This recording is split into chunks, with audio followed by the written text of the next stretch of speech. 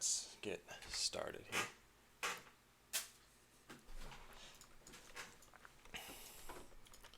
So today,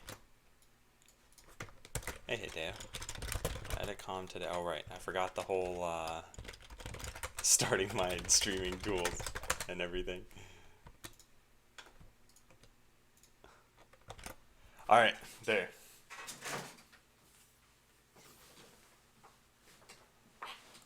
Yeah, so today, Monday. Hey, Red the Tortoise. I have a good weekend, yeah. And did I have a Terraria stream? I did. So let me find the. Whoops. Oh man. Past broadcasts. Yeah. So, and that actually reminds me, one of the things I wanted to do today is make a. Let me run the Terraria command, even though this is not something I'm gonna have anymore. So edit com Terraria. Okay, so first of all, today is. I got a link in this document, so I gotta get whatever the last today was. It's gonna be a lot of command spam for a second.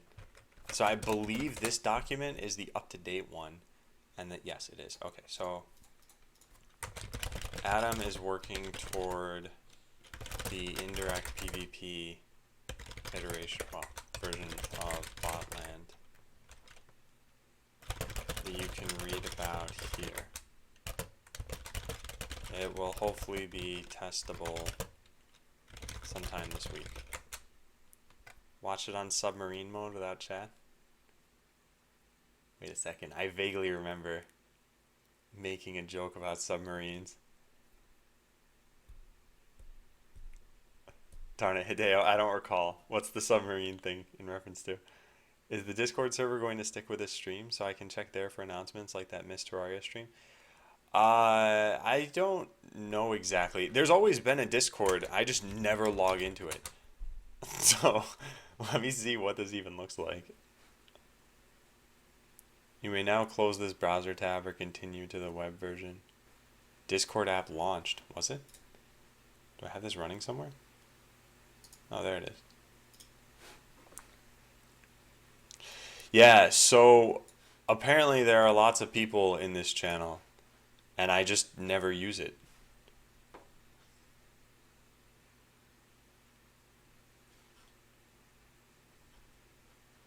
Yeah. Oh, and now Horforia's in the general channel.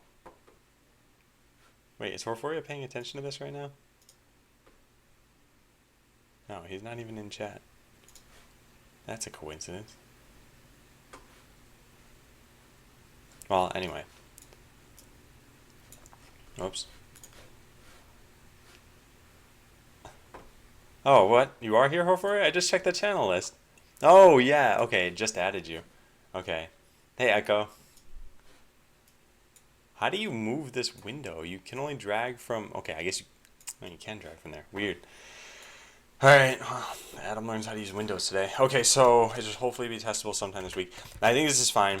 Let's add this, and then Terraria. So, I want to take a straw poll. Are you interested in an expert Terraria world? No hardcore. Are you interested in playing on an expert Terraria world? No hardcore, only new characters.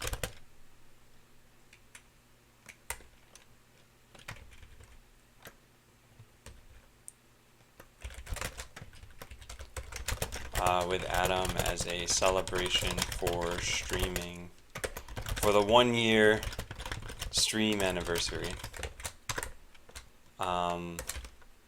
No, maybe yes.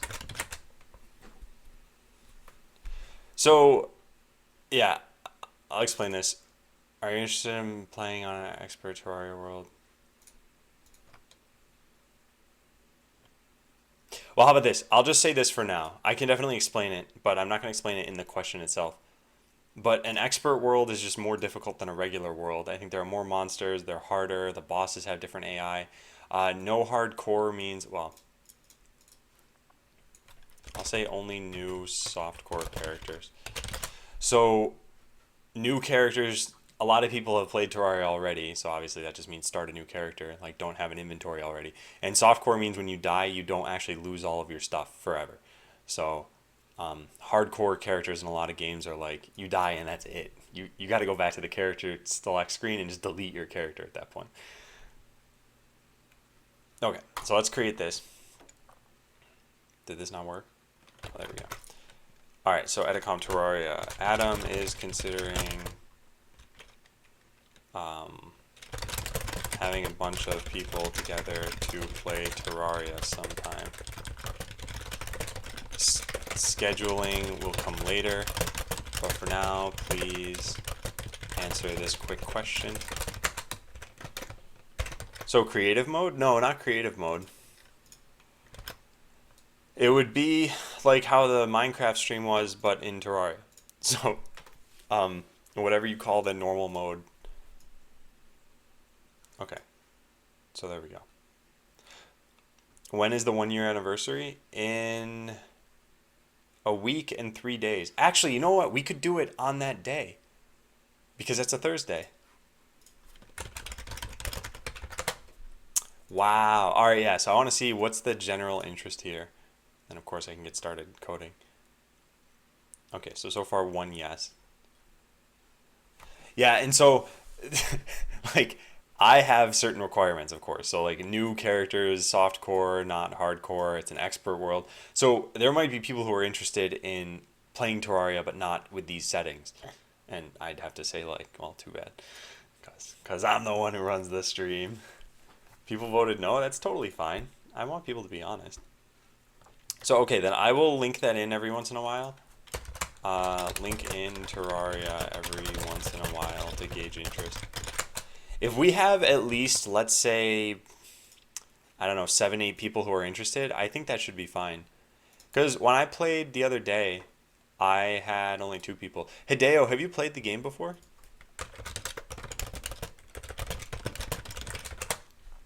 Because I think that if you haven't played, you would need to go buy it and like familiarize yourself with most of the mechanics first. Otherwise, it's going to be probably very tough to get acclimated to it in the time that we'll be playing. Okay, so these are still the goals. Let me write some to-do items.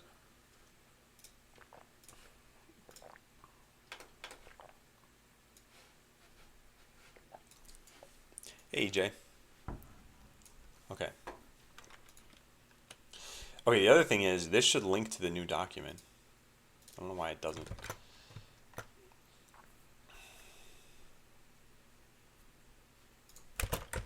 For a more final version of this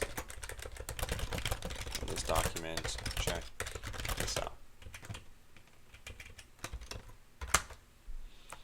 No and won't seems too complicated, and a lot of time before joining people, the question is about me playing. I won't. If the question was, would I watch you play, I may have voted yes. Okay, yeah. And that's another thing where it's like, if I advertise the day of the stream, I mean when it would be, which I would be doing, then yeah, anyone's welcome to watch. And you could always join Discord too if you want to. Like, that's stuff that I don't think you need to be in. You don't need to be in the game to do. Okay, so what I want to do is, here's my whole hypothesis here, is that the way that I'm setting up Botland, it would be fun. And the only problem is that we haven't prototyped it well enough for people to know that it's fun. Now, I know that sounds strange. So here's what I'm going to say. Hypothesis. I think Botland can be fun as indirect PvP, and that people weren't given good enough insight, given a good enough, I don't know, view into what the game will be. Hey, Judge Bacon. So I think Botland can be fun as indirect PvP, and that people weren't given a good enough view into what the game will be. This week, I want to make it easier for people to construct defenses and attack other players. So that's what we're going to be working on. And then I think goal number 1 is like get single player working again. It's 95% of the game is going to be done through the client only, and just validating inputs and executing the game logic will be done on the server at this point. It's going well. I think that I'm going to spend about a week doing this, not just getting single player working again, but getting it to the point where you guys can test this out better. So yeah, simplify the creation of defenses, simplify playing on someone else's defenses, and then built-in metrics. So get single player working again, and then make it so that people can create their own defense. It should be clear that they only need to protect their CPU, not attack the other person's. Easier to build, but still no easier to share. No, so easier to share is going to be, it's going to be something like this. So you have, let me show you, because this is exactly what I'm envisioning, and I think this will be very, very doable. But it has its own set of complications, I guess. Oh man, hang on a second. I gotta go do this. Man, this is why making videos just takes so much time. I've got to change a whole bunch of stuff, like check out different code bases. What is that? Doc stuff. Oh yeah, that was what was on my clipboard. I accidentally hit Control V. Okay, so let's run this again. And now we try it. Okay, so here's what I'm picturing, Hideo. You open up the console here, and you just type something like Hideo. And then it would go download your defense, and it would just load it into the game. So the only thing you'll have to type is someone else's chat name. Now the reason why this is not great is because I'm pretty sure, for example, your name in Twitch is different from your name in the game. I think you left off one of the O's. And it's whatever. Like, it's just, I'll have to give a list of people who are actually defenders or something, or maybe it can be downloaded. I don't know. If any of you code JavaScript, check out Try Carbide. What's this? Hey, Spirit Man. By the way, MCS Mike, I thought about it afterward. I felt really bad. These are pity points because Adam feels bad that he was helping the vicious EJ troll you on Saturday.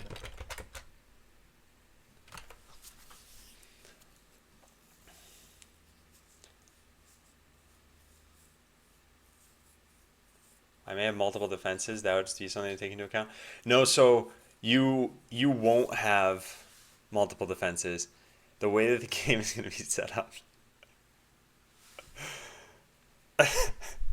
The way the game is set up is you'll just have one that's present for people.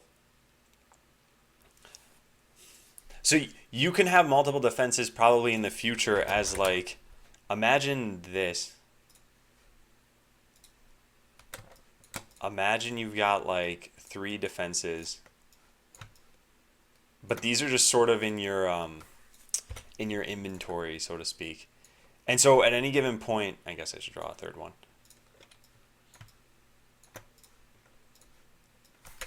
I could have done this much better, and yet doesn't matter at this point.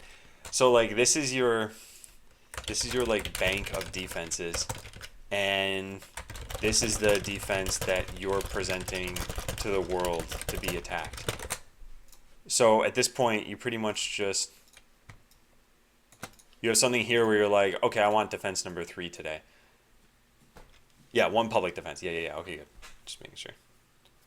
That's what a vicious person would say.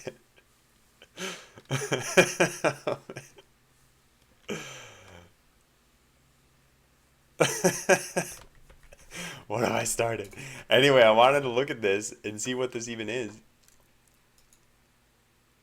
So what do you do here? What is this for? Type JavaScript in. Console.log hello world. Then I can run it.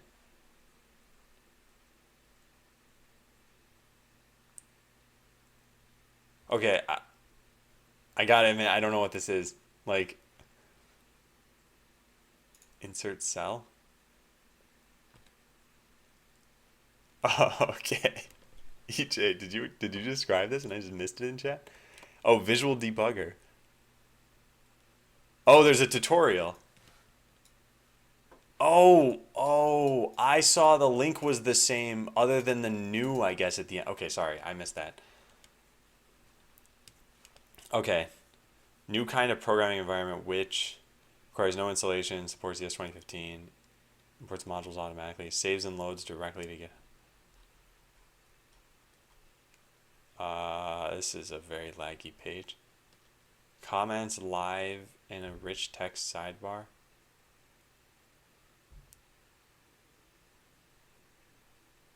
Why is it so laggy? Like, I can't scroll this page up or down. The result of the expression being logged visualized. Okay, I'm trying to scroll just a little bit. This is like really obnoxious. It doesn't distinguish between input and output. Wow, this sounds like a really good idea. I like their setup here on this page too. So quick start, running code. Cool. Latest version of JavaScript. Code in a separate window. Okay. Well, I think I should check this out afterward because I should get to Botland at some point today. So EJ, input this. It's your graphics card. Yeah. Hey, Soulfoam. Did I smash my keyboard? Yep. I got angry one day at programming. Just broke it in half. Found a website where people can have code battles head to head, finding errors and fixing things and writing things. Yeah, that's something that I think Hardly Difficult uses. I forgot what it's called.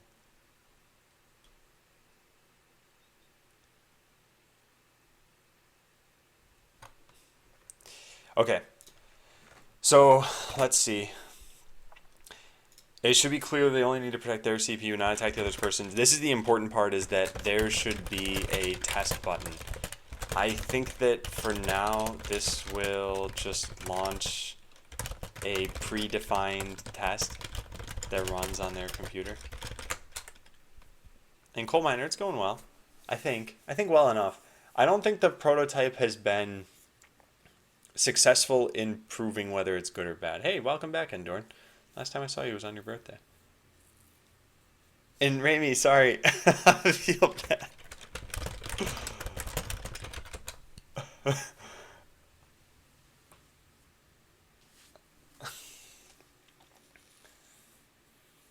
Yeah, so I don't think the prototype was good in showing what it was supposed to show. It'd be like me prototyping Mario Kart by having like little pieces of paper that you just had to kind of push toward the finish line. It's technically a prototype of Mario Kart, I guess, but it doesn't give you any idea of whether the game's actually going to be fun. So that's my hypothesis, at least, is that I just didn't provide you guys a good enough prototype. So that's what we're going to be doing. Okay, so make it so that people can create their own defense. So it should be clear that they only need to protect their CPU, not attack the other person. There should be a test button, and then saving your defense should upload it to the account server. So make it so that people can attack another person's defense. So allow them to. Endorn says, "What did I miss last week?" I don't know what you last saw exactly, but what you missed was I've changed Botland into indirect PvP. So the way this works, no Galloping Cow. I did get a haircut. You're right. Oh yeah, and a Terraria stream. So the way that this works, Endorn, is that now there's a defender. Let's say it was you. Like you set up this defense ahead of time, but you're not actually here during the game right now. So I can take a look through your bots and see, okay, artillery and missiles, okay, cool, yeah. Okay, I got a pretty good idea for how to beat this. So then I can put down my bots as the attacker, and I can take as long as I want doing this. I can delete things if I want, and I can finally say go, and at that point, I don't control the game anymore. So it's all based on the automation that I wrote, and maybe I'll beat this defense, maybe I won't, and then I could try again and do anything else. And so if you look at the today command, you'll find out all the other parts of this, I suppose. So yeah, there's a whole lot of other parts to the design here. But for now, the important part is just being a defender, being an attacker. The rest of this is mostly progression stuff and how to make this into a full game. Anything could be a meme if you wanted to. Hey, Walter, and thanks, Walter. Okay, so allow people to view a list of players who have defenses, and allow people to choose from the list of players who have defenses. This should load in the defense of that player from the account server. For now, the game server shouldn't be involved at all. There's no reason to. Like, I don't care if players cheat in this prototype. I do care if they cheat in the eventual game. Pie voting? That's pretty good, Walter. Alright, so make it so that people can create their own defense. There should be a test button. Okay, so this should add attackers in, but remember what the original defense was. See, this stuff doesn't sound very hard for me to do. The problem is I have to make it work within this framework that I already have set up.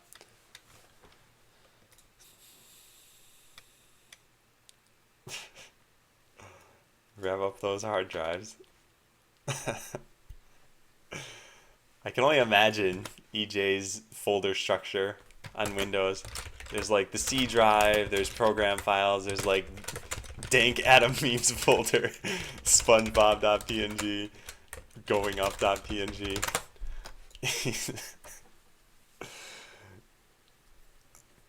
That's his computer. So rev up those hard drives, guys. Alright, we gotta start with this. Get single player working again. It's gonna be like super obnoxious. So when you press the play button, I guess it's gonna go into single player, not multiplayer. Did I say EJ and not for you? Or wait. What? What? What's going on? Alright, so client name, we have the play button, which comes from. Now Adam has to give him 5 pity points too. I'll give Porphoria 1 pity point. Alright, you know what? I'm on autopilot. AKA AP. We're gonna go into, I guess, the news page. And there should be a play button here. Yeah, this process route on play. So that comes from here. Join game.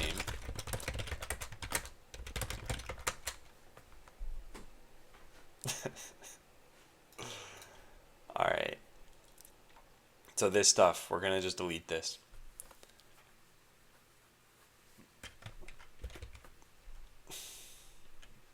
Okay, done. Now instead, we need to join single player.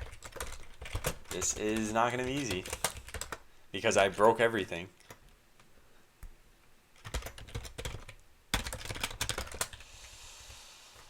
Oh man. Yeah, this stuff can't work. We gotta, okay, let's just get to the point where you can see the arena. So first make it so that the play button shows you the arena.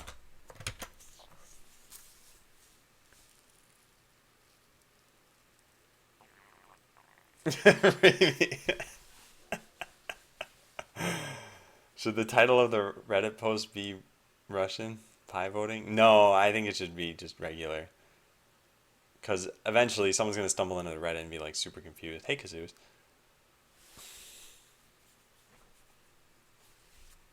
Hey, Pro Sam. Yeah, I did have a haircut.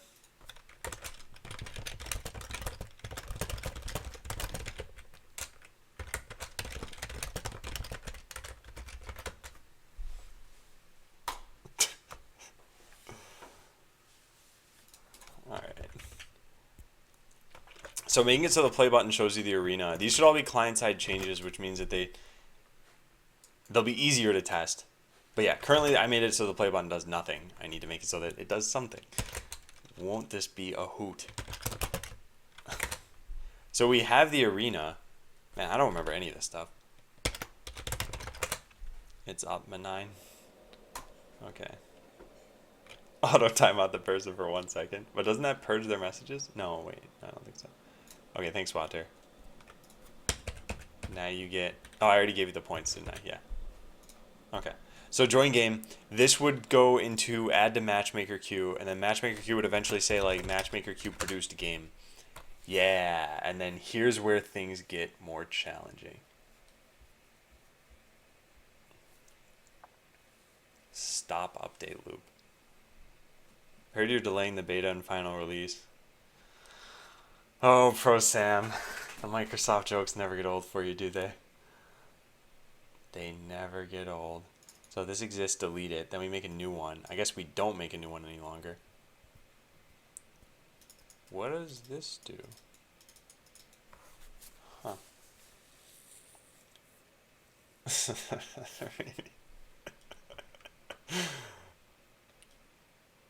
Alright, authenticate to game server. We can't do that any longer. Did I not give you points? No, I gave you points. You can't fool me. Alright, so authenticate to game server. That's coming from socket interface.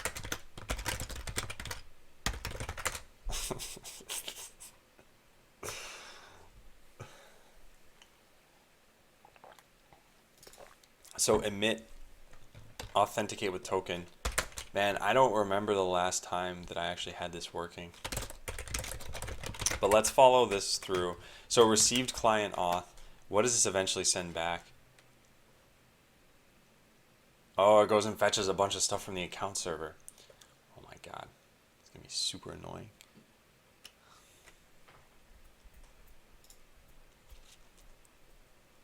Well, we already have your stuff from the account server. We just don't have another person's defense, which we eventually can't allow you to get. Then, so make sure your own bot/scripts are downloaded from the account server.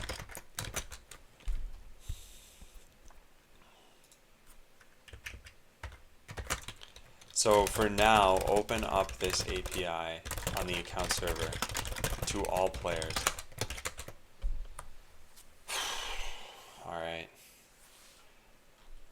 Okay, so player joined game. What does this do? Set socket. Then eventually we broadcast to them that, well, everything. That we're sending them a bunch of players. Arena send entity to player.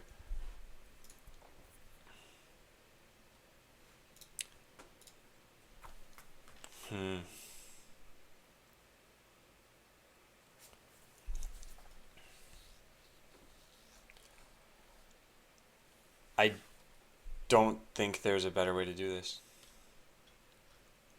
We have create AI players, and these get sent to the... These get sent to the client somehow. Apparently through here. Yeah, player entered arena. So, I need to make sure that this is what's showing, though. It's been a long time since that's been possible. I guess an update. Yeah, we have an update there. And then, yeah, we have a render here.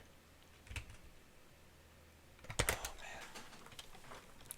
This is going to be quite annoying.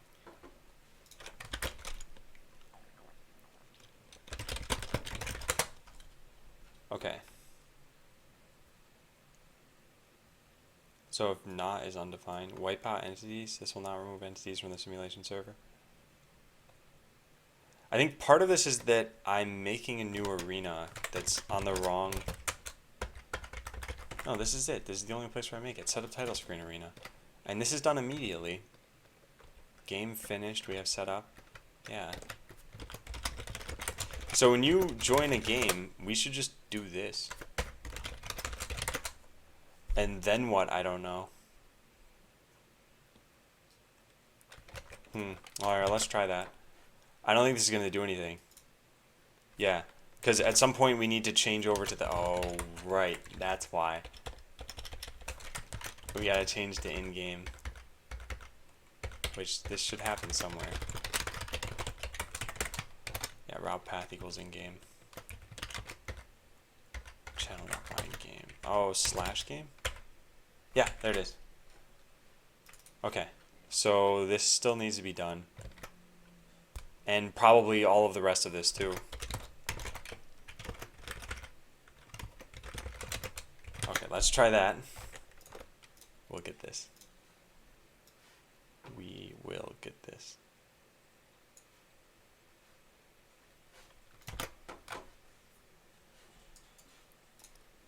Oh, look at that. Wow, wasn't that amazing? Okay, so what? I can't do anything though, right? Yeah, because the server hasn't told me about any of the stuff that's in it. Oh. Okay, and there's a whole bunch of AI players, which I don't want those anymore. So create AI players. Where's this called from? Yep, not anymore. So now when I play the game, there should be no AI players. Yeah. Now I need to be sent the original. I need to be sent the state. So this is done. Yeah, not free anymore, Judge Bacon. But hey, you bought it, so now you get to use it. Here, you didn't know. I'll give you 15 of the points back. All right, so figure out how to get the players sent over along with the entities.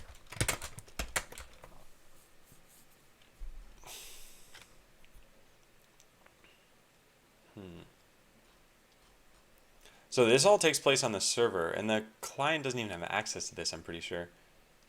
This whole player joined game. But in create AI player, that's where this gets done. And then is your player. So that needs to be done too. Oh, create the you player. Oh, okay. Let's go do that. I'm like slowly remembering how all of this worked.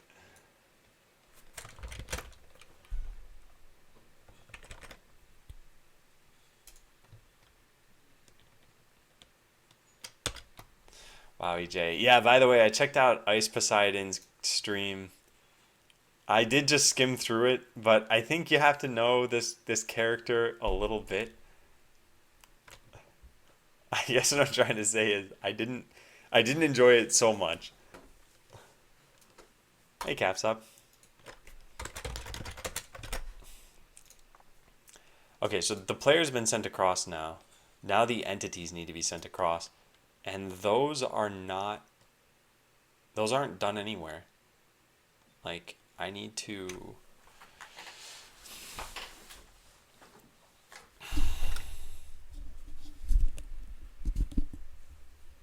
Who's this Ice Poseidon I've been hearing about? He's a streamer. He actually has a lot of followers.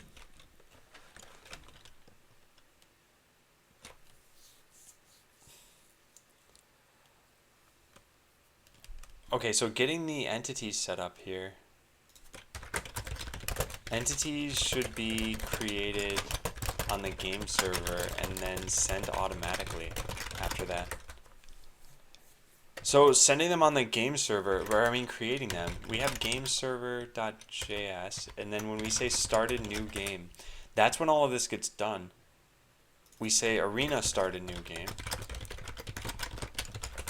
And that's where we create CPUs. Okay, so we should be able to just call this. I don't know if we can.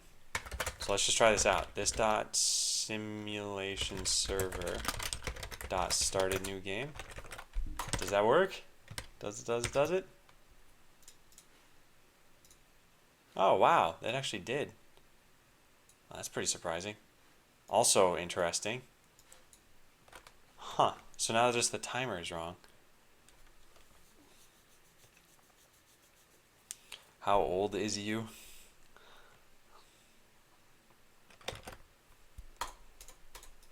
Alright, so that's working.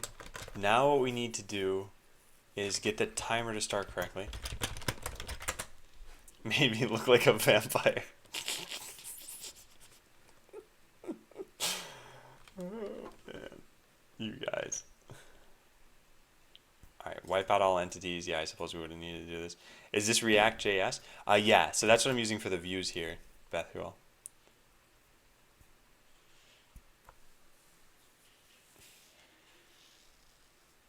Hey, Darkstorm.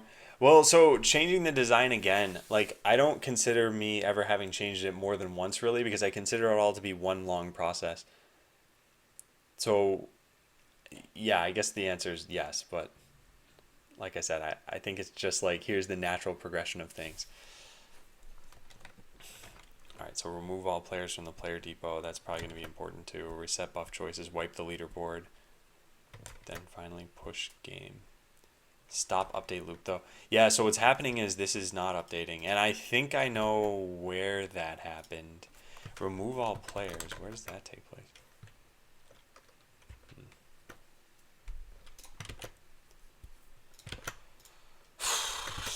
So, simulation server, update game logic. Yeah. This stuff isn't being called. That's okay though. Something weird's going on.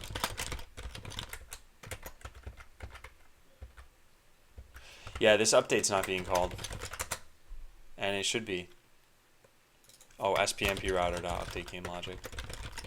Aha! I found it. Nice. Let's try this out now. Oh. Okay, so that broke everything. But the timer's working. Alright, let's just restart this.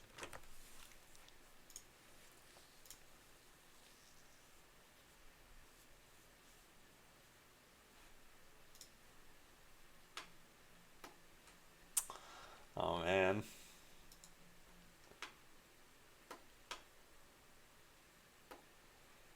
You know, I just played this game last night, coincidentally. It's the first time I've used the Wii U in forever. I'm assuming this is Mario Kart 8. It's kind of hard to tell because there's Ethan instead of Mario. Or a cart. Okay, so let's see. This is all fine. When we start to drag, I think this is when things just start breaking. Get color for player. Oh, goodness. Who's the player? There probably is no player. Or it's probably not even that code.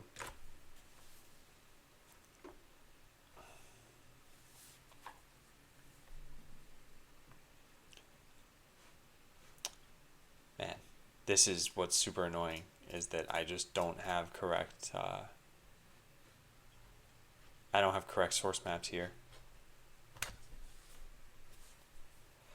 Okay, well we know it's coming from create spawner. Right here. So there should be a spawner entity. Yes, there is. And the issue is that it's saying cannot read property color of undefined. So where is it trying to read the color? Constants, team info, team ID. So team ID is null. Yeah, that's the problem. Okay, so where does it get team ID from? Spawner entity. So it should have an is owned by player that's owned by player 0. So if I say this dot player depot, I should have a player 0 in here, do I not?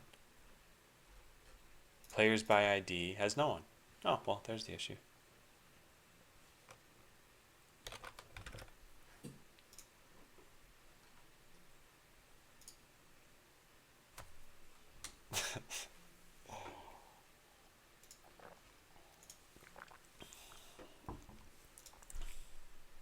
Oh, by the way, I want to keep posting this.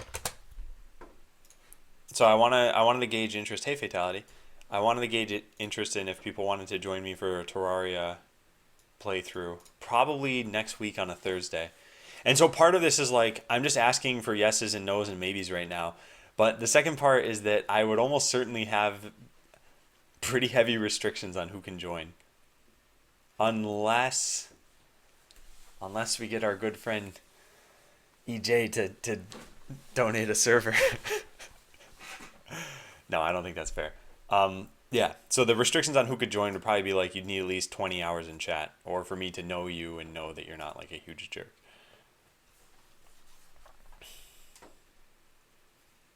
But yeah, it was fun playing over the weekend with you guys, 11 Kazoos and Judge Bacon.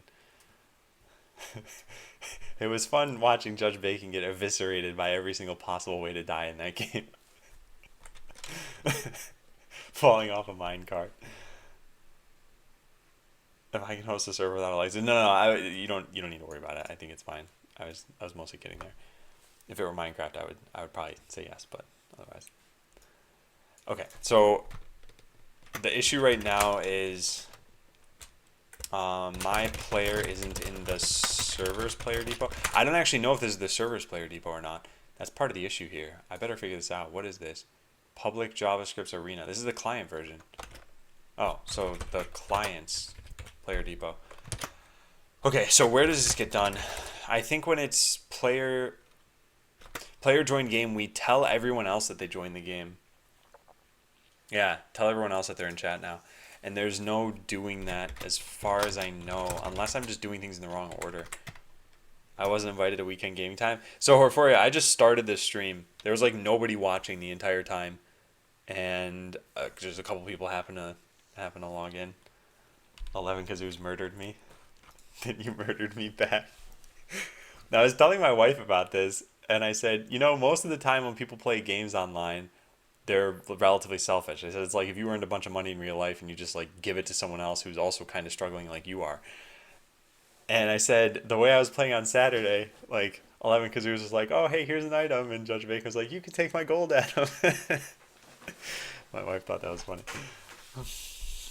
but I didn't tell her what you guys were doing to each other, which was yes, slaughtering each other. We'll just keep out all the non-rosy details. Okay, so I know what's going on here. I'm just not sure why yet, and I think that it's in join game. I think we wipe out, yeah, in the player depot here. This needs to be done beforehand, and then I think it'll work.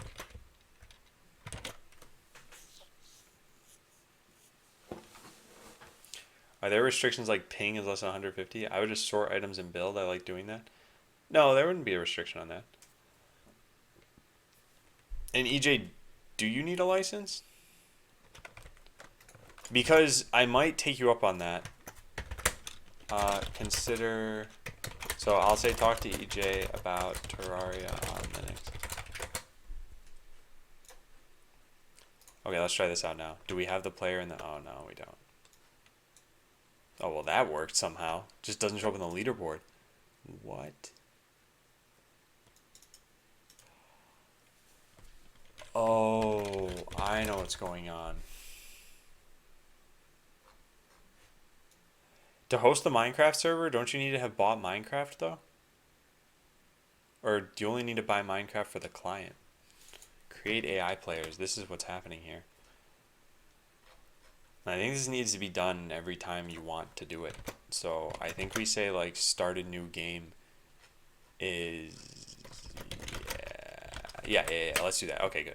So what follows this same pattern? This one does.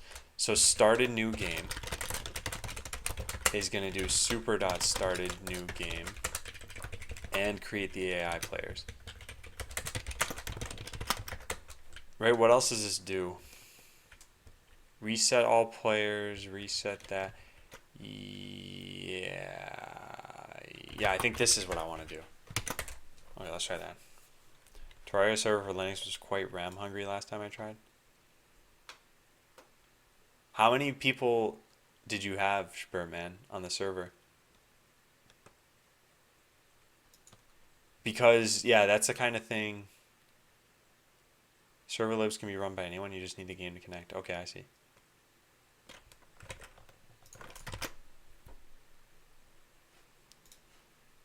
And EJ, you don't have to do this. I know I say this every single time, and I know you're like, no, but that's okay. I understand that. But yeah, you don't have to do this. I think what's nice is that I wouldn't need to share my IP address, and I wouldn't need to worry about any resource problems on my computer. So let's say my internet cuts out or something, or who knows what. Well, not only would you not be able to watch the stream at that point because I wouldn't have internet, but it would be frustrating for players, I think. There are 3 sizes of worlds. Yeah. Yeah, so last time people voted on the large world. And when I say people, I mean, oh God, what's going on? I mean the 2 people who ended up playing pretty much said that they wanted a large world. So yeah, clicking entities isn't working. So this is fixed. Clicking entities isn't working. Why is this even the case? Include post load. So this, get real ID from entity when you click something. Is this happening on the server? Impossible to know because I need to do this again. Okay, so where's it coming from? Yeah, it's coming from the server. If entity.has component hero entity.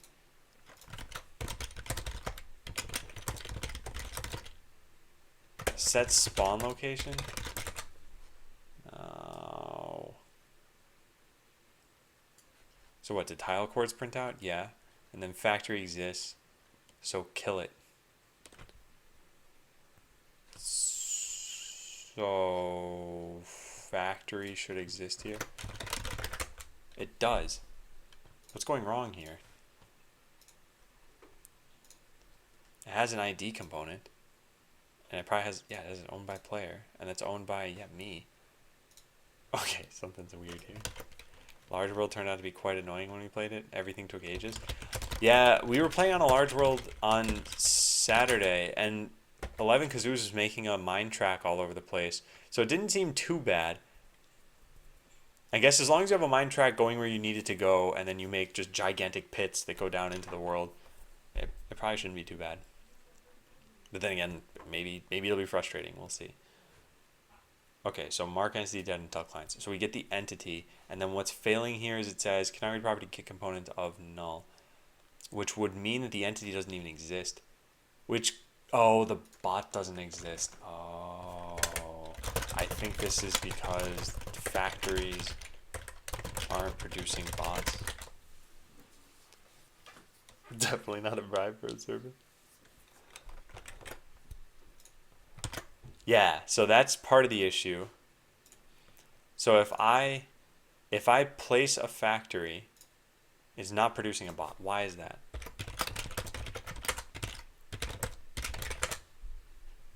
If there's already a factory and bot and they're owned by you, then wipe out both of them. Yeah, that's the problem that's happening right there.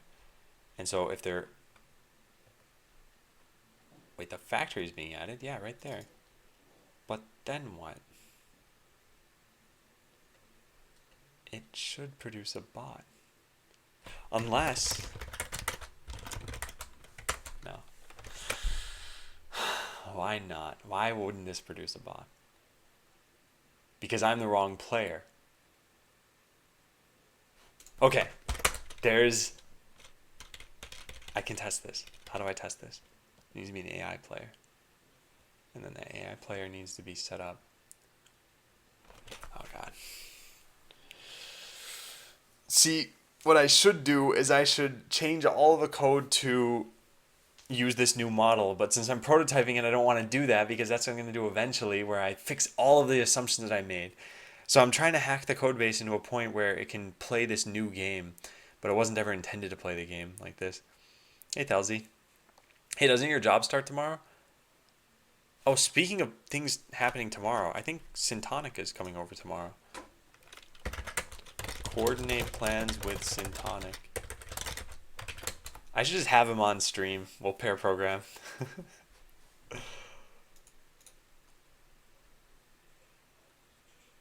I'll be AFK for the stream for the next few days. Start the new job tomorrow, and Legion comes out at 11 p.m. Nice. Alright, Telzy. Well, unfortunately, I don't think the game's going to be playable today. But, yeah.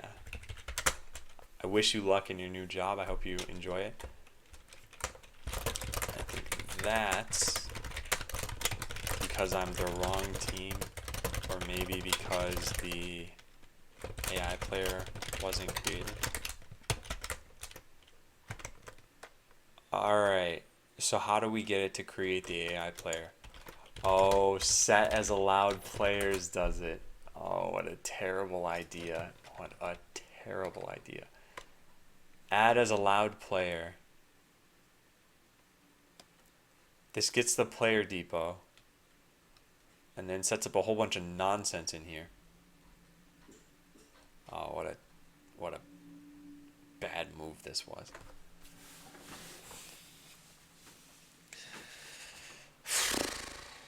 Well, I don't even know if this is the problem. What's been broken? A to-do saying get single player working again? So what's been broken is, so for the longest time, this confused everybody, by the way, but I thought what would be really cool is if you loaded up Botland and like before you even connect, there's just a game playing in the background.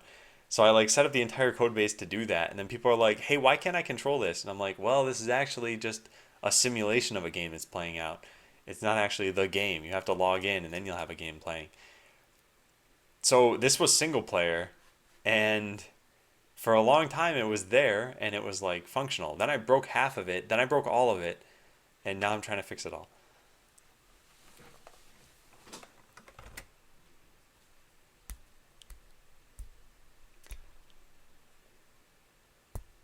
Yeah, so let's go figure out why this isn't working. So factories should produce bots. That takes place from here. And there's probably update factories. Yeah, here it is. So go through all the factories and regenerate them? That's not right. Where's the part where they produce bots?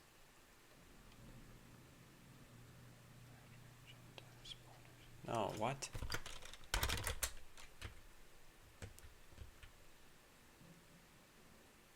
No. Hey, Double T's. How's it going? Deploy from factories. That's what it was called. Ah, I knew there was a function. Okay, so let's take a look.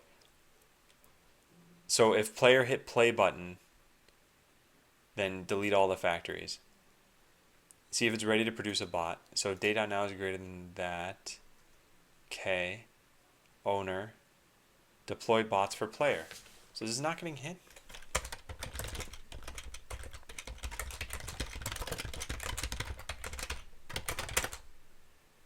We don't even need the game server online. We don't need any of this stuff online. What am I doing? We don't need this, and we don't need this.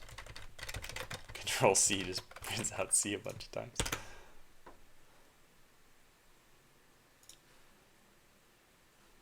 Oh. It doesn't like it when I do that. Because the matchmaker is apparently necessary for some stupid reason. Oh yeah, because it needs to get your status. I remember. Alright. Birthday in 3 days. I don't have this written down. Let's go to the birthdays list. Alright, yeah, the next birthday I have written down is Pro Sam's, which is actually pretty soon.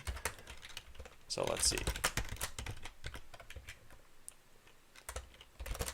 So your birthday is 1, 2, 3, September 1st. Okay. Wishing myself the Ergo keyboard that you use. Can't wait to try it out as I just broke 2 keyboards.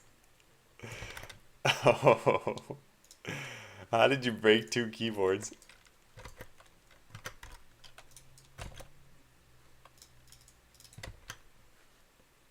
And yeah, Pro Sam, I got it. I got it. Alright, so calling deploy bots for the player. So that should have been called. It was called. Oh, try to deploy a bot with blueprint. Oh yeah, we just don't have blueprints. Okay. No, the real answer is because we don't have blueprints because the game server never downloaded it for us.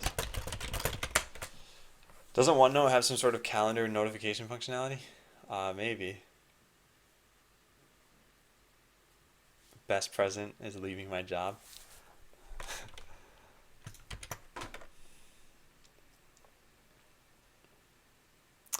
Oh, I see double T's.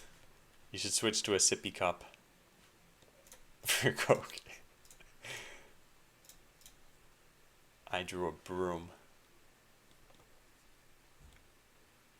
Alright, so I gotta go download blueprints, which is something that happens in the connection manager. This is like, oh, it's this stuff actually. We say get user by ID, finish populating user details.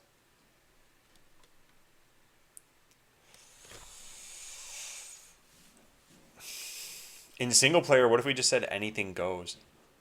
I mean, people can hack it anyway,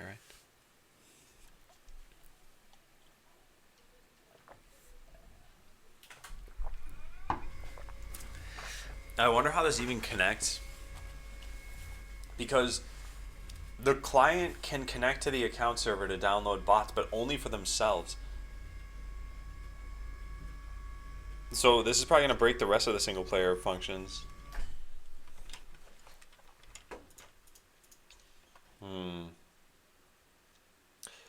Okay, so there are two different fixes here. Two potential fixes. One is make it so that the client downloads your blueprints from the account server. Or two, allow anything to work without checking to see if you actually own the blueprint. Have you actually taken into consideration that it might be possible to hack in the game by some sort of script? Yeah, I have. I think that could be possible. I think that, so one of the things that's happening right now is I'm changing the game more toward the indirect PvP. Experiment. So I'm changing the game to indirect PvP where one player will be present and the other player won't be. And when I do this, I can actually get much better security in the process. So part of the reason that I set up the infrastructure the way that I did and the game server is to get very fast execution of code, because resourcing would be very difficult for Botland, I think. We need tons of computers and we need tons of, actually, I guess just tons of computers. I was going to say bandwidth, but that's not really true. So now what we're going to probably be able to change to is that we don't need so many computers. So we could actually have all of a player's code run in a VM. And that way there's a lot of stuff I just don't need to do anymore, which would be pretty great. But that would have to happen eventually. I'm not going to do it yet. I think this is the better solution. I think this is the better solution. I'm not sure how to do this, but I think it's a better solution. So try to deploy a bot.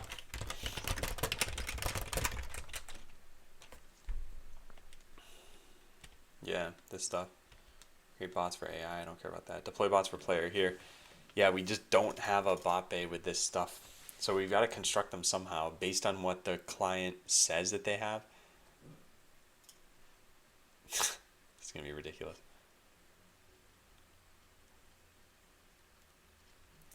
Construct bot bays and construct scripts. So the player has all of this information.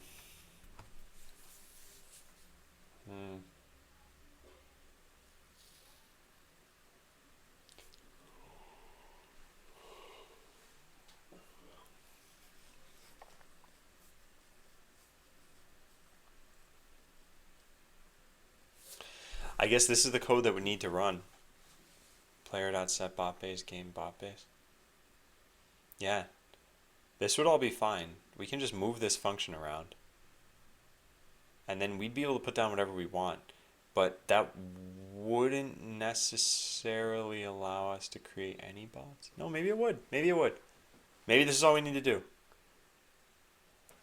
Okay, wait. Let's step back for a second here. Take a look at this. So we get their inventory. We get all of this from the server. Finish populating user details. We say get bot bays for user. And then get scripts for user. Do we have that too?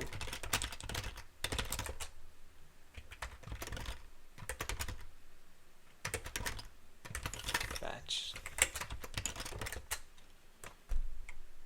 Yeah, Felzy. You got it. Yeah, this isn't probably going to work.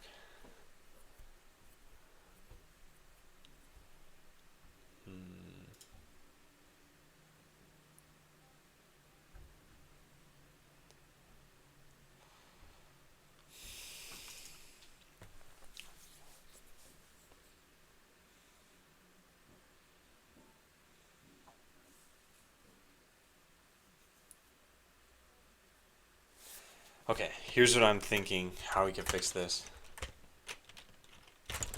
When you fetch your scripts / bays initially, we put them into the simulation server for your player object. This is going to cause things to break. Color hair.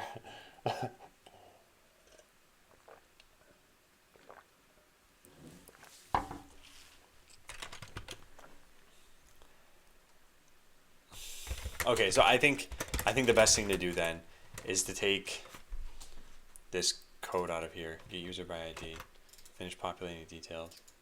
What does this even do? Get user by ID.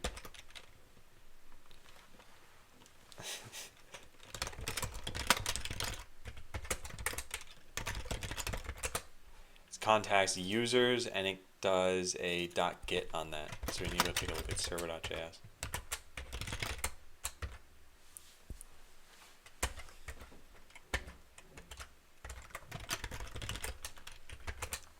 Get user. And it gets all of the different columns to select. Okay.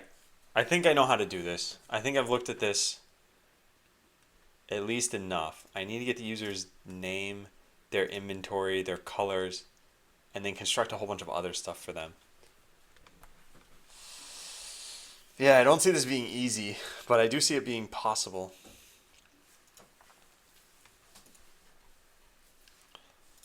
And then construct scripts and construct. So I guess the best way is to have the game server do this. So make the game server fetch details for a player. That way we can override it in the simulation server. And that means that the simulation server needs to have access to the account server, client. Yeah, none of this exists. This is just the worst.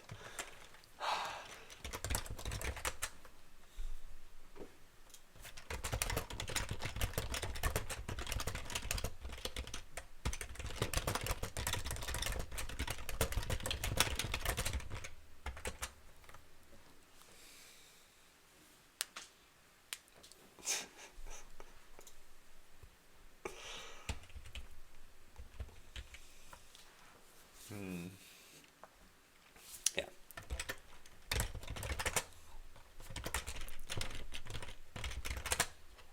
Okay.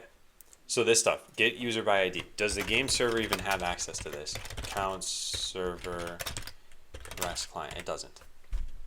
Because why would it?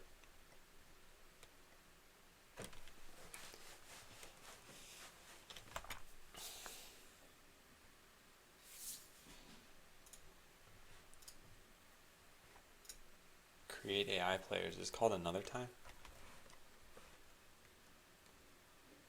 Your player.id. This is in started new game. Oh man.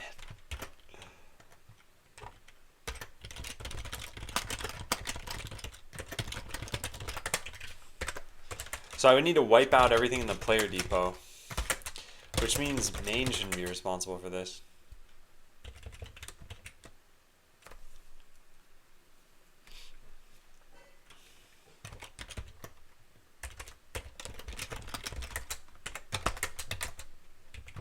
Yeah, it's fair, man. I thought about that. Oh man, this is gonna be tough. The problem is that it would need the account server REST client. Do I have multiple? No, I don't. I only have a game server. I was gonna say I could just override this and have like a server version of this and a non-server version. Would have had to put this in shared code if I did that. I feel like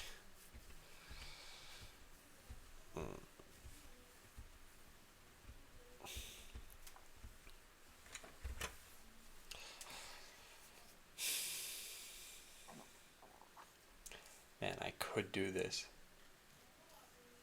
I just don't know if it's worth it. I'm really mulling over this too much, I feel. So I think the best design is to make game server a shared class and have this a server version and a client version.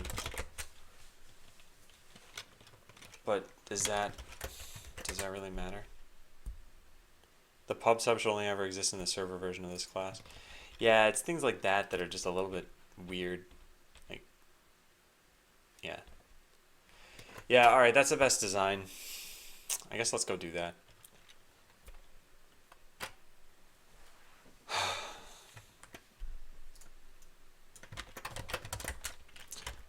So let's go here. Let's do a git rename or git move.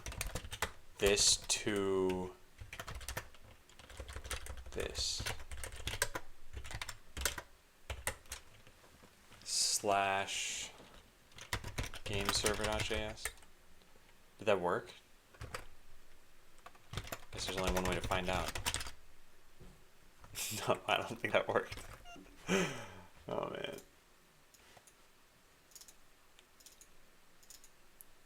Oh, there it is. Why didn't this pick it up then? Oh, there it is. Weird. Okay, so then all of this needs to change. So arena from dot slash arena. Oh yeah, this is all gonna be broken. Hey old man, how you doing? Okay, so all this needs to change. So let's put all of these down here and then delete them. There, cool. And then all of these need to change too to dot slash game server slash all of that stuff.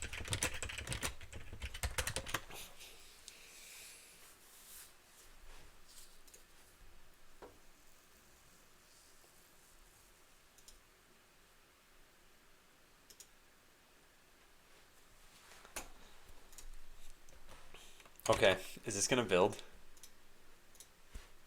I have a pretty good feeling that this isn't even triggering this build. It's not. So I gotta restart these processes. So let's try watching this. If this works, then I think we're in good shape. And then I can just restart the game server as well. It didn't work. But this shouldn't be too hard to fix. Can now resolve file dot dot slash dot dot slash. There are 3 dot dots. What? 1, 2, game server. Oh, source. Oh, whoops.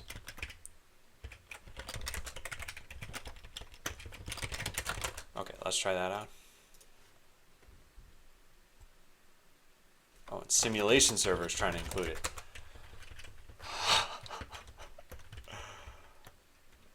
Oh, man.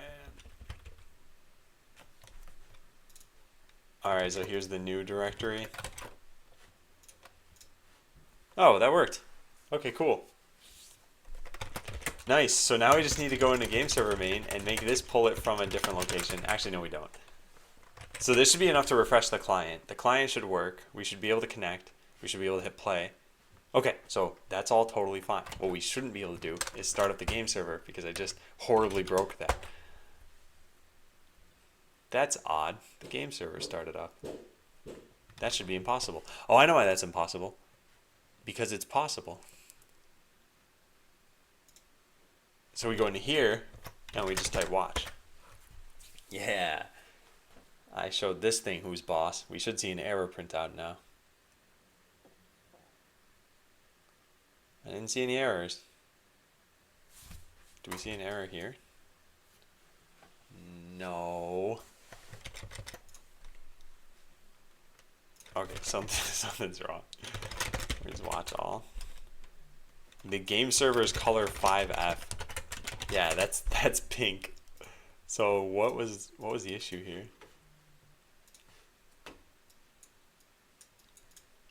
This code can't work. This doesn't exist. This doesn't exist anymore. How is this working? Game server, it doesn't exist.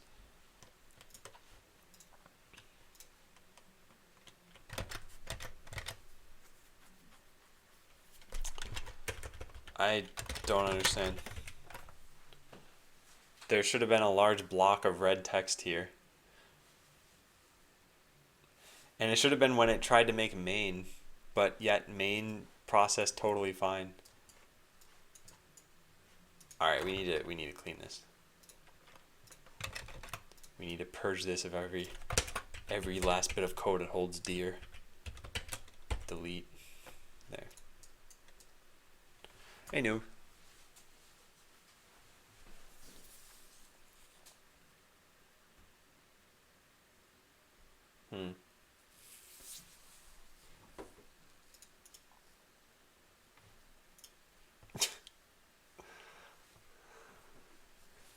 Doing some Java. Nice. Yeah, if you have any questions, feel free to ask. Okay, I don't know why this isn't breaking, but like this code doesn't. This shouldn't work. If I just type like 521 or something like that, that should break. It's not even causing an error. It's getting rebuilt. It just seemingly can find it from anywhere. Yeah, weird. I don't know why that's not causing a problem. What if I just type invalid JavaScript entirely in here?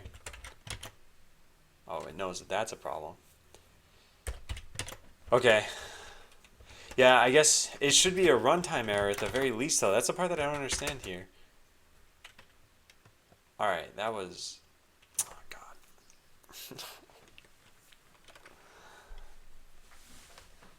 Hey, Kilroy.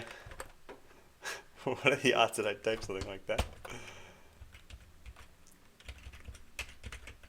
Alright, so staging. We don't have, what, package JSON in here? And I gotta put this somewhere? Where should this have existed? // So, possibly here. No, not there. Not there. Found it. Found it.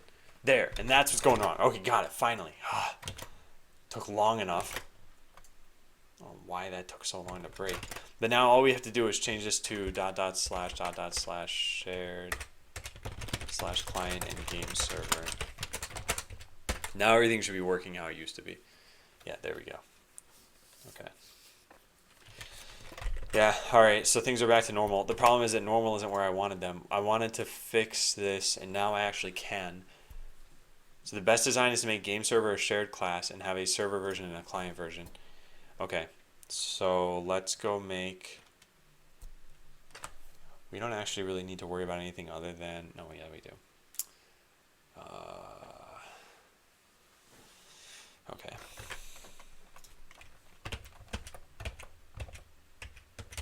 So game server source. Let's go make game server.js. This should be...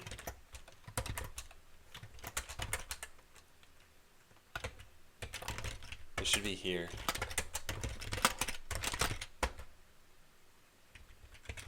And if I type some new line here, this shouldn't... Yeah, okay, good. So get move worked. This is going to be a new file. All right. So let's get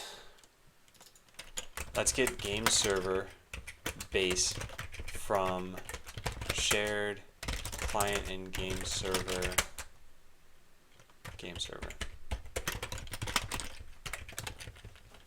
Would you be up for a game of Town of Salem sometime in the next few weeks?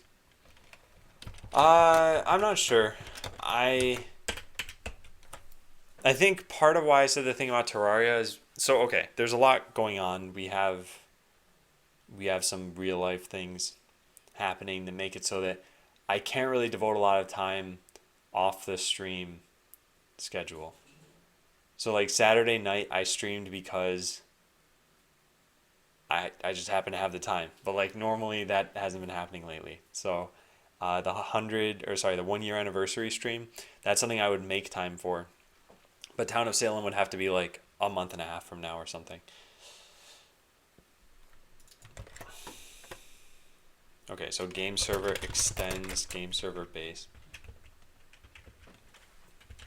So this whole thing, let's just do this, super params. Let's do it this way.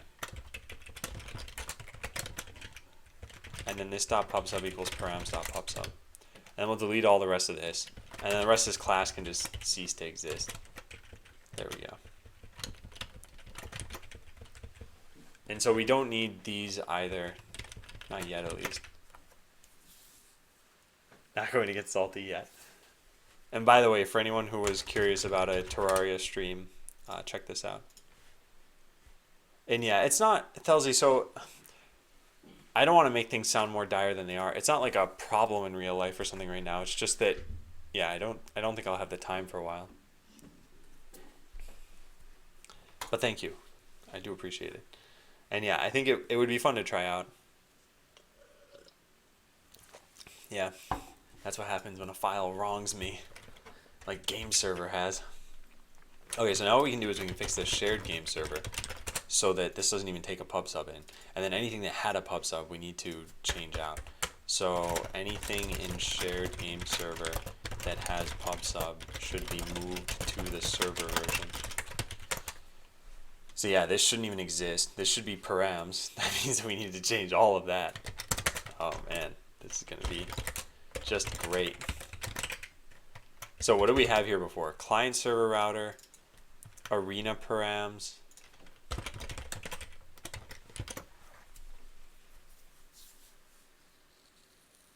She's marrying a gamer. She needs to be prepared for this. Uh-huh. Uh-huh. Okay, pub sub we don't even need. And then item template depot. Okay, so that stuff's all fine. Then anytime we make a new game server, this is now going to be broken. We only make it in one place. How is that possible? It can't be possible. Oh, because simulation server extends from it. Oh my god. This is not going to be fun. Arena params. Pub sub is not pub sub.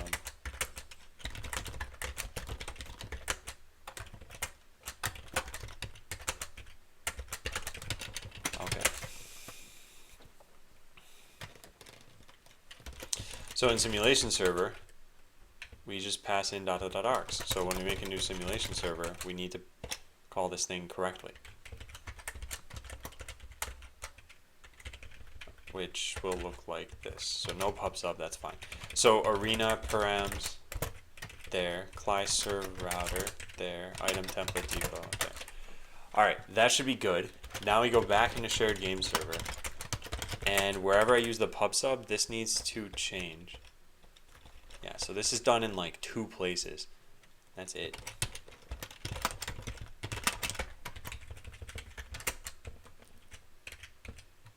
This code is needed because the client calls this code. Darn it, what did that code used to say?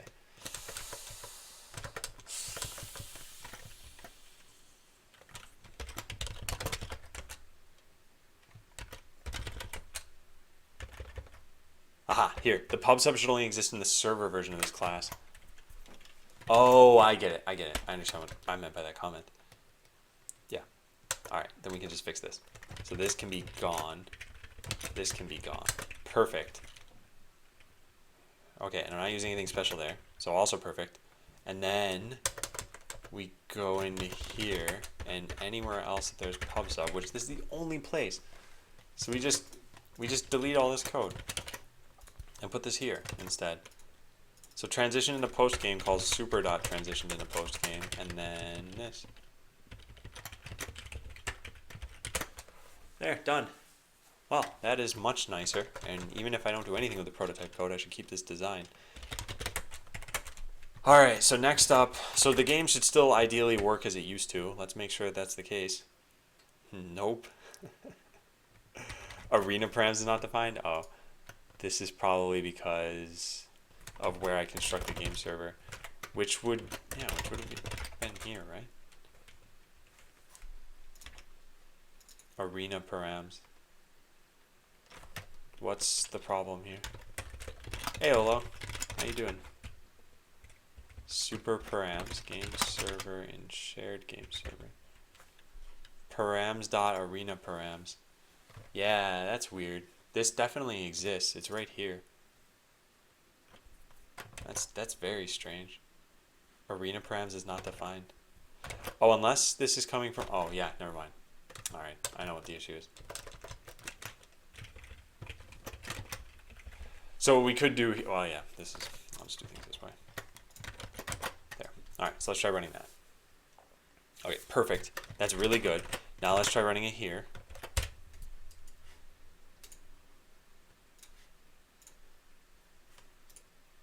Okay, yeah, also perfect. Okay, so now we can fix this part.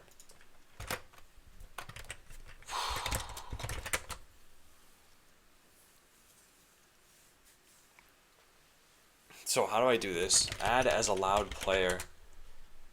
this entire code right here needs to be changed. Needs to be moved into the game server. So get user, finish populating user details.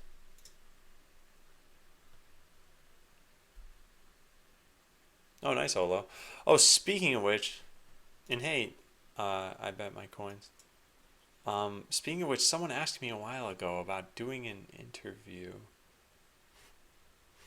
And I said, send me an email. And I don't know if they sent me an email. Who was that? Who was that indeed? I don't... Oh, man. Oh, I think I know. Hang on a second. Let me look into something really fast. Yeah, I remember who it was. And it was 13 days ago. I'll need to send them a message on Twitch or take a look.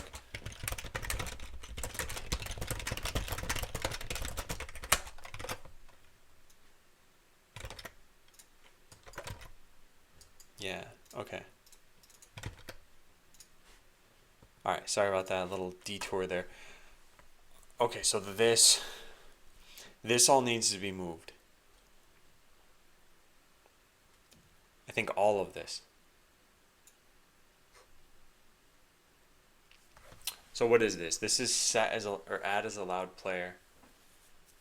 We have player and skill level. So this should just call into the game server, add as allowed player. This dot add as allowed player. Player ID, or no, we don't need the player ID. I guess we could, yeah, probably player ID and then skill level. So shared game server can have this for now, but it's not going to keep it.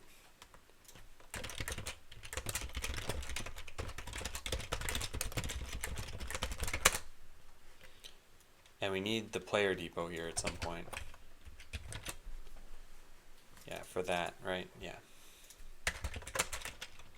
In fact, that's the only place this is used, isn't it? Yeah, so let's do it that way. Okay, cool. So now, half these functions don't even exist. So first, what's an API? I always heard this acronym in the background. Don't know what it is. So API stands for Application Programmer Interface. All it really means is, like, how can you interact with the code? So for example, let's say I had class player, and this, I'm not going to write out like real, I'm not going to write out real syntax here. And Kuka, thanks for following. So I have get age, I have, I don't know what, like, say something, and I have, I don't know, whatever, like go to store. So if this were your program, then the API is essentially like, okay, you've got this class, and this class has these things in it, these functions. And so when you have just the player that you're talking about, your API surface becomes like, well, you've got these functions you can call. So for example, if you wanted to say something like, I don't know, go to sleep, this program does not let you do that. So that's not part of the API of this. So let's say we're talking about a real world example here. GitHub, for example. They have an API for getting a repository, but they don't have an API for getting an arbitrary user's password. Like, you just can't do that. The application doesn't allow you to do that. So you'd say that it doesn't have a get password API. And like maybe it has one for your own user, I don't know. But like for the sake of this example, they don't. So there, that's not part of the API. You can't do that thing.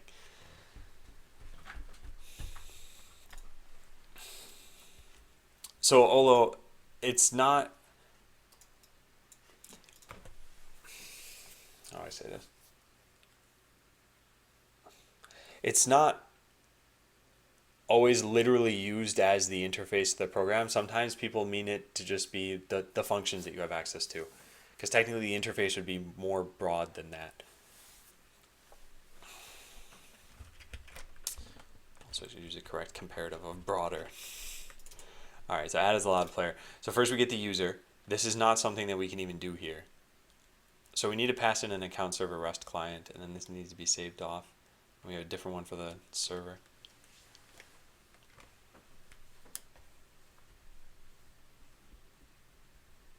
So whenever I'm adding a library or framework to JavaScript like React or jQuery, I'm upgrading the API. No, not necessarily. So let's say GitHub changed from using library A under the hood to using library B.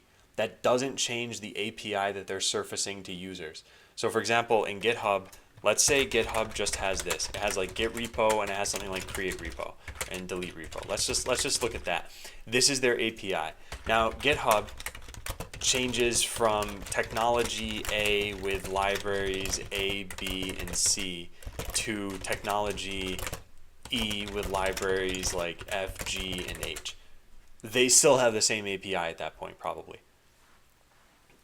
So what I'm saying is like the API is something that by very means of the I in API, so application programmer or programming interface, it's what's exposed between layers. So GitHub has like their private code with, like I said, some technology underneath with some libraries. You don't need to worry about that. But then they also have the part that's applicable to you, which lets you interface with their private code. And that's these functions they have here. So whatever they change underneath doesn't matter. So I can show you that by like, this is sort of like what class encapsulation is. So this time I actually will write valid Python code. So def init self comma age. I in Python am going to make, I'll say self.age equals age, and I'll make a get age function, get age self, return self.age. This is not a difficult program. Like I have a player or person or whatever, it doesn't matter. I have a person and they have an age and I can get their age. If I were to rename this variable to something like age that I named stupidly, like, because this is encapsulated, get age still works exactly the same. Just like how these technologies that GitHub is using is sort of encapsulated. You don't need to worry about that because whatever's surfaced to you is the same. So Olo, I hope that makes sense, but unfortunately if it doesn't, I can't spend too much more time on it. Okay, so we're going to need to save off this dot account server rest client equals account server rest client, and we'll need to pass this in now. So when we make a new simulation server, we need to pass in this, which we'd better have, yes. And then when we make a new game server, how can I append elements to an array in Java, Adam? Do you know? So an array, just a basic array in Java, so like numbers equals, I don't know how you do this in Java anymore, but maybe like new integer. Oh God, I don't remember. Anyway, let's say you've got a set of numbers though, right? So you can't append to an array in Java. You'd have to resize the array and then insert somewhere explicitly. If you want to append in Java to something, you'll need a collection, like a list or an array list or something like that. So if you have an array list of integers, then to append to that, you'll look at the Java doc for array list, and there's probably something called like add or push, or I don't know what it's called anymore because I haven't used Java in forever. But one of these functions, something like that, and you'll just pass in the number you want. But yeah, typically with any questions like this, I think that yeah, looking online, finding a Stack Overflow post is a pretty good idea. So this, yeah, the size of array can't be modified. If you want a bigger one, you have to instantiate a new one. Better solution is use an array list, which can grow as you need. Yep, that's pretty much what I said. All right, so we're making a new game server here. We also have an account server REST client, and this should be done before we actually make the new game server. So setup game server is called here, and setup account server REST client should be done, yes, long before that. Perfect. So then all we need to do is pass this in. Done. Next, coming back to here, we have get user by ID. Well, guess what? That doesn't even exist anymore. Not on the client at least. So then this needs to be changed too, and then these things need to be different. So this function is going to be overridden.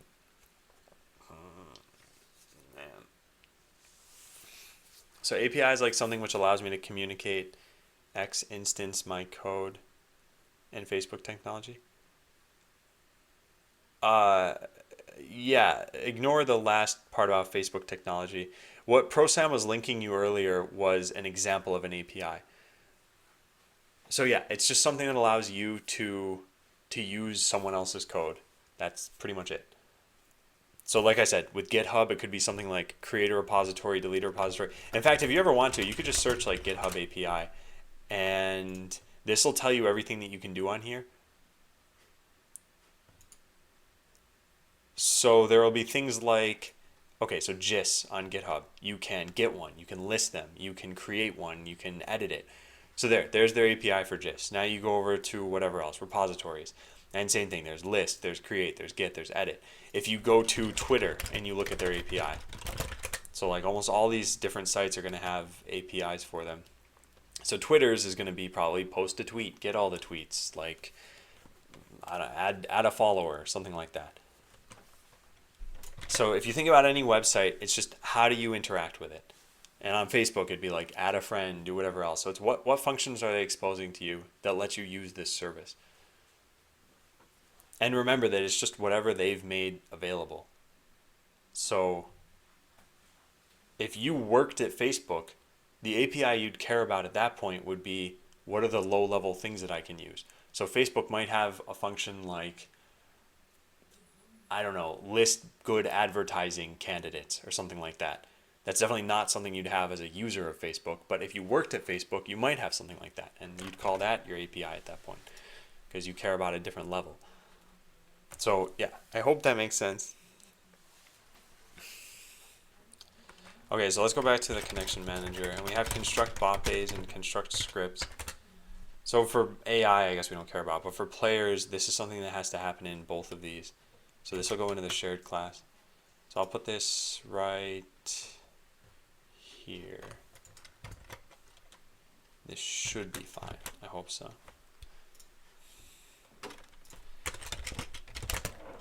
All right. Because chat can't be trusted with this. There.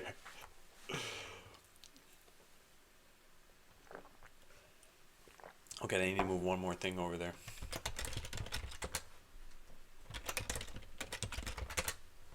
Here, this is for AI though. We want it for the player. This.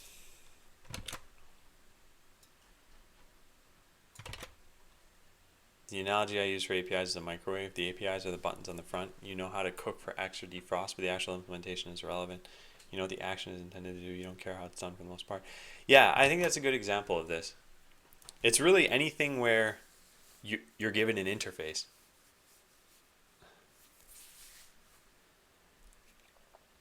And that's what I think the important part is here. So, yeah. Think of absolutely anything where you don't know how it works underneath, or don't need to know how it works underneath. Not necessarily you don't know. So like a car, for example, you've got gas, brake, steering, radio controls. You don't need to know what kind of engine it has or what it uses for fuel necessarily. Okay, so I'm really, really hoping this is good. Let's take a look. Do we have a software validator here? Oh, of course not.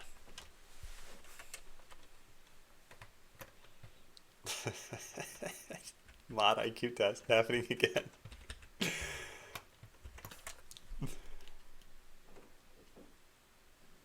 Alright, yeah, we don't have one. So I need to pass one in then. Hang on just a second, I'll be right back.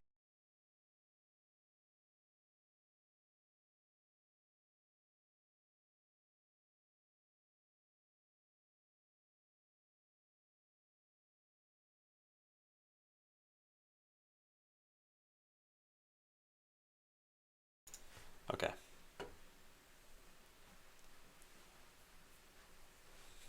Every time? Well, eventually they'll get used to it, I think. Alright, so we can pass in more things here. We can pass in the software validator. But we need this for the simulation server too. Which the simulation server might already have it. No, it doesn't.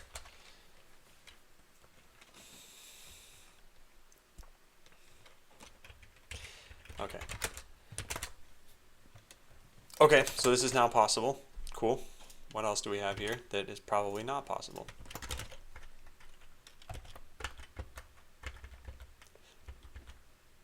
Alright, not bad. So this will work. The only part that might not work is whether we have these classes, which, hey, we do. Wow. Do we have cosmetics loadout?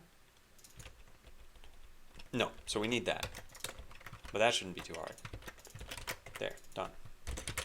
Okay, and then the other part that we need is add as allowed player needs to be totally different, whether it's the client or whether it's the server. Hey, this beat though.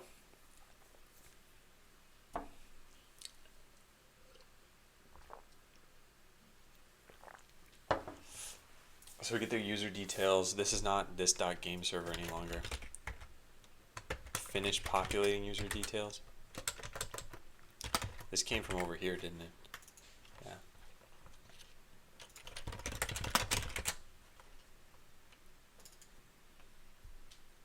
Wait, well, Mike, do you expect it to be something farther ahead than that? Further ahead? The account's valid. Yeah. Yeah, because when I saw activate power mode, I'm like, oh, this is the coolest thing ever. I gotta try it out.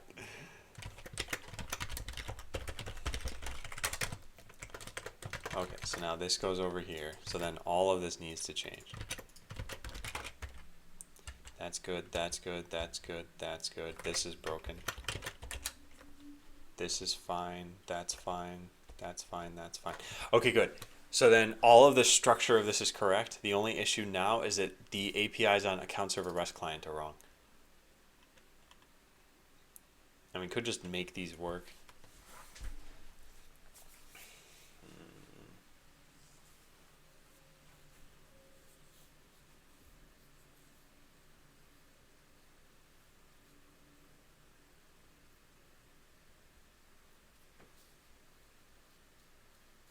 Okay, I have an idea.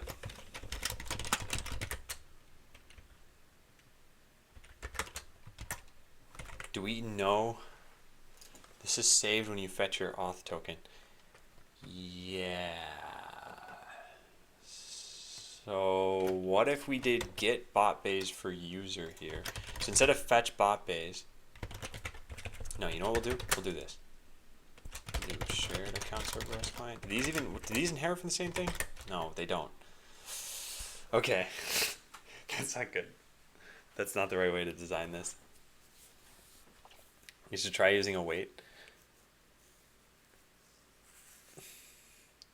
Yeah, I think it would simplify my code. Since you already use Babel, it's just one more plugin. Yeah. I think when I get done with all the refactoring stuff, I'll look into that. Consider using a Babel plugin for await when I refactor my code. And I don't know, ProSam. I'm not sure. But we're pretty far away from me having to answer that question. So this would be if this is really wonky, I think. If user ID equals this dot user ID, then return this dot fetch base. Otherwise, return promise dot reject. New error. Attempting to fetch bot base for a user who isn't you. For someone else. So I guess let's say this. You are this dot user ID not equal to user ID. There.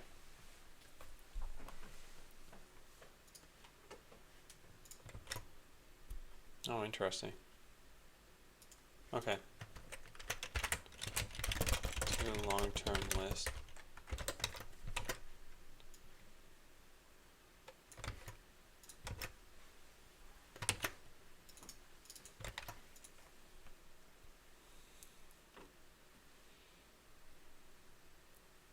Okay, so now this should be possible.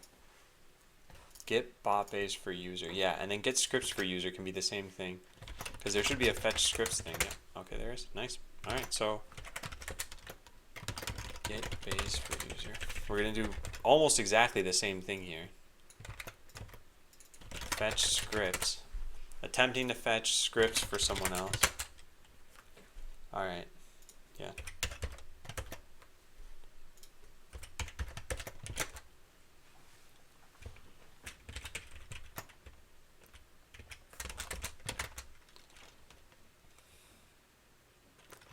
Okay. I think we're good there. So what else are we missing here? Get scripts for users, get bot paste for users. Good. Perfect. So this is a totally generic function. This, however, is not. Get user by ID. This would need to change. Actually, you know what? That's it. Yeah, that's all it would need to change, is get user by ID.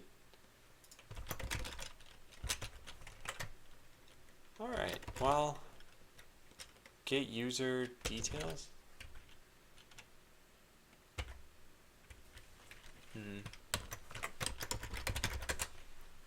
I guess we could just make this.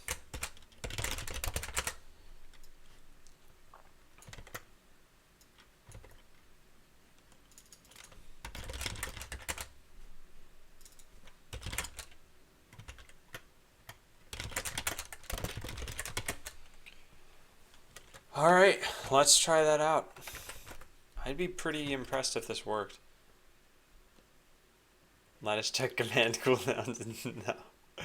Oh, it broke. Okay, what broke though? Account server rest client is not defined. Where's that coming from? Simulation server.game server. Where did I make this mistake?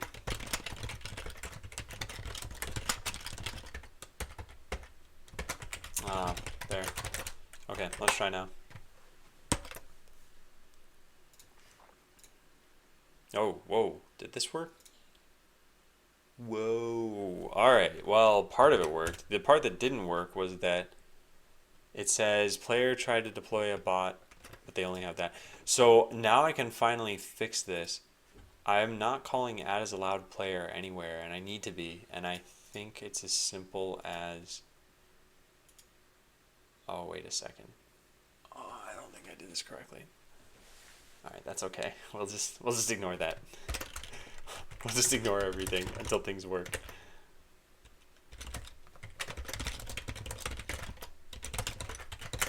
Right here, start a new game. So this dot simulation server dot add as allowed player, I guess. Player ID and skill level. So player ID is this dot player depot dot get my player. Oh my god, this is so annoying. Sublime searching is like, I type client slash and it finds client here and then a slash here, as opposed to the one that has it all contiguously laid out. Alright, well, whatever. There we go. So get my player dot get ID, skill level 0. I don't know, it doesn't matter. Let's try this. So if we might, no, so close. You're attempting to fetch user details for someone else. U12 is not equal to 0. Oh no, that's not good. 12? How do I get 12?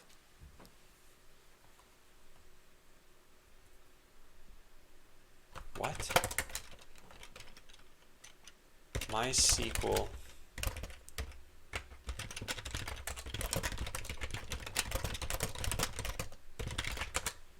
Adam 5 is who I'm trying to connect as. Yeah, 12. Huh. So then 0 would be because this isn't using the right... Okay, I know what to do, I think.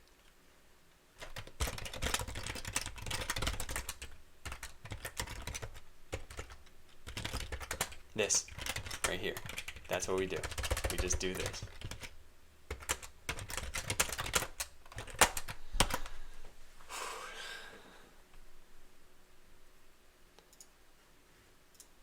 Yeah, Thelzy, I've met people who took time off of work to play WoW.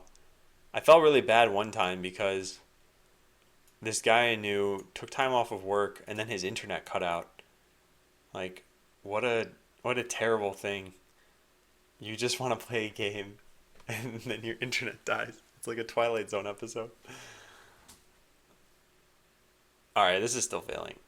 It's failing here, though. Could not find player ID equals 12. Inventory is not defined. Oh, wow. That's not hard to fix.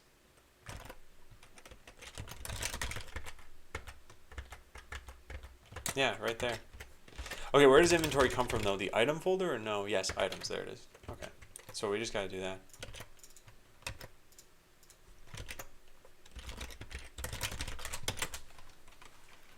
Time enough at last. Yeah, that's exactly what I was thinking of. I'm gonna get this. I'm gonna figure this out. Color pair is not defined. Ugh.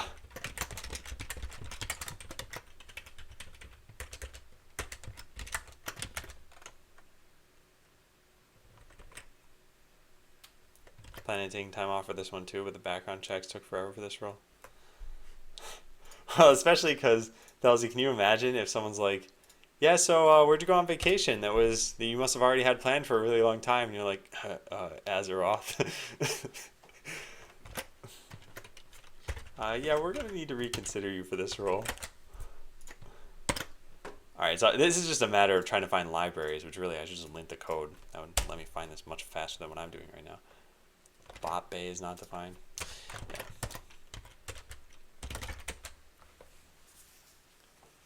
I don't even think this lints the code correctly. Yeah, no, this doesn't. There's two different linters that I have. Is it not Azeroth anymore? I don't know much about WoW other than vanilla. Oh boy. So script and bot bay. Excuse me. Script and bot bay.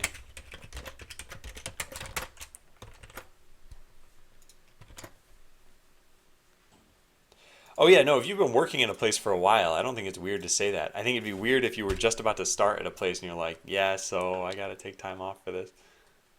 Okay, so now it's what? It's fetching everything and this still isn't working? Oh, I see. Got it, Kazoos.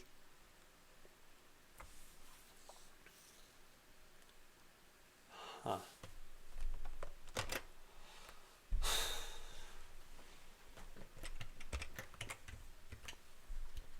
So is this not working?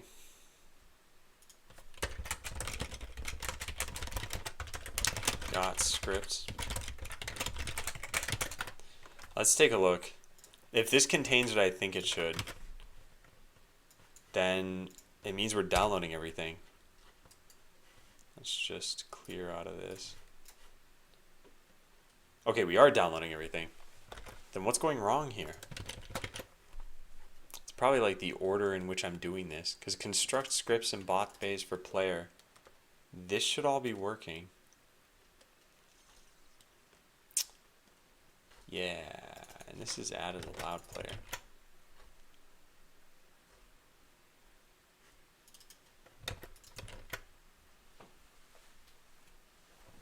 Weird. So what does this mean?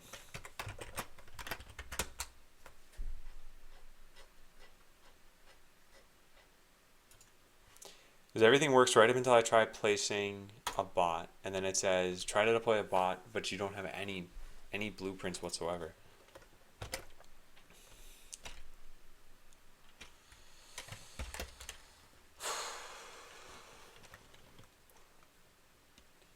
I think it's just doing this on the wrong player depot. How would I verify this? I guess I have...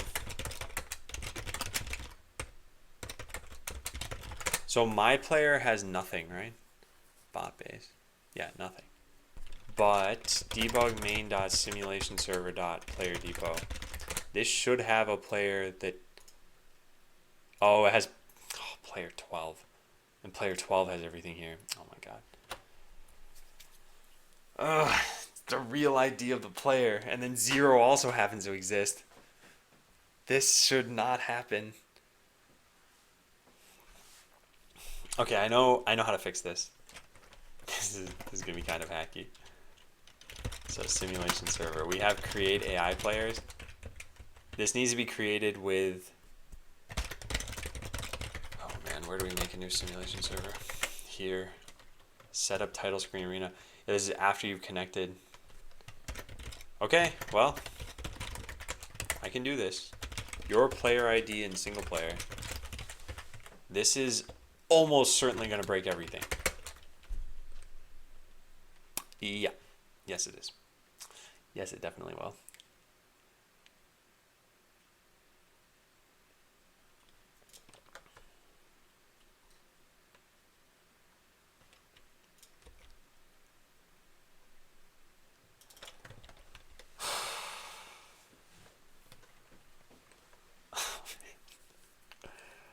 Okay, I can think of how I would do this. Yeah. I can come up with a way to do this. But it'll work here. What it won't do is it won't work here. Because the client server router is created before we actually know what our player ID is. Set up client server router. When is this done? Yeah, almost immediately, right? Set up REST client.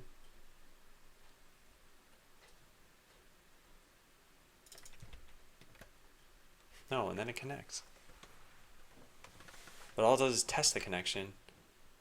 We don't actually force you to connect. This won't work. This won't work. No, this won't work. Okay, so how do I fix this?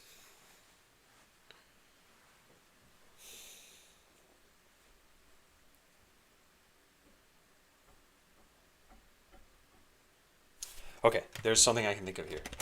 This is even hackier than I want it to be. But if I just type 0 here, will everything just work? Oh, wouldn't this be great?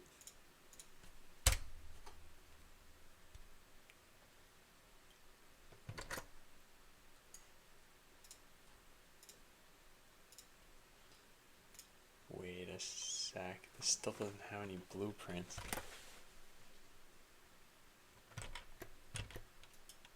Oh, I know what I have to do. I'd have to say user details.id equals 0. Player ID, where's that taken from? Add as allowed player. Let's take it from here. Username isn't used anywhere else either.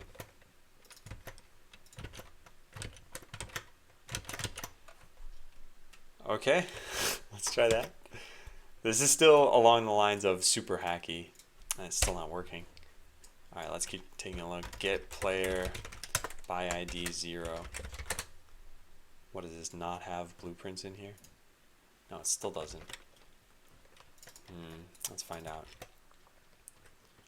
User details dot bot base. Oh, they know who happens to own them? And then it's not owned by... Oh, what? Player dot set. What is going on here?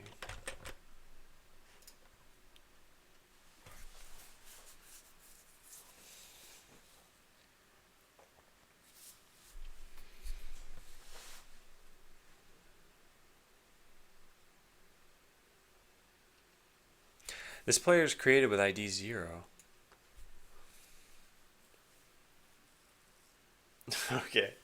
Yeah, it tells you I should be online for the next like 6 or 7 hours at least.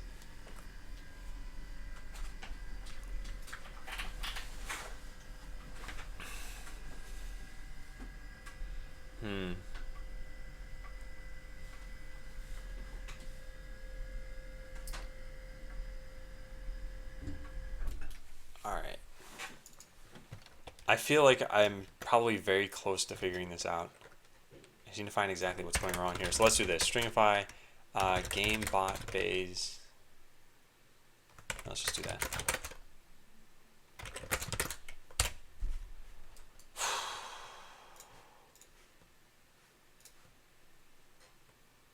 Cannot read property has item of undefined. Oh, how long has this been happening for? Add as allowed player. Cannot read property has item of undefined. That means that their inventory doesn't exist? That's weird. Yeah, that is what this would mean. Alright, so let's stringify their user details.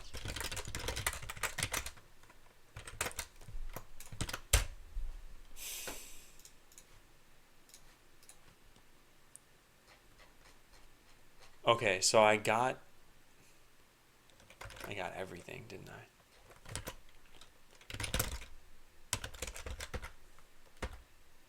I don't need to see their scripts.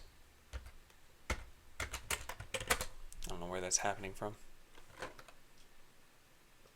So user details contains all of this. Oh, finish populating user details was already called, wasn't it? Yeah, it was. That's why it contains scripts in it. Okay, good. So then we have all of this data. That is fine. And we should have an inventory in there, I hope. Do we? Do we not? Inventory, yeah, there it is. What's going on down here then? Cannot find player ID equals 12. Oh. Oh. Where is that number 12 coming from then? Oh no. Did I use this somewhere else?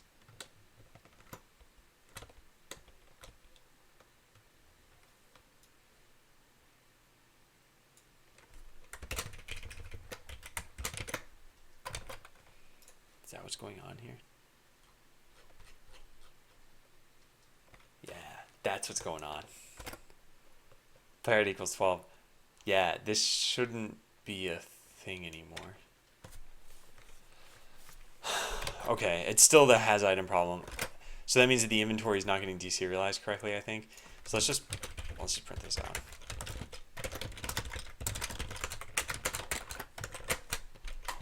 Okay. Hey, Luculus. How you doing?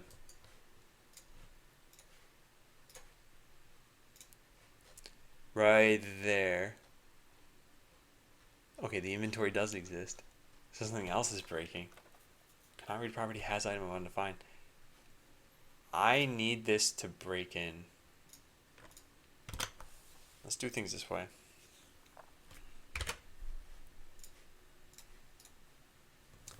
Got it, right here. Inventory doesn't exist? Yeah, it doesn't. But how?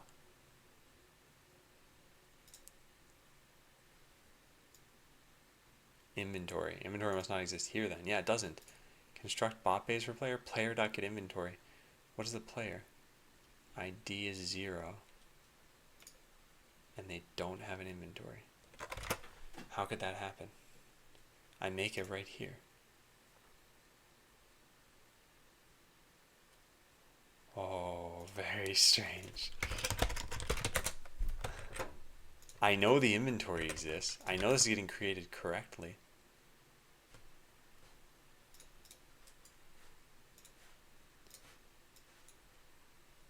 Yeah, so here I am. If I say player.getInventory, it's undefined. Peculiar. Huh. It's a server player, shared player, inventory, params.inventory.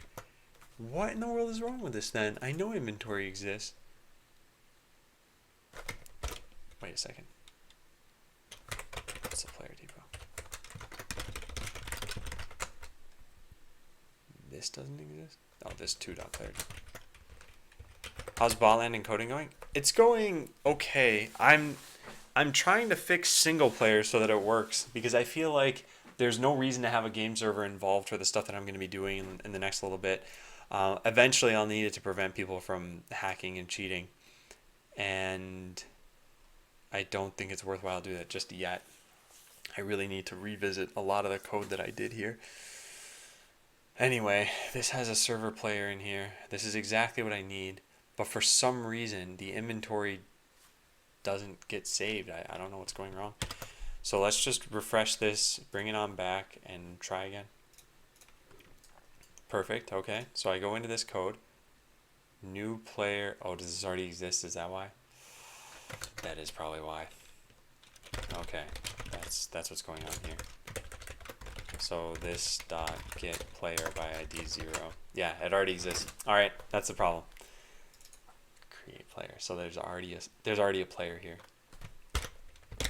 I think I even know where this is happening.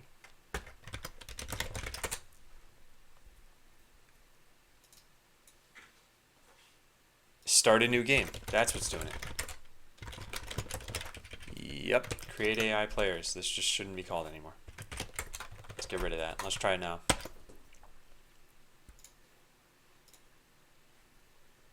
Oh, please work. What's this? What if we just ignore that? Can we even ignore that? No, we can't. So close. Alright. Modify scrap. So can't read get team ID of null. Oh man. It's because this is asynchronous.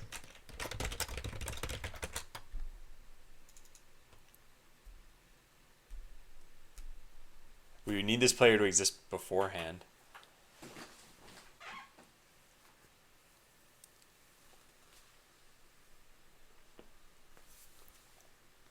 Well, how does this work in the real world? Add allowed players.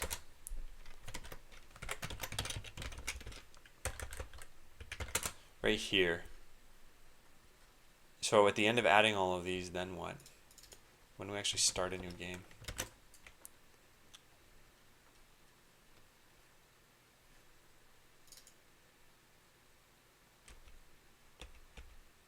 This is only called from here exactly. We say start new game, then we say set allowed players right after that. How can this possibly work? How can this work?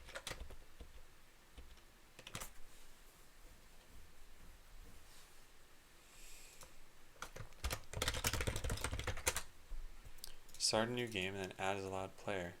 This should work too. But it doesn't. I'll need to trace through the code, I think.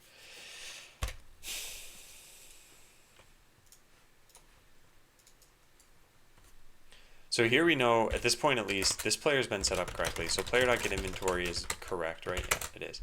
Okay, and then here's where things start to break down. This is coming from generate scrap. And we have a player here. Please explain how you're going to implement direct PvP. There won't be direct PvP. So that's what's going to be a big change. So if you check out this document that I have open over here, I just linked it in a chat too. The way that we're coding these is going to be indirect PvP. And so if you want to find out more about that, you should read through this document. It's not very long. It's 5 pages. The other document was like 40 pages. Yeah, 45 pages actually. So reading through this isn't too bad. It's not complete, but it'll give you a good enough idea of what's happening. But yeah, I don't think direct PvP works for an automation game. I think the only way it could work is in sort of a play-by-mail kind of idea. So I don't know if you guys are familiar, but there's a lot of like take turns when you want kind of games. So chess and backgammon and whatever else.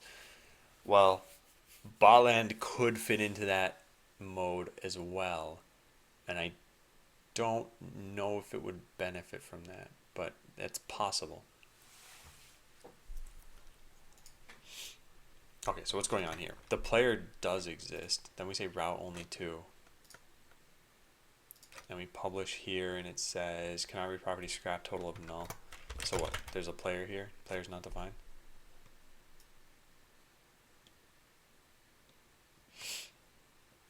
Where's it coming from? Modify scrap. Amount. Oh, my player. My player is what's not defined? This dot player depot dot get my player. That doesn't exist. Oh, so there are 2 issues here.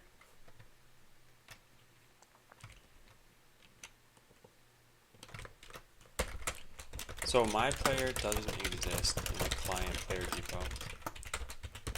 So I can't modify scrap.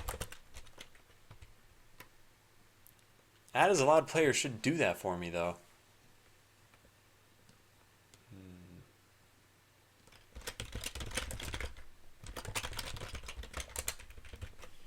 Your player equals create AI player U. You wouldn't have a color pair that's yours though. Yeah, this is totally wonky. So we need to have you connect to the server just like how you connect to a regular server. So how do you connect to a regular server? You authenticate to the server and then it goes through connection manager. and it tells you, yeah, here's where it sends out all the player information. Player joined game. Yeah, we won't be able to do this though.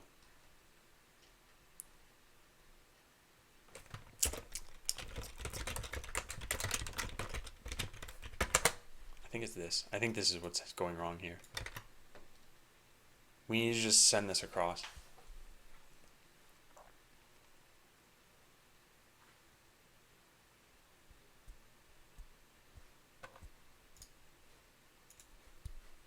It's gonna be hard.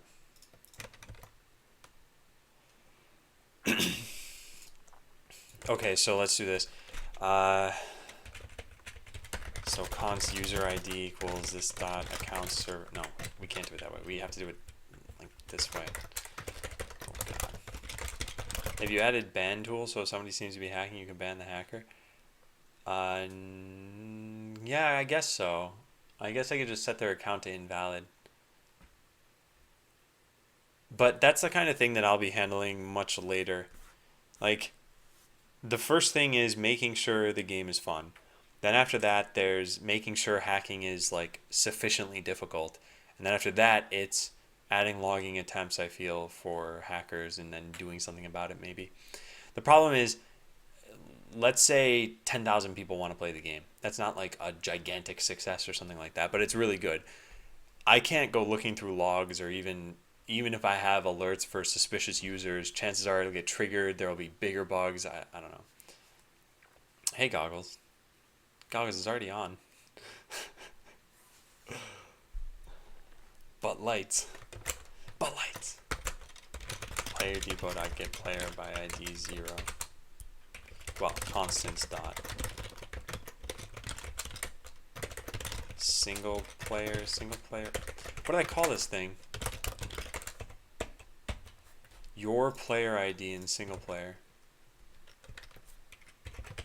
So get that player and serialize it like that. Do we have router actions? We don't.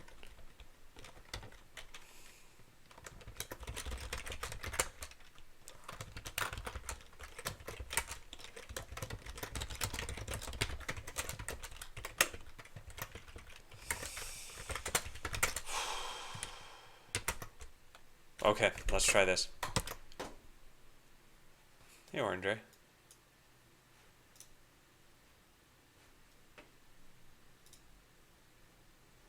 What happened here? Can I re-serialize the network of undefined?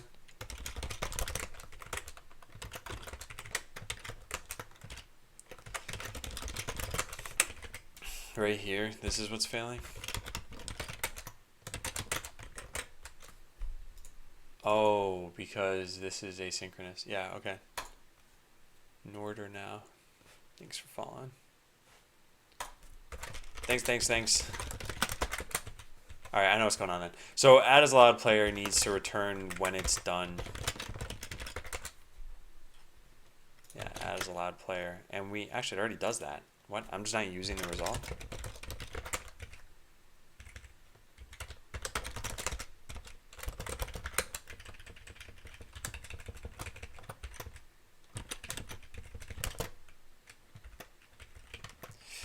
Yeah, there. Let's try this.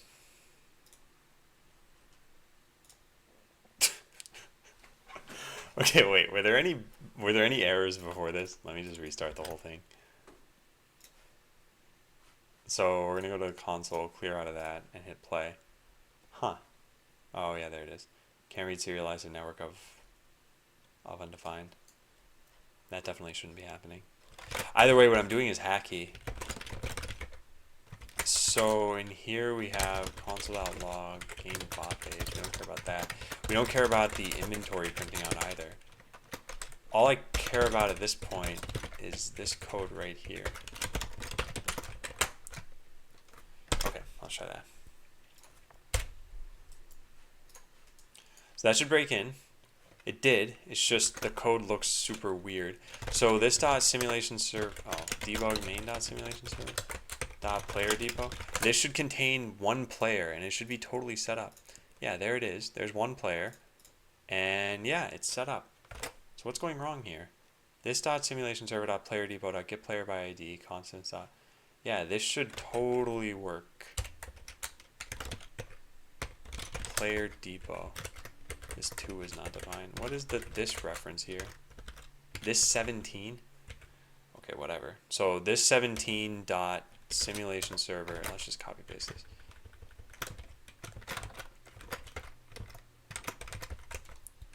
Undefined. Why? 0. Does constants not exist? This doesn't exist? Oh wow, where does this come from? Client constants, oh my god. Can't believe that. Alright, fine. Client constants. Should have realized. Okay, well that might fix this. So let's take a look now. bop.a.serialize is not a function.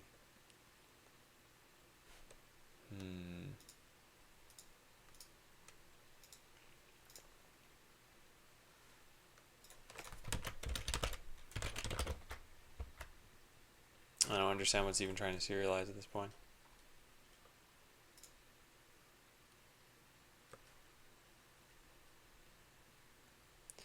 bop.a must not be set up.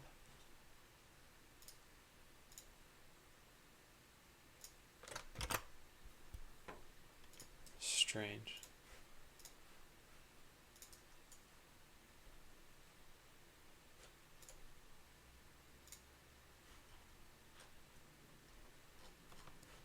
Okay, yeah, something here is failing. Here's what I need to do. I need to run this back, but with pause on caught exception. Hey Jupiter. I have a function which calls an asynchronous function which downloads a file. The outer function then parses the downloaded file. I know that this is very bad code, but anyway, I expect the download function to return before the outer function returns, which it doesn't. If pause the outer function with the debugger, I can see that the file will not be written. Yeah, so Jupiter, this is typical asynchronous programming, and what you're doing is something where you have like function, I don't know, download and modify file or something like that, and you have like URL.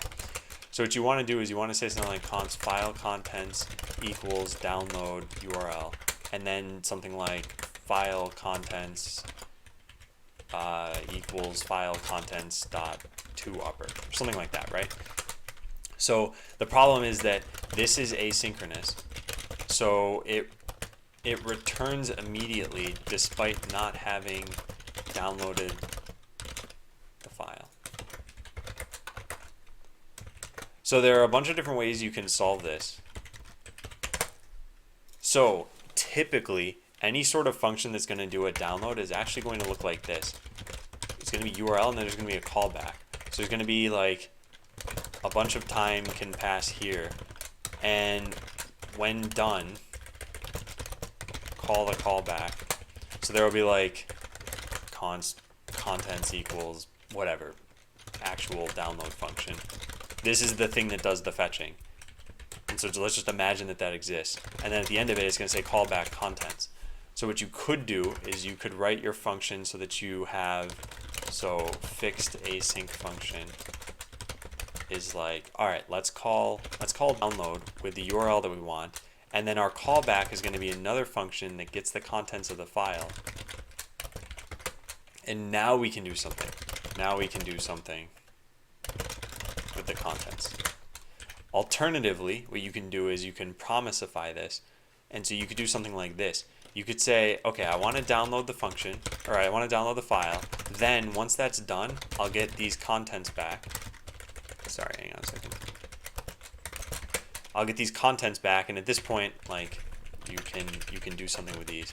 And in the case that there's an error, you can say .catch error and like handle the error here. So yeah, Jupiter, this is something that I think is a little difficult at first to understand about just asynchronous programming, which is, and this is what I see from a lot of people who start out using async coding, is yeah, they see like this line of code, this is asynchronous, and then they say like, wait a second, then this code gets hit immediately. Like I expect download to work first. Hey Ray. So Jupiter, if you want, show me exactly what APIs you're using to try to download, and I can show you, I can point you in the right direction. So for example, if you look at Node documentation. So let's just take a look at something on the file system. There is a, what, like create file or read file or something. Where's read file? Read file. Yeah, here we go. So this is an asynchronous function, and you know that because it says right here, asynchronously reads the contents of the file. But it has a callback. So any asynchronous function is either going to have a callback or return a promise, or you, like, there's some way for you to resume execution afterward. So all a promise is it's just like a promise in English where you're saying like, yeah, I'll get back to you on that later, or I will do something. So a promise here is saying, go download this thing. When you're done, like, do this part. If you can't complete it, then do this part. And at some point in the future, these things will execute. And yeah, there have been points since week number 2, I think. So Jupiter, let me know if that helps you out. If not, I can probably point you in the right direction at least, or take a look at your code. I think I am running into some pretty big issues here.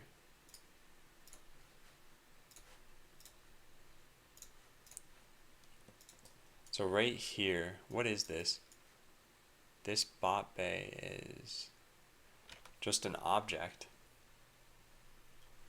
Why though?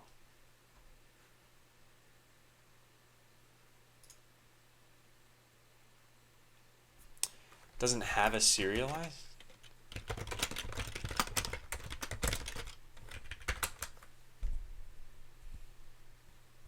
No problem, Ocelot.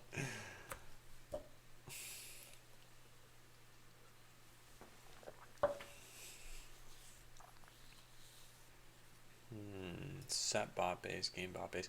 No, so I make this right here. Yeah. So how is this failing? Let's put a breakpoint here. Yeah, I'm not sure what's going on here.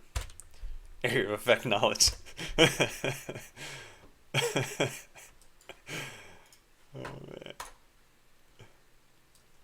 Alright, let's see. So game bot base. Yeah, this is correct. And all of these should have a serialize function. Undefined. What? Oh no. I know what's going wrong. It's a client class, so it's importing client things.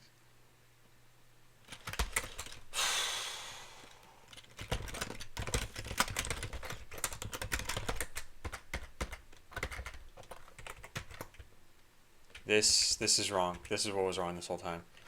Darn it, the old version of this class didn't have this. Let's take a look at what it did have. It used to have... Oh, it never had any of this. Because it was never needed. Aha! Game server source. So this is what the issue is. The rest of this stuff looks like it could be fine. Game server source. That's going to be an issue. What's an NDA? It's a non-disclosure agreement. So that's typically like, imagine if I was working on Botland and I wasn't streaming it online and I wanted to hire artists, and for some reason secrecy was really important to me. I would have the artist sign an NDA saying like, you're going to work on the game, I'll pay you, whatever else will be normal, but you can't talk about the game at all. You can't stream the game. You can't share any of that stuff. And if you do, then you violated the agreement and I don't have to pay you and you don't have to work here anymore, and like that's totally legal for me to pursue that action. Thanks, Adam. Unfortunately, I can't show code since I signed an NDA. Oh, I see. Okay. Yeah, and Jupiter, if you need any help, let me know.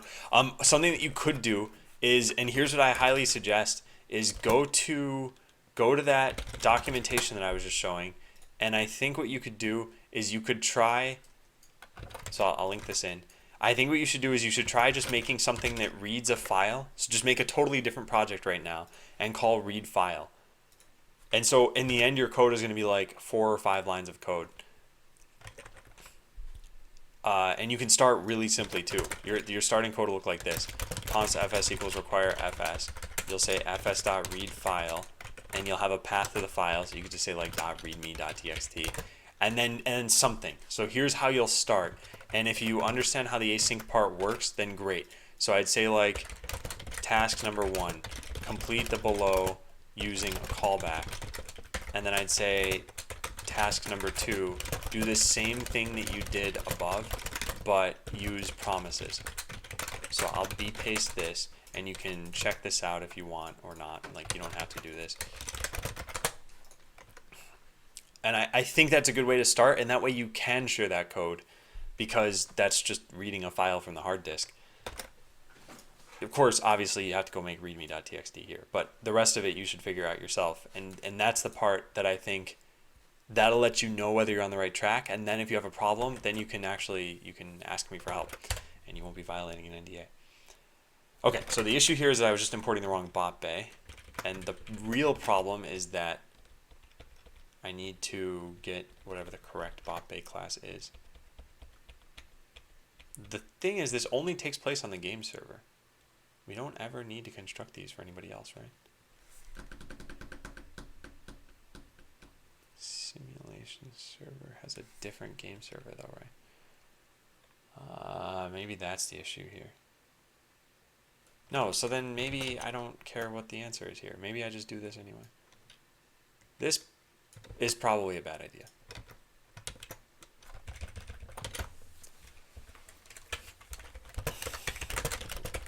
This is a shared class that's specifically importing game server code. That technically, that either means that the game server code should be relegated to a child class, or that the game server code should be moved to shared code. And yeah, Realityo, to send it to and from the clients, definitely. That's it. So you'd have signed one at Microsoft? I might have. I mean, I'm not gonna like go sharing company secrets even if I didn't sign an NDA.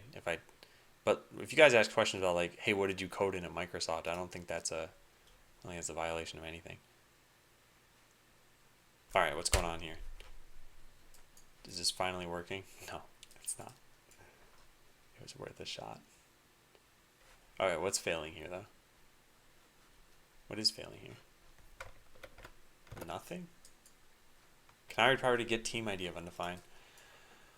Oh, this still indicates that we don't have a player object at all, do we? Player's undefined. So player's undefined there too. Where are we supposed to get this from? Stop dragging blueprint. This dispatches the, oh, this your player. I thought JavaScript didn't have classes. Sorry, I'm a newbie to JavaScript. It doesn't have classical object-oriented programming classes. It has prototypal inheritance, and the class keyword that you see me typing is syntactic sugar for prototypal inheritance. So I'll show you this really quickly. This is the ES6 way, ES 2015 or ES6 way of doing things, where you have something like this, and you say this.name equals name, and you have like a sayName function, and this just says console.log this.name. Cool. This is exactly what you'd expect from something. But then here's the like old way of doing things. The above is syntactic sugar for this, which is that you say something like function person name, this.name equals name, and then person.prototype.sayName equals function console.log this.name. Could you check out my website? Yeah, sure, 11 kazoos. And so one of the things you can see here is if you run this through the Babel transpiler, you can actually see what this converts into. And so here it's running through some extra stuff. This is actually not, they have this defined properties, and this is going to make something similar to what we have here. So yeah, this is kind of how this works. And I think part of it is because when you just make a function, it's like not at all obvious what this is set to. And that's because this is set to different things whether you were to just call this function or whether you to make a new thing. So if I say person Adam, this is different from saying new person Adam. And that's also different from saying like person dot bind. You can pass in your own this argument where you could just say like name is Gary. Person dot say name dot bind. Anyway, like I don't know if I'm typing that out correctly. And Dirty Vanilla, thanks for following. Okay, so I've like horribly broken this. Yeah, Ocelot, I think it's easier, even coming from a JavaScript background, I feel like it's still easier to type all that out. Hey, Syntonic. Are we hanging out tomorrow? Like I have a note here that says coordinate plans with Syntonic. Thanks. So the thing I still don't understand is that if the async function was called and I pause the execution with the next statement, doesn't the file still need to be downloaded since it's in another thread? Okay, so you should look at how the event loop works in JavaScript. And hey, Sick. And I think there's a good video on this. Let me see if I can find it. Yeah, this. I think you should watch this video, and I think this will help. This will help you out.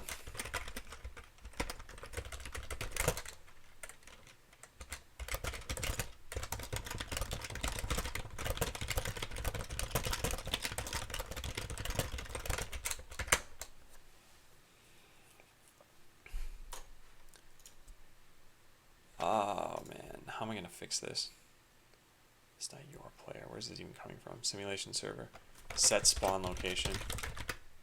Set spawn location. This dot your player. Where does this get set? Oh man. Oh, and create AI players, which is no longer being called. Okay, so then here's what we can do. This dot simulation server dot your player equals your player. And then we're not, that's not gonna work. It needs to be a client player. Oh wait, no, then we can do it here. Because after this point, look at this. This is so broken.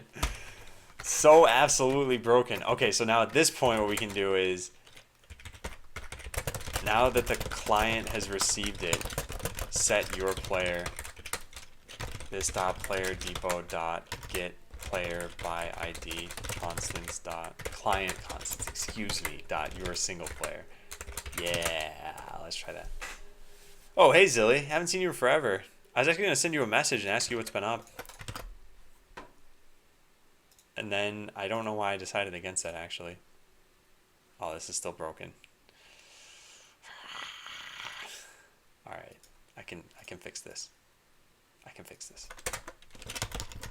So let's fix it.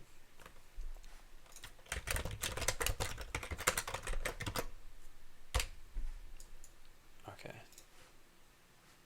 Here goes. Here goes the fixing. So we have this dot player depot. So let's do that. Debug main dot player depot. Do we have any players in here? My player, is this correct? Players by ID 0. That exists. So what in the world is going on? Oh, I didn't capitalize the S in simulation server. Okay, that's better. Your game actually has more game features than No Man's Sky. Oh man. Yeah, I saw that. Steam's allowing refunds. And I thought, you know how much that must suck to hear as a developer? Like, I haven't been following a lot of the hype around No Man's Sky, so apparently what people on Reddit are saying is that Hello Games lied about something. If that's the case, then okay, I guess that's a little bit different. But it sounded to me like they said, hey, here's this framework for a game. Like, hey, we have quintillions of planets, and there is stuff to do.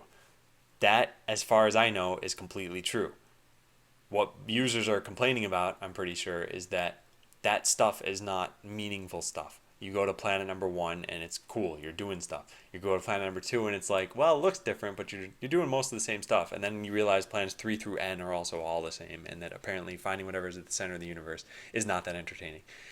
So if that's the case, I don't think giving refunds to everyone was even I don't know. I'm missing some information here where I shouldn't even be sharing my opinion at this point because it's founded on incomplete information. It's been floating here and there, not much coding as of late. How have I been? I've been good. A lot's been changing. In fact, there's a new recap video, Botland Recap 30, that I can link into chat. And so this discusses a lot of what's been going on in the last month and a half. The game was multiplayer multiple times. It isn't. On launch day, two players were on the same planet, standing in the same position and couldn't see each other. Game was overhyped though massively. Okay. My understanding of that was that you could see shadows of other players, sort of like in Dark Souls. And I guess, I don't know if that makes it multiplayer or not. Yeah, it sounds like this is going to kill the company, which is just sad to me, I guess.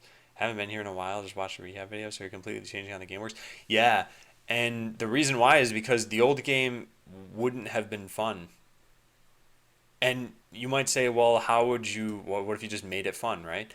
And that's what we tried for about a month, and I couldn't figure out a way to make it fun. Oh my god, look at that. It worked. Oh, I did it. Wait, what did this do, though? Excuse me. Blueprint ID doesn't exist. Add blueprint key. It shouldn't exist. What is this doing? Oh, come on. Add blueprint to queue. This is because it should call purchase hero. I know why that broke. Okay. No, that makes total sense. So we need to go into the simulation server, and all we need to do is in add blueprint to queue, we call the other function, which is something else, and I don't know what it's called.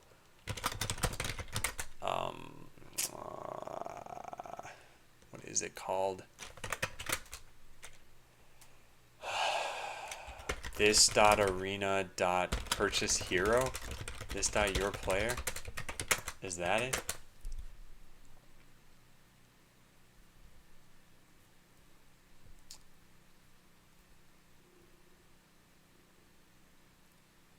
So Adam, are you afraid this is it then? Or what are you thinking? I missed what you were responding to, but I heard you say something about killing the company. Oh, no, killing the company, we were talking about Hello Games, not about Xtonomus. No, so, okay, so here's the general timeline of things. So, history of Votland, for anyone who's interested. So, September 8th, 2015, I started the stream and development. I pwned turkeys, thanks for following. Okay, so that was that. We had already prototyped, actually, so I guess we'll start a little earlier than that. So like very early 2015, like January or so. So Ian and I prototyped the game for about 7 months. So then in August of 2015, we started Xtonomus. And so from September until about like June 2016, I started questioning, why can't I type? My fingers are super cold for some reason. Is the game fun? And we determined that no, it is not. And so I think it was like late June 2016 to July, we tried molding the then current version of the game into something that was fun. And then it wasn't until like 1 to 2 weeks ago where I thought, let's just completely pivot. So this kind of sums it up sick. Yeah, and like you guys have access to this document.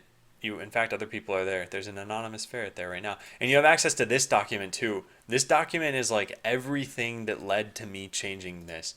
It's not very consumable, I'll tell you that. So if you read through this, it's 45 pages long and there's a lot of like rambling and just everything else. But there are some key takeaways from this. So one is that Botland's an automation game. Why do you even want automation? So I wrote, it's either you have something long running or you have something short running. And if it's short running, then you need like way too much stuff for a human to be able to handle. And then there's another conclusion down here that I said in that recap video about you want the game to run slowly enough so that you can identify where to make changes, but you want it to run quickly enough so you can see that the changes had an impact. And just that's very hard to do with automation.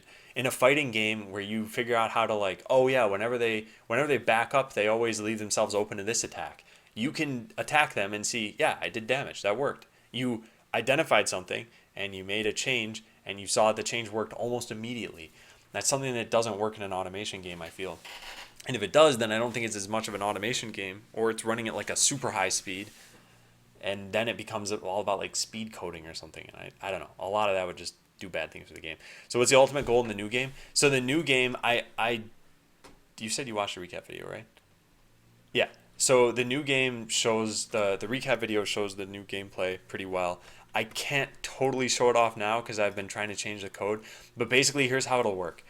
You will have, ignore the red CPU for right now. You'll have a CPU of your own. So let's say it's this one. And you'll pick whatever bots you want. So like a zapper bot. Okay, I'm going to put that in front. And I'm going to surround it like that, let's say.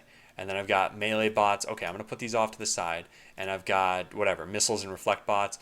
I'm going to put those on here and over here or something like that. And like, okay, here's the defense I just created. Now I'm going to upload this to the game server and just go to sleep or something like that. And then you guys, when you log into the game, you'll be able to say, hey, I really want to play against Adam's defense. So you'll get matched against me through some means, and you'll see this. And so now what you'll do is you'll click through my bots and you'll say like, okay, what does he have? He's got this, this, and this. And you'll try to come up with the best way to counter it. So maybe you're like, oh, he's got a weak point up here. I'll make all my bots go to the left and then down. That's what I mean by indirect PvP. Of like, this player who you're playing against is not present, but they were there at some point in order to make the defense. And yeah, Zilly, that's kind of what I thought about too. About it's like Hearthstone Adventures almost, and I don't know if it'll be fun. That's the problem here is that I think this is the way to make an automation game fun, but I don't know if it's gonna work out that way. Trying for the last while to implement selection sort, which is fairly easy to do in Python and Java. However, I'm struggling swapping elements in an array. Can't really find. So, old man, whenever you run into something like this, whenever you're having algorithm problems, step one is like write it out in plain English. So, what is selection sort? And what are the steps that I do? So, step one might be like take a new element. Step two might be like find the index, and I don't even know if this is selection sort. This is insertion sort actually, but find the index that it should be. And then three is like place it at that index and swap later elements or something like that. I'm making things up right now, but write it out in plain English. And then two would be figure out how to convert each single English line into code. Alternatively, take your existing Python implementation and convert that into Java. So this is what I'd suggest for almost any problem you have. It's just like, hey, figure out where you're making assumptions and what's going wrong exactly. So attacking whatever the defender sets up. Yeah, sick. That's exactly what it is. What else? I ever heard of NetStorm? Very old strategy game. Can you give me some ideas as well? Is this the one I was thinking of when no, I haven't heard of this. Or have I seen this?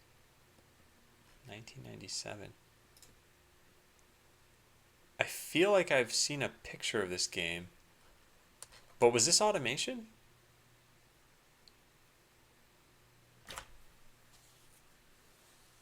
Oh no, it's real-time strategy. Did they have automation elements in here, Realitio?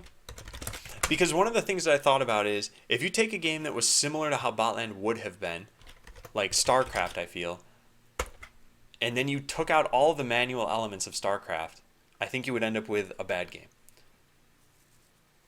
Oh, the rest is pretty much automated. Okay. Yeah, interesting. Okay, I'll have to take a look at that. Because I haven't totally ruled out having a player versus player directly.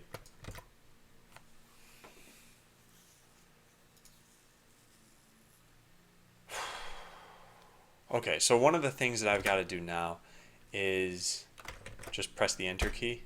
Oh, nice, it worked. Look at that.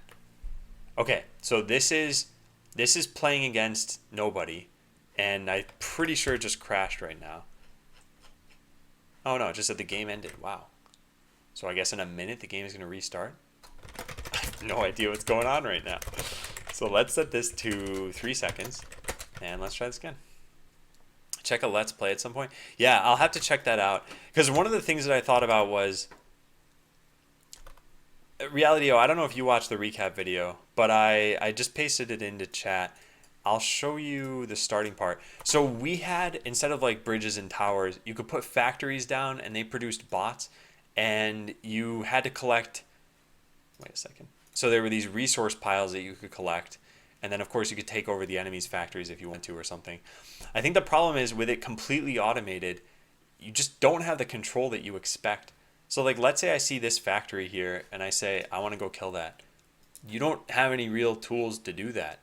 And even if you do, the factories, by virtue of just being a factory, are pumping out bots to defend them anyway. So this is part of what I'd analyzed in these documents and what I tried over the last like month to address. And we added in a bunch of different things. And in the end, I still felt like there weren't meaningful decisions. So it's possible that this game you're talking about, Netstorm, that maybe if it were created today with like AAA game design features and all this other stuff, that it's possible maybe the audience just wouldn't be very large for it. I don't know. Or maybe it was a great game and it just, I hadn't heard of it. I'll have to check it out. Think of walls and pits. Can you make a piece of utility hardware that allows bots to move across pits at the sacrifice of a harbor slot? I don't know, Thelzy. These are the kinds of things that like we'll definitely have to test them out. Because think about this: as a defender, if you make an arena that has pits in certain locations, you probably expect certain things about those pits. So let's say these red things are all pits, and so you put bots here that shoot lasers across the pits.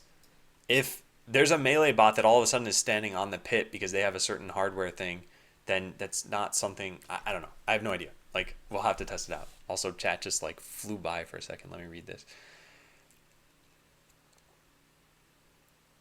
Rather than an array, I have a list array, so I'm running into problems, mostly syntactical problems rather than algorithmic.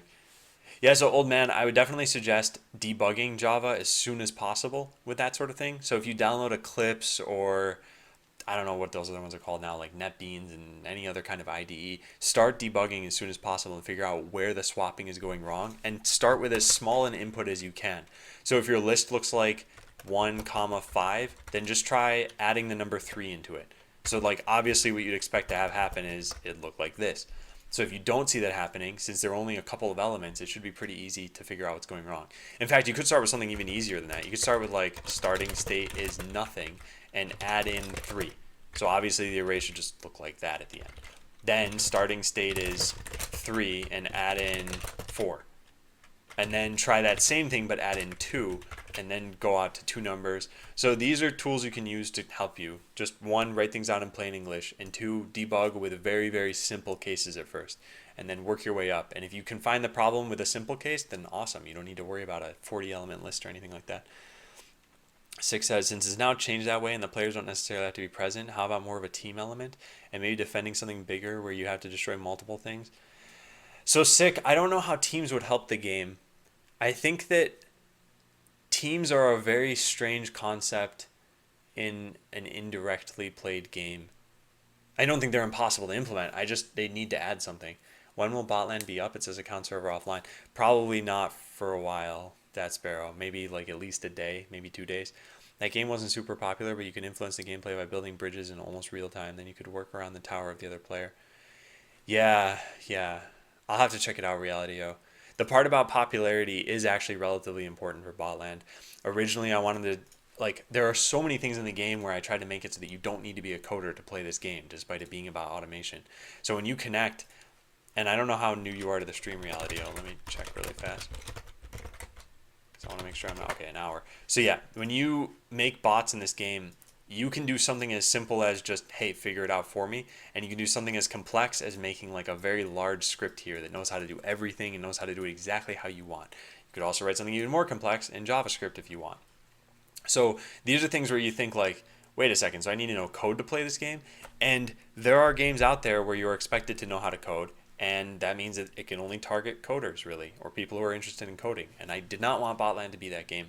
So we'll have to find out. I have a feeling that it's going to steer itself toward that here, where you'll be able to play for, let's say, ranks like 1 to 5, but as you progress into the higher ranks, you have to know how to write Blockly at the very least. Also, sorry, I'm like still delayed on chat because let me just show you guys what I'm looking at. Let me make sure that I don't have any whispers. Okay.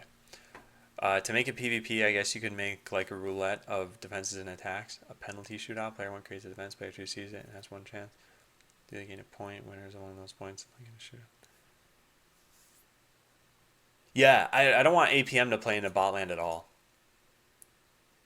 And that's part of what's nice about making it indirect PvP, is that you can spend an entire day analyzing defense, and then when you finally set up your everything, you're like, yeah, that could take you however long you want it to.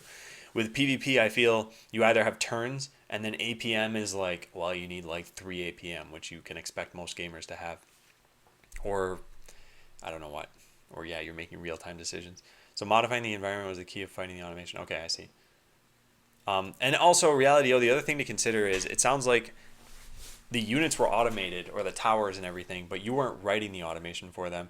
And that's another thing to consider for Botland too, is I always thought, like, if you cut out the automation of writing it yourself, then what's left? And at that point, it's like, well, it probably turns into like Clash Royale. Excuse me. Okay, what else? Hey, one shot. Net beans. I solved the async download problem with an event listener observer, which works fine. Yeah, that's okay, but I think with event listeners, you need to make sure you're removing them later, that you're not adding them multiple times. Jupiter, I really highly suggest that bpaste that I linked in earlier, that I tagged you in, I suggest that you complete that using callbacks and promises. I really think it'll help you out, especially if you're under NDA right now. That means that you're working either for a school or for a job, and it's going to help you in the later JavaScript that you write. Okay, I'll be starting Java in about a month. I want to get a head start. Yeah, that's good. Right on Thursdays, Adam develops. Oh, Luculus, I see you're familiar with the halting problem. And Zetrin says, yeah, you've gotten so far in the game, sweet graphics. Thanks. Brand new to the stream, starting off as a game dev, streaming as well. Oh, cool, yeah. I'll follow you then. Have fun with it, learning to develop. Okay, so I don't know about the team element, just throwing something out there to increase the size of each game. For me personally, I don't know if I'd be excited about playing against someone that isn't there and can't react, so there's no dynamicity. That makes sense? Yeah, that makes sense. That definitely makes sense. And I think that's part of it, is you as an attacker can be dynamic, and that's what's expected to happen. But as a defender, you set something up ahead of time. But Sick, that's what I think the issue is, though, with a game where you're writing scripts, is like, how would you make this game in any other way and have it be fun? I'm not saying it's not possible. I'm just wondering, like, what is an implementation? What is a way? And this is what I spent like tens of hours streaming, just brainstorming, trying to figure out how to get this to work. And I've been racking my head over it for the longest time, and I couldn't come up with something. So like I said, I'm not saying it's not there. I'm just saying that if I didn't find it after a month, then me personally, it would probably take me at least another month to do. I don't think I was like on the verge of a discovery there. Or I was, and this was it, and this is what's going to happen. And I don't know. We'll have to see. So let's get back to things here. So what I've done is I made it so that's finished. Make sure your own bots. Yep, that's done. So at this point, we should be able to make it so that people can create their own defense. I guess there's no problem with that. The issue is you'd eventually want to be able to create your own waypoints for this too, and there's no way to do that right now. Which, whatever, like, it's not a big deal, I guess. Well, you could set your waypoint. There's just no easy way to do it. And either way, it doesn't matter so much. What happens... Figure It Out For Me actually does pursue waypoints, right? So let's try this out. Let's get rid of these. And if I could click these correctly. Okay, so we're gonna have this one move to the right and this one move to the right. And then they should move to the left again at the end? No, they didn't do that. They probably don't have waypoint code in them anymore. Let's go take a look at that. Code execution system, figure it out. Do these have waypoint? Pursue waypoint. It does exist. Weird. Oh, they're not getting the waypoint because they've already produced. Yeah. Waypoints don't matter. Okay. I think in every game, losing a small amount of players, depending on their preference, like PvP only, PvE only, it's unavoidable. Oh yeah, definitely. It is. And I don't... There are people who have expressed that I like this idea of indirect PvP. And then there are people who have expressed that I would rather have another player present. So I already see that happening. I don't know what's going to end up being better. And of course, I'm limited on time, so it's not like I can develop both versions of Botland. But I feel like that's what was happening for the first 9 or 10 months of the stream. I was developing a bad version of Botland, and I think we realized pretty quickly that, yeah, this would not have any sort of staying power. So, yeah. So make it so that the players can create their own defense. It should be clear that they only need to protect their CPU, not attack the other players, not attack the other persons. So I think this is like, make it obvious that the red CPU should be ignored. So I think this all comes back to what are the goals of making a game. And so for me, there are a couple. One was just to make a game that I thought was fun, and I've never been, like, there's no two ways about this. I do want to make money off of this game at some point. That would be great. And so I think I need to consider what is it that people would like. What inspired you to stream while developing? Did you see other games streaming? My two big reasons were accountability and marketing. I've been more productive doing it this way than I've ever been at any other project in my entire life. And the marketing part is, well, there's no game yet, so. But there are a lot of people who've heard of the game now who hadn't before. And Darko, thanks for following. As far as using Twitch, I think, so I was following someone who played Hearthstone, and then one day he was streaming himself doing developing, and I'd never heard of that before. And I watched it, and I was like, what? Like, there's a market for this? So when I started out, I expected there to be like 2 or 3 people watching. And just surprisingly, like, you were all here, so thank you for doing that. Yeah, there's also the fact that it's very difficult at the moment to get a full vision of the prototype. You building it will eventually reveal more. Yep, I agree. Okay, so here's what we got to do. We got to see if exporting this still works. Does it? Oh man, I think it actually does. That's pretty good. So let's paste this over here, and then let's paste it into here too. That part didn't work. Or did it? I don't think it did. No, it didn't. Why not? Didn't do anything. Streaming helped you be this much more productive? Do you procrastinate 24/7? I don't procrastinate that much. I just think that when I come across a problem in a personal project and it looks very daunting, my first hunch is to go play a game. And I obviously have not been doing that on stream. 3 plus 67 bot. Yeah, I think a lot of people are streaming development too now. The other thing that was actually a benefit of the stream that was not one of my initial goals was that there's a lot of feedback as I go through, like libraries I wouldn't have heard of, ways to develop things. There's just a lot of stuff. Okay, so yeah, it should be clear that they only need to protect their CPU, not attack the other person's. Yeah, I don't think I'm going to make it that clear right now. I don't think that's important. But the test button I think is important. This is definitely super important. And saving your defense should upload it to the account server. Yeah, so we'll have to check this in and then work on the test button.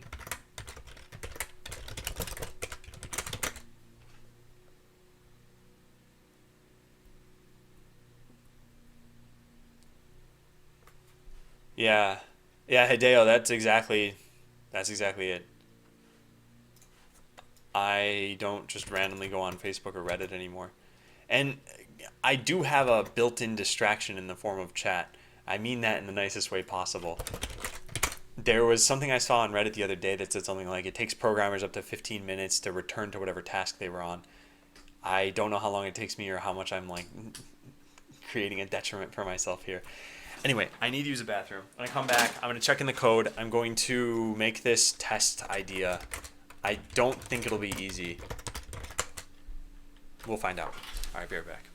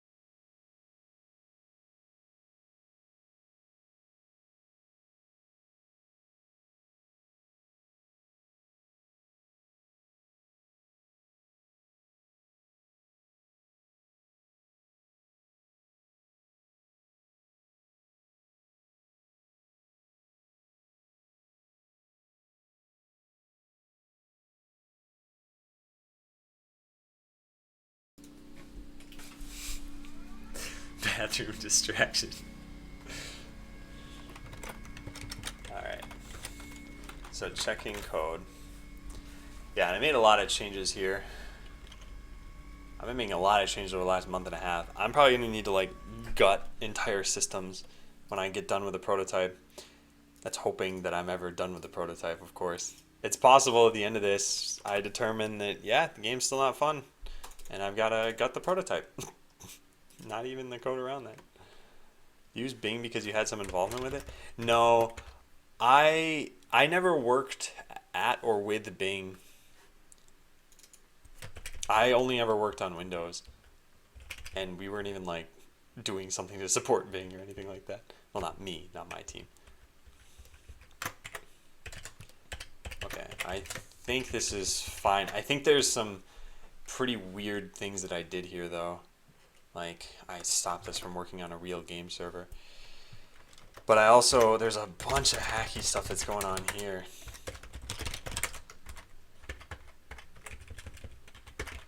So this is all super hacky.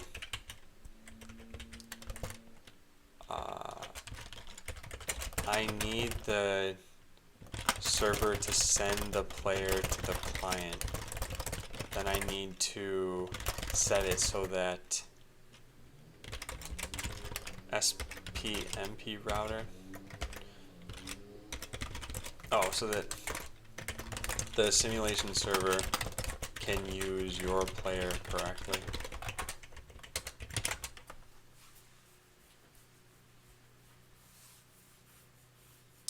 Spend a few hours implementing a post-match feedback system, quick star rating, store the rating into the DB along with some stats about the match.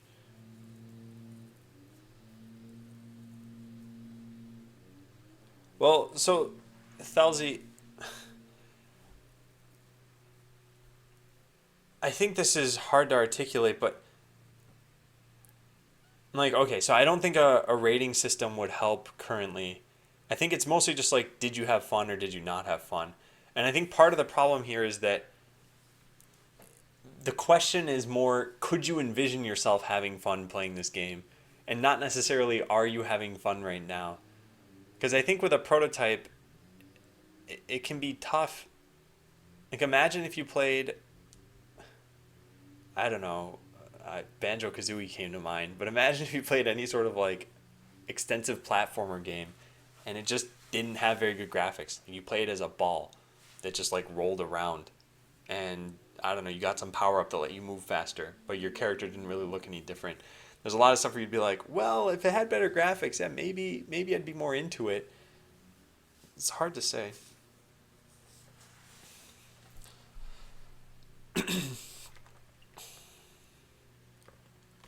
Okay, yeah, a lot of the stuff is hacky, and then I cut things out. So you got single player to work again, although there's no way to import defenses.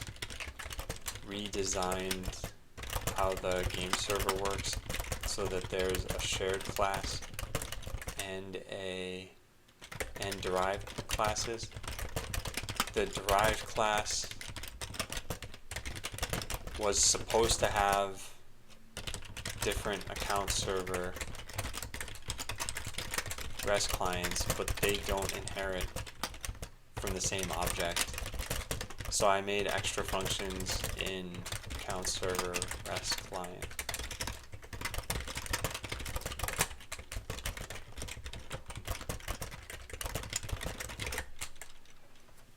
Don't see the point of ranking games and the game's not even prototype.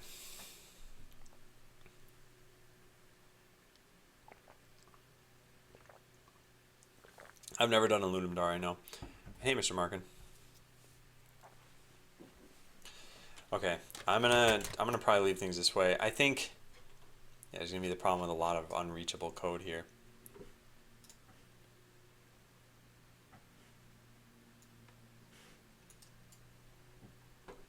What? Oh, it did load. Oh, cool.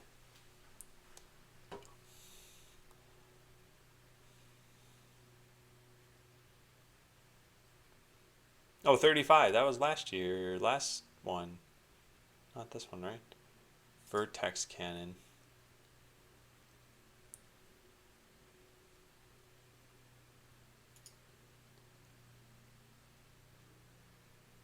Hold down the button.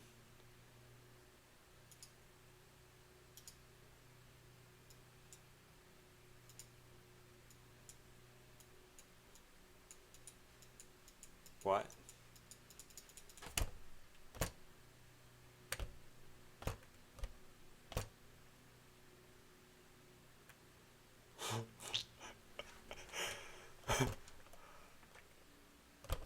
I don't totally understand.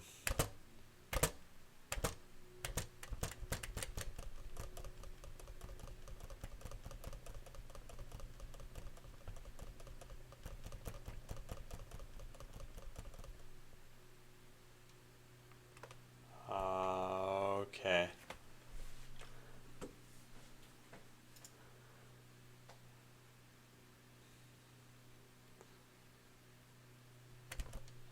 Wait, you can spam space. Is there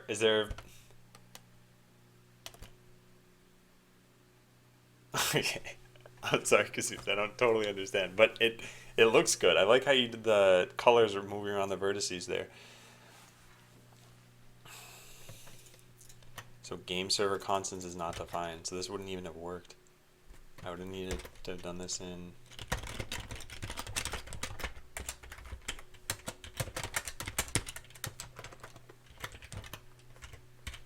I would need to do this here, but it would need to just be in dot slash.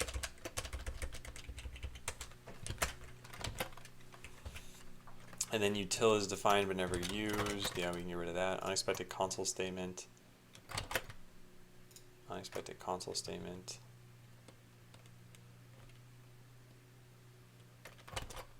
There's a lot of weird stuff going on. Load that game with headphones on. Sounds like a mouse is trying to communicate with you.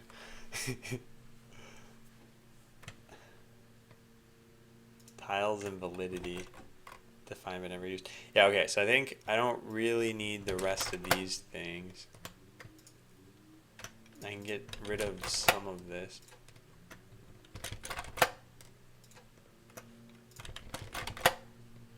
Okay.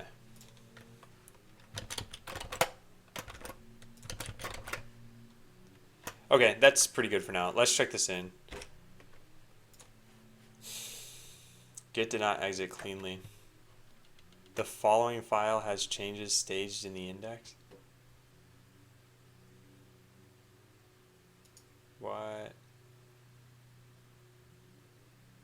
Is this because I made a new version of this? Yeah, there. So what, can I just check this in like this now? No, I can't. Okay, I don't know what I'm doing. Alright, let's see. Game server slash source slash game server. So it sounds like, what should I do?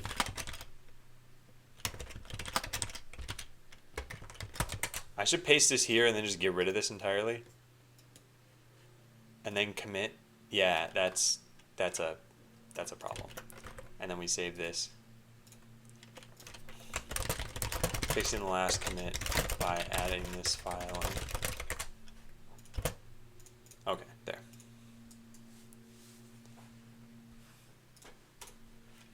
Alright. Done. Now, there should be a test button. I think that for now, this will just launch a predefined test that runs on their computer. Yeah, that'd be nice if that was possible. But that's not possible. So we need to make it possible. So you need to be able to press some button that launches a test mode and then reverts back to how things should be. So I think the first thing we need to do is figure out how to get an AI player back into the game.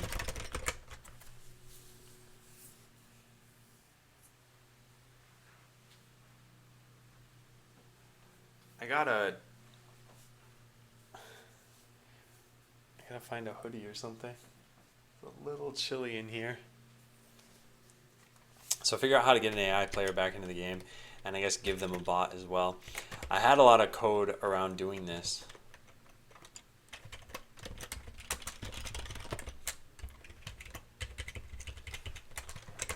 I just I don't know how to use it. Alright, let's go back to here. So add as allowed player. Yeah, -10. So this is what I'd like to do. Hey, Weedley. This is what I'd like to do.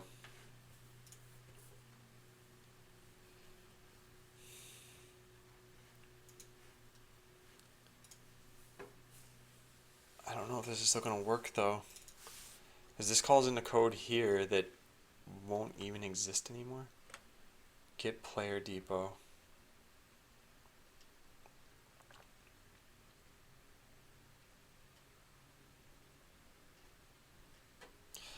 Okay, let's just try this out. This is gonna be super broken, I think. But hey, that's par for the course today.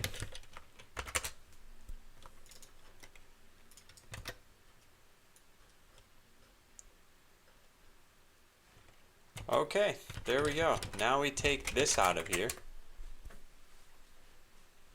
Yeah, because guess what doesn't exist anymore? This function. And we put it in here.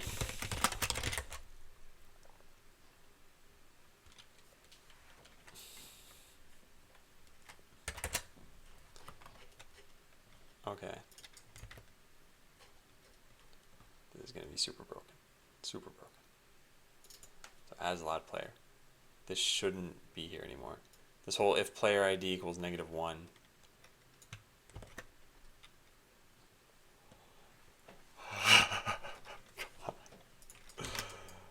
This is ridiculous. Okay, so now we can get rid of this, I guess.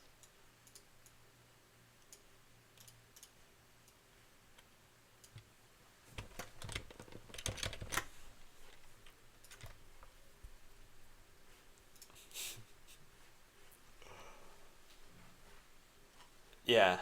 Alright, so construct scripts for AI. We have constants here. Do we use this anywhere? No, I think the rest of this is fine. So construct bot base for AI. Do we use this anywhere? Nope. Okay, sounds pretty good. And then this is the last part of this. So instead of this .game server, we do that. And then player depot would be, I guess, this .player depot. And that's it. So now we should be able to call this.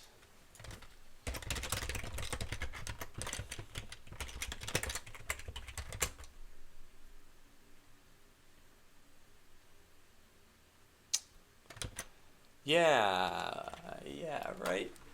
I think that'll work.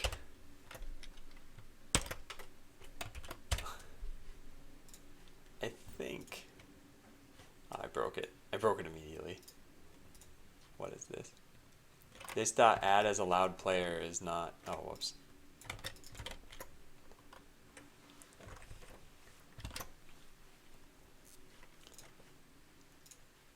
Yeah, cool. Kind of. Not. It didn't totally work. Do we even have a player here? We have. No, it's undefined. So route to all except. Oh, but you don't have a player, so that won't work. So after we add you, then we need to add this.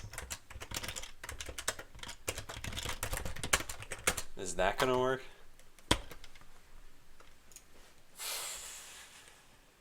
No, that didn't work either.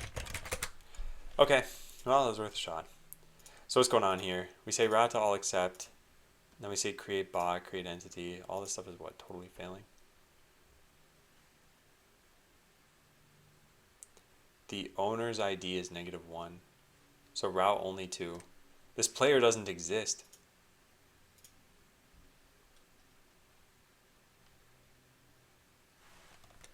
What does that even do then? And what is any of this? Entity, component, it should have an owned by player -1. Yeah, -1. And so create bot.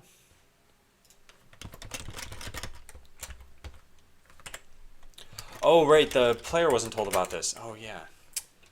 Man.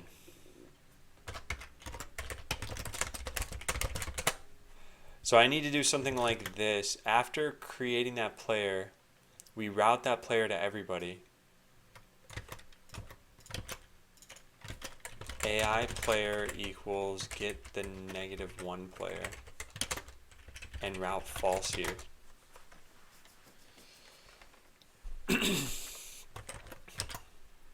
Okay, does that work? Whoa, it worked! What? Okay, the only problem is that this player's on the wrong team. So they're just killing the CPU that they had. Oh, that's not good. Try to make a dash for my game. When I hold down the dash key, it auto moves to the right.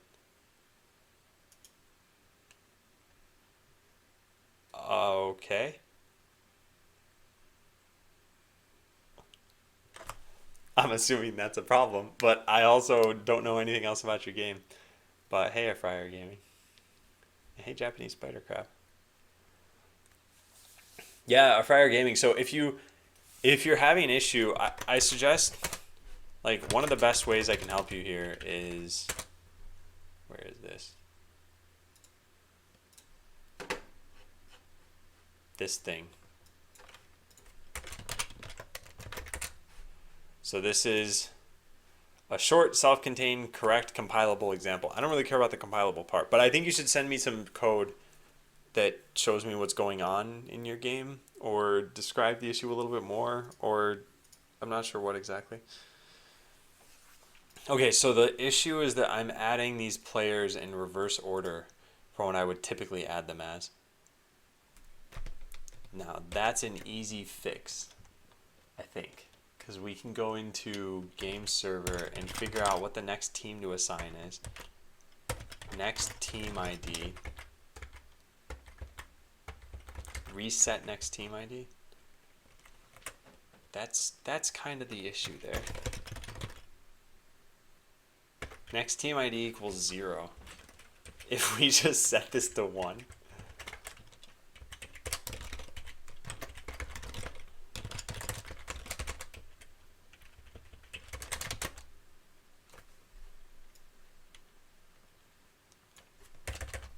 So yeah.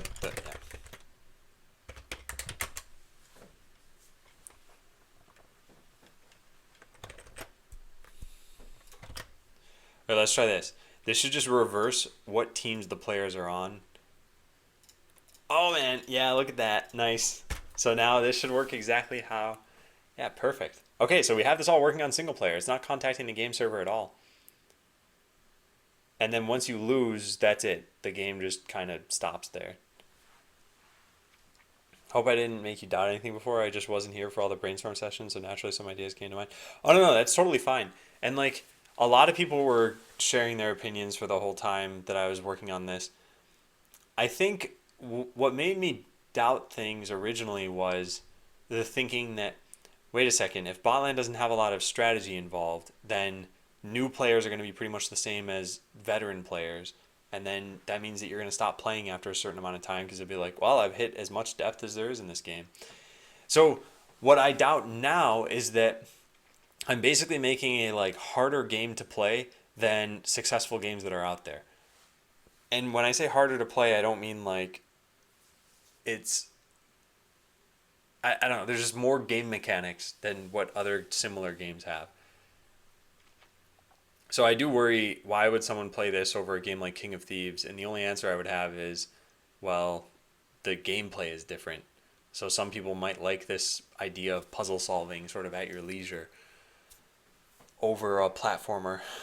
And that's it. So I don't have incredibly high hopes right now, but I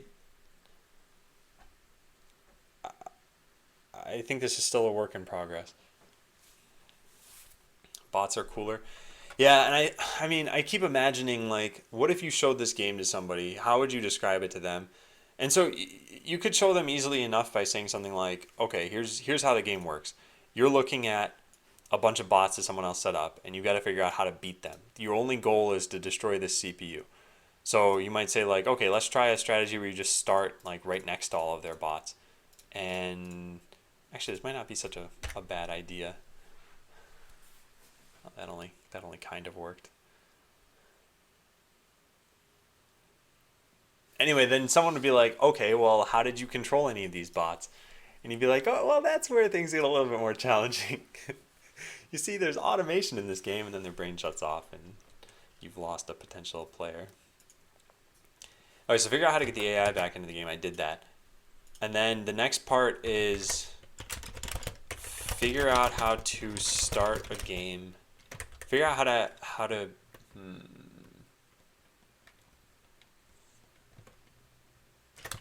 figure out how to get test mode to work is pretty much it. So here's what needs to happen. You connect, you hit play, you put down a bunch of bots. And then when I want to test this,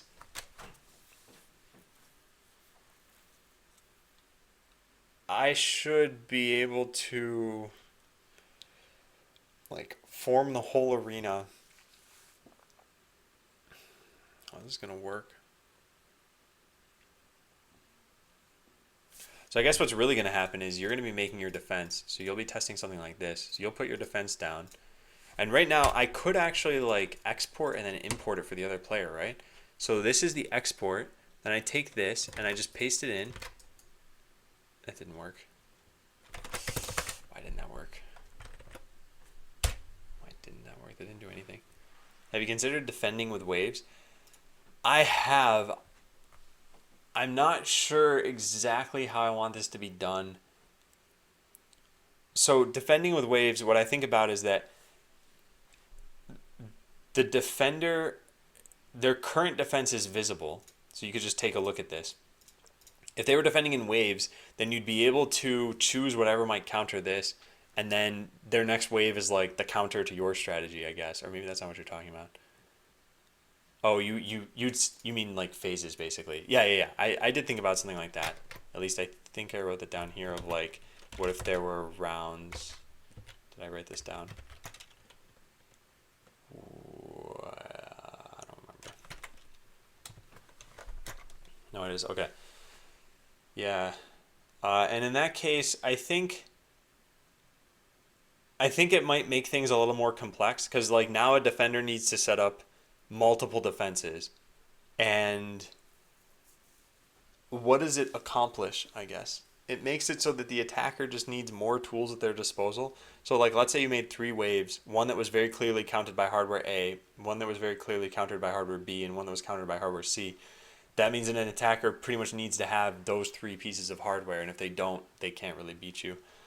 But the game's already kind of set up that way anyway. Hey, Crazy Miner.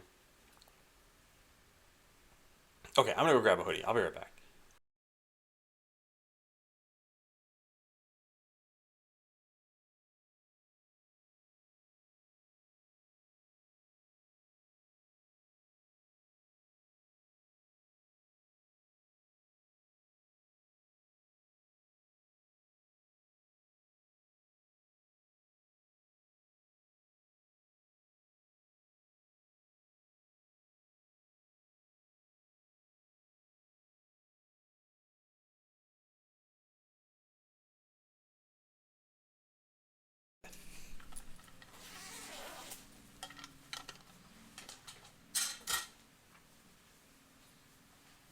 just a little chilly over here.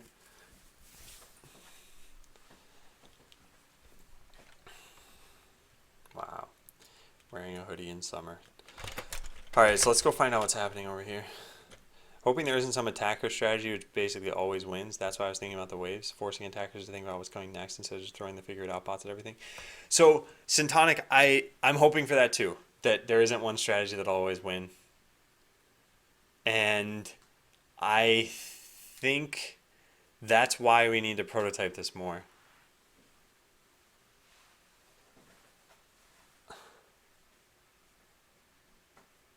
Trying to figure out why my dash is not working. I can't dash while moving diagonally to the bottom right. Also, when I'm pressing no directional keys while pressing dash key, move to the right. Here's the code. So a Friar Gaming, no, you don't have to worry about being a noob to programming. Here's what I suggest. So you should use this site whenever you're pasting code in. The second thing you should do is you should let me know if you want me to keep this private or if you don't want me to keep it private.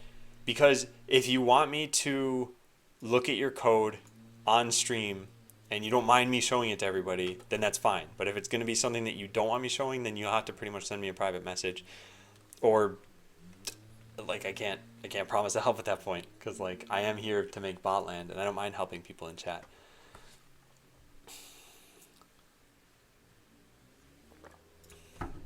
So I think the first thing is get importing and defense to work again. I don't know how it stopped working. Because this should all be coming from here. Where do I import a defense? Import defense. Right here. Yeah, and this just isn't being called. So let's go find out where it should be. Right there. Ah, and it's coming from Connection Manager. Oh, isn't that just the greatest? Because, yeah, I guess chat had no reason to exist back in single player. Programming tic-tac-toe in C++, nice. Are you using just the console for that? Like C-outs, or are you showing a visual representation of the board using graphics? Well, I guess even the console's a visual representation. So this problem is that there is no way to do this right now. So when you chat and you're offline, what we need to do is call this function.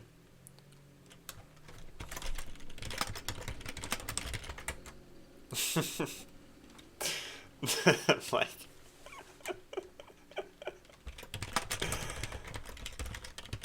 alright, yeah, Crazy Miner. I like doing things in the console because I think it lets you focus on what matters, which is the algorithms and the data structures and just the programming logic too. I think once you add in graphics, you start to end up with like, well, how do I put a sprite on the screen? And what if I want different frames? Or what if the colors are wrong? How do I tint it? Sick. Yeah. Oh, nice, Crazy Miner. Yeah, that's really good. And I think it's good that you're starting out now, too.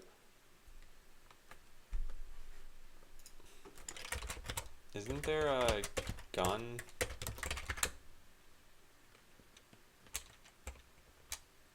There is.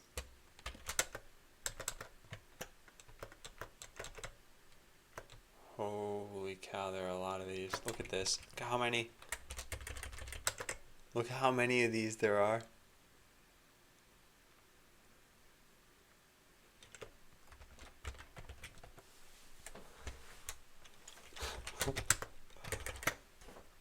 Alright, so import defense needs to be called from the client with all the serialized data. So when you type into chat, that's what should happen. You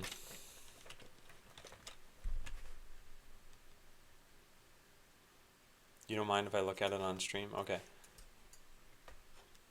Alright, so let's take a look. Copy paste this into here. Okay, so keyboard check. What is keyboard check? Are you making this in a... Yeah, you must be making this in an engine or something here. So, okay, a Friar Gaming. I think there are some things that you should check out. One is that you should definitely learn how to debug. I think that would be very helpful for you. And this has to be JavaScript. I was going to say it could be C#, but I don't see semicolons in every line. Game Maker? Oh, okay. Yeah, so I don't know what debugging actually looks like in Game Maker. I don't know if they let you debug. But anyway, so all right, because I'm giving you some general suggestions here. One is like learn how to debug. And then once you've learned that, figure out how to reproduce the situation that you're facing, the bug that you're facing, I guess. And then B is figure out which of your assumptions is wrong by using the debugger. And if you, so there's that, I'd say, is learn how to debug. 2 is inspect your code and figure out how exactly the bug is happening. So these are like different ways to find out where your code is not working how you expect it to. Debugging is great because you can say something like, all right, I have this code over here, and it says if child equals this and this isn't working, so I can just click this and set a breakpoint, and then next time this code rolls around, it'll break in, and I'll be able to examine what is child, what is this, what is index, what is whatever else, and I can just look through the code and then control the flow of it too. So yeah, I think that's what you should try to do, is look up Game Maker debugging. Debugging.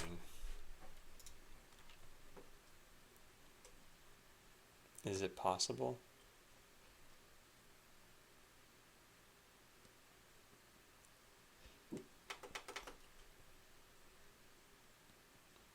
Yeah, apparently it is. Yeah, this is what you want to do. I don't know if this is even what your Game Maker looks like, but you'll want to use this, and then this red dot is presumably a breakpoint. You'll want to set this up in your code. And yeah, it should be a lot easier to find out what's going wrong there.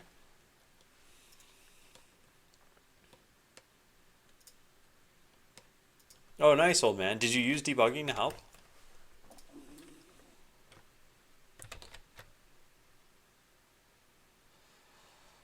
Okay, so import defense needs to be called from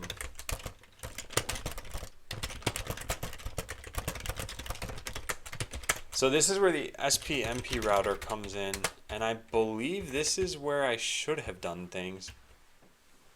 I'm not positive though.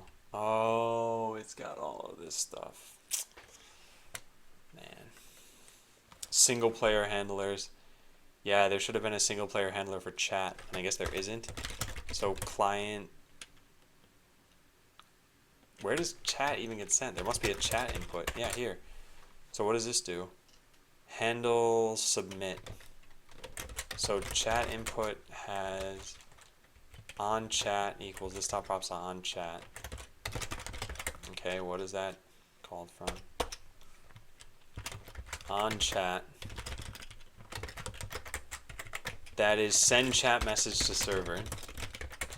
Alright, old man. Yeah, I definitely suggest learning debugging though for Java. It'll really, really help you out.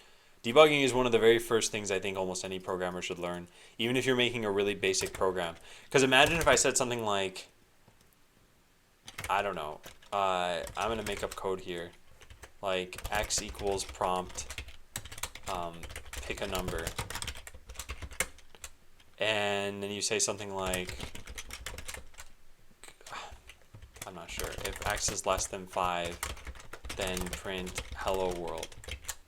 And so you run this program and you're like, all right, I'm letting the user pick a number, and this code's never getting hit even when you type 0.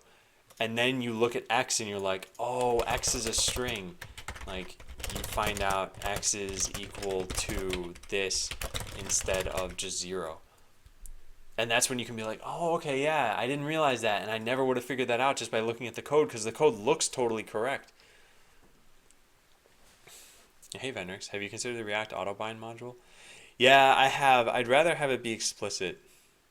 I like having it be explicit. Did you ever try, again, to change the quality back so it doesn't drop in quality every time you switch between windows and scroll down? Yeah, so sick. I think you're talking about a long time ago before I upgraded my computer. And that was a problem with a lot of things. But I've since upgraded my computer, so I'm running at the same bit rate that I was running at originally, and CPU usage shouldn't be a problem anymore.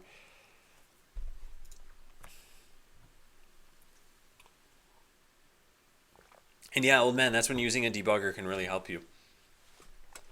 Okay, so we have this. If util.exist socket interface, this should not have ever been a thing.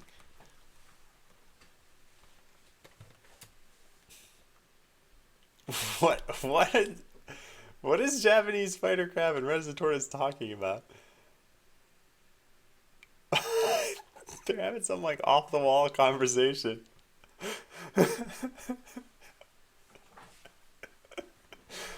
Somehow I missed all of that until just now.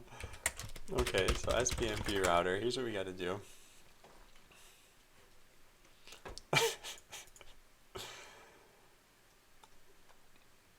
So we don't have a handler for this.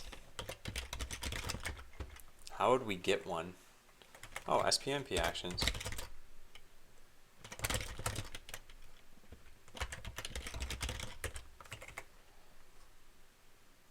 So I could say something like send chat message.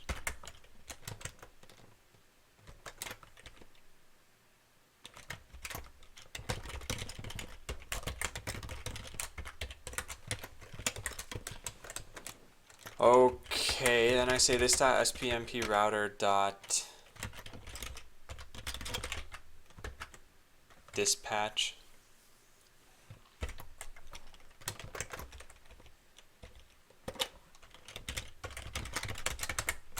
client constants dot SPMP actions dot chat message text. And this doesn't have to exist anymore. And now this can go into here. So in single player, when you send a chat message, it's going to be this dot simulation server dot, why are all these a simulation server? I guess that makes sense. Dot like send chat message dot bind the simulation server. Sure, that sounds great. And here's where we need to do this totally differently, don't we?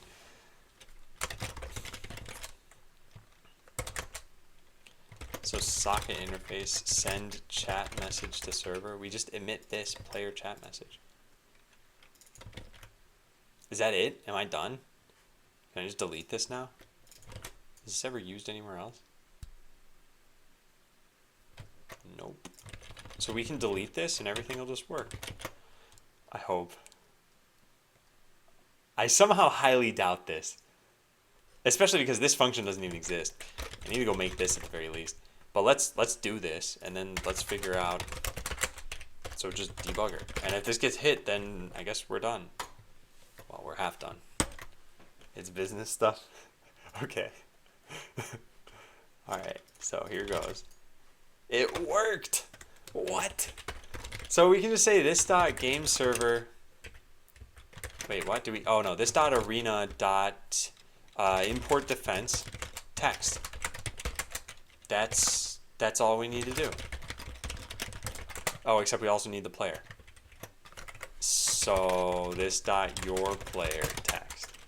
Yeah. Yeah, look at that. Now we should be done. All right, so let's try this out. Let's get the text. So here it is.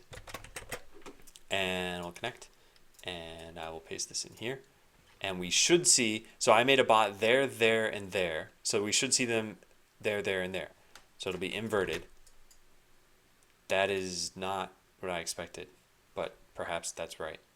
I actually don't know unless I fix this stuff. So let's just do that, and then we'll export that one. Okay, so here's the exported defense.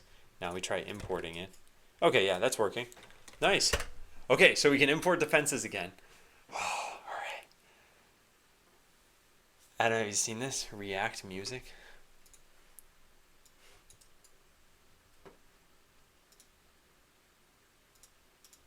No, what is this for? This is just a music player? Make beats with React. Wow. Localhost 3000, but that's Botland. How did they link to Botland on this GitHub page? Do you want in? All you have to do is get in the pot. You mean watery sauna? Okay, guys. Sure. Okay, that works. So the next step is when you test your defense, save the state of the arena, then import slash export it, then export slash import it, then create attackers, then restore the state of the arena after the user says so, or after the defense, after one player wins.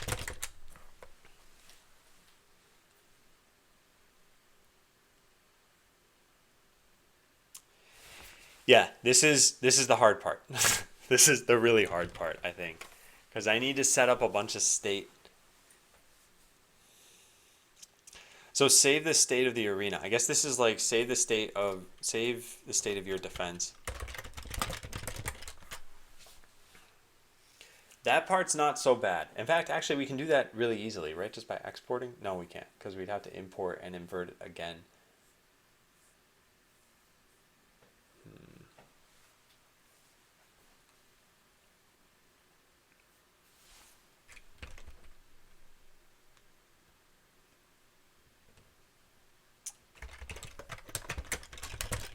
We need to save the defense with the correct X coordinates and the correct team.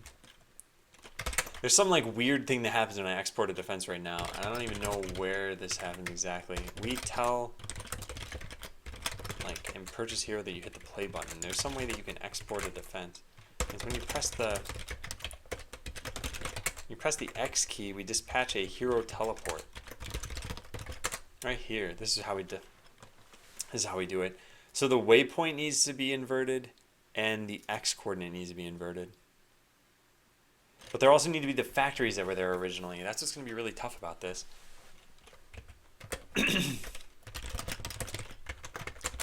I think it's easiest to just save every entity exactly. Serialize all of them. And then store them somewhere. Do I need to download a Java debugger, or is one built into Eclipse? Yeah, it's built into Eclipse. And it's actually super easy to use too. If you look up Eclipse debugging Java, you can take any Java program and you can just click the debug button, which I think is like run and then debug or something like that. Yeah, debug as Java application. There's a button somewhere in the UI that lets you do it. Yeah, it's this one of these. And then once you do it, it'll change the whole view of everything so that you can look at individual threads. You can see like what's trying to acquire a lock and what owns the lock. You could look at variables. You can see where you are in the stack, like everything. It's really, really helpful. Okay, so I think this is probably too much to do right now. I need to get lunch pretty soon. So I'm going to finish planning this. And then I'll probably go get lunch. Please add an Ursa bot. Yeah, I think that's I want that in the game eventually. I showed off some artwork at the end of so none of this is new. I showed off some artwork at the end of the last recap video. So Botland recap 30. If you guys want, that's an incentive to watch the video. Which is better, Google or Bing? I don't know, it depends on what for. Like certain times when I mean, Bing rewards I think is pretty great because I'm basically getting paid to use Bing. But I think sometimes I go on Google and it's got better results, and sometimes I go on Bing and it's got better results. So it's hard for me to say which. I'm not like sponsored by them or anything. So it's not like I'm prevented from sharing this. I just honestly don't really know or have that much of a preference. Oh, Thalsey. You're incorrigible. So I think it's easiest to just save every entity exactly, serialize all of them, and then store them somewhere. Then, after saving it, what do we do then? After saving it, wipe out the AI players' entities and create attack bots for them. Start the game, and then after the game ends, or when the attackers, or when the user chooses to, restore the state of the arena. Exactly. The game state is set so that the game is being played. The game still has time left, and make sure hit play button is reset as well.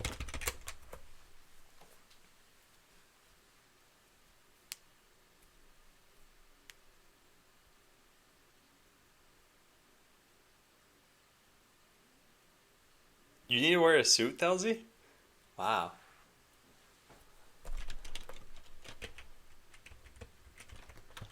Then export and import it, create attackers, restore the state of the arena afterward.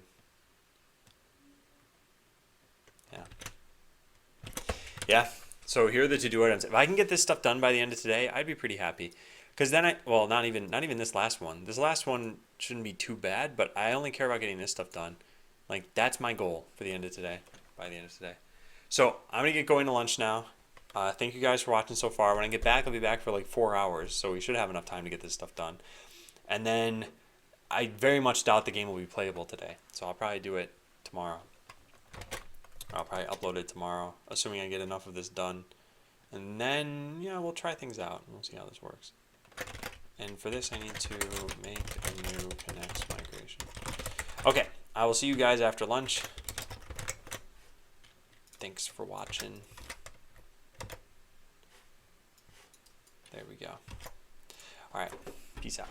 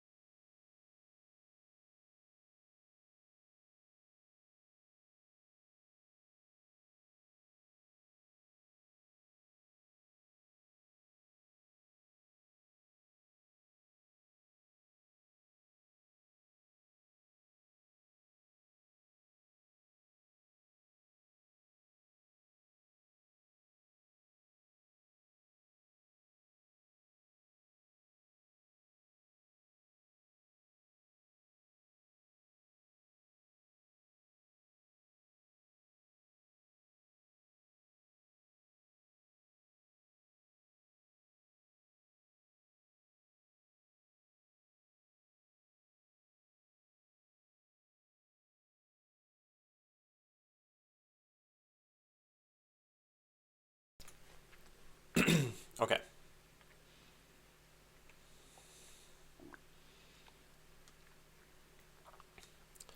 What happened in chat?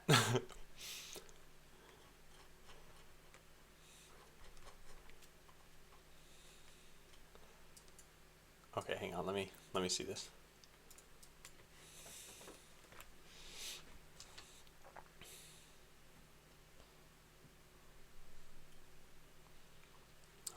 Got it. And Alex, I was gonna say Alexo MG, but I realized it's probably Alex OMG. But hey, Alex, thanks for following. It's okay for me to say I'm moving back to Morgan Stanley. Early lunch. Yeah, I left at about a little after noon.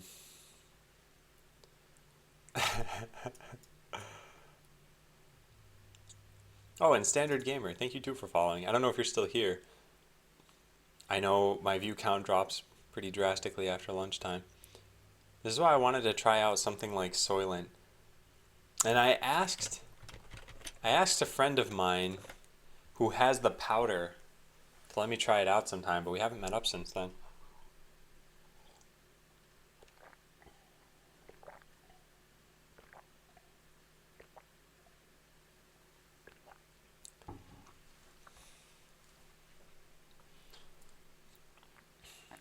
How come only the link from FAQ doesn't follow the link name actual link format?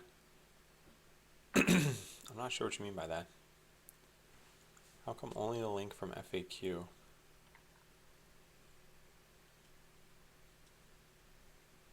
Where was FAQ even posted? Yeah, I'm not sure, Res the Tortoise.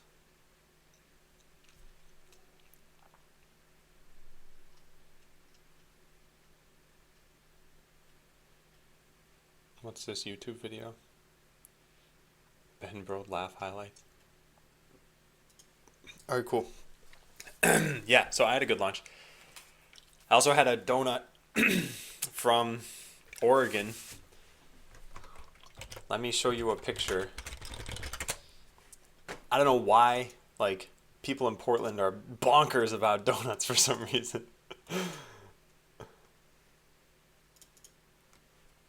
Yeah. So I had that one. I don't know what that is in there. It's like a pretzel or something. Yeah, I did Res the Tortoise.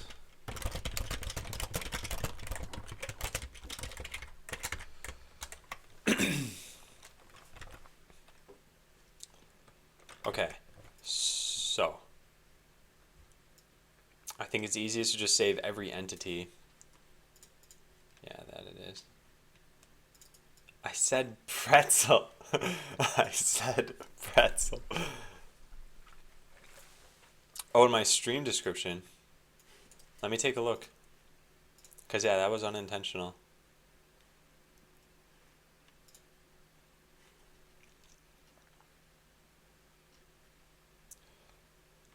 Oh, yeah, I see what you're saying. Now, why did I do that? Let's pause this.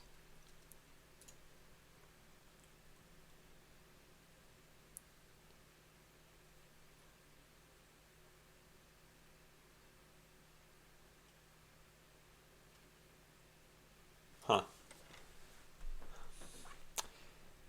Yeah, okay, then here's what I can do. I can just change this to questions have been answered here.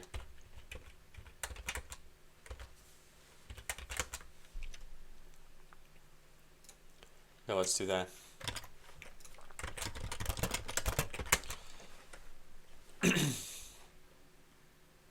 Oops. I don't need a colon there any longer. There.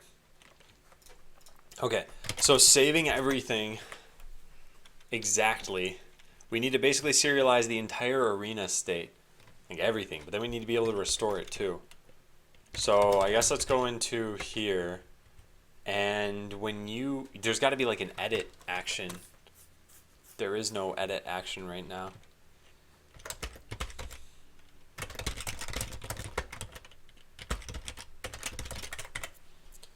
We have buy upgrade. chose buff. Maybe we can just use chose buff.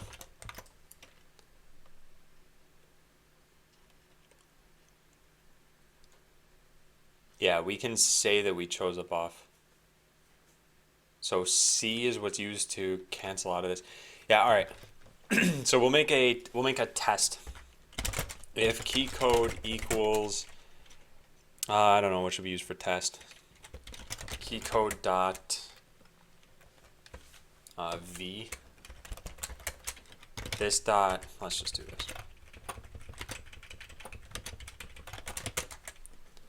What if you have an array of arena states? At the end of each turn, serialize the arena, put it into the array. Ta-da, replace.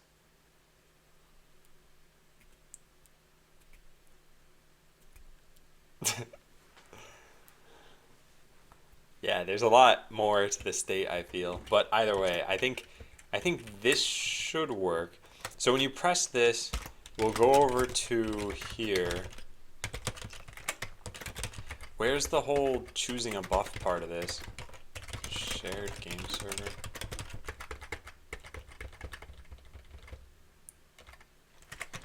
Chose buff. Player chose buff. Here it is. So C somehow corresponds to... Oh, where did I do this? There's some like hacky way of taking care of this to let you concede.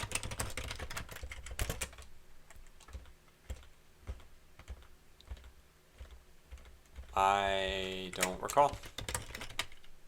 Debug concede. Where does this get called? Player chose buff. Oh, it just completely gets bound there. And either way, this is not how things should be happening. This doesn't correspond to an action, does it? Chose buff dot bind and then player chose buff. So on player chose buff, that's where we have this. I guess in the simulation server we can change this.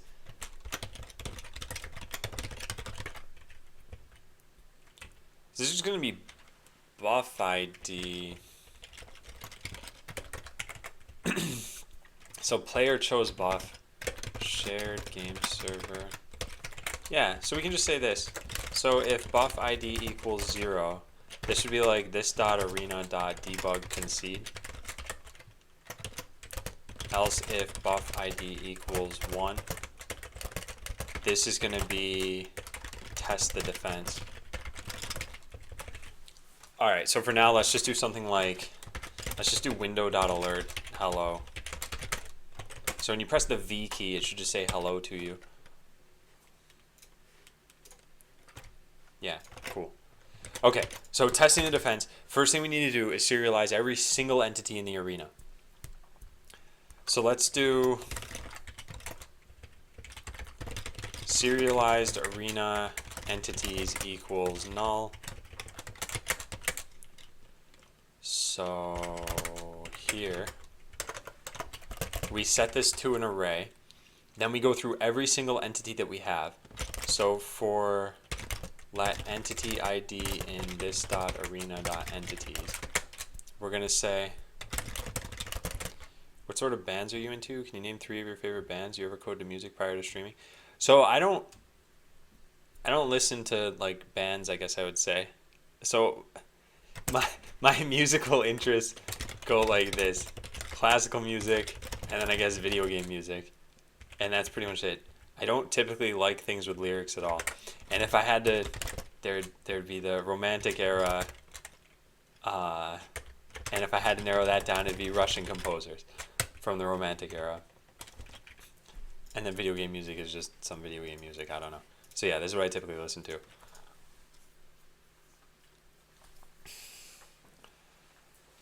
And I don't know.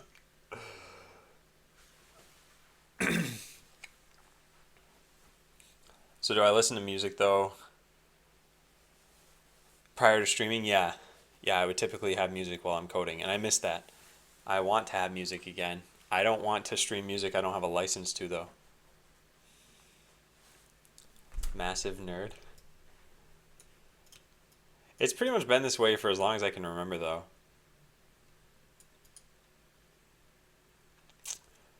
Yeah, I'm trying to think back. My first MP3 player was like this 16 or 32 megabyte piece of trash.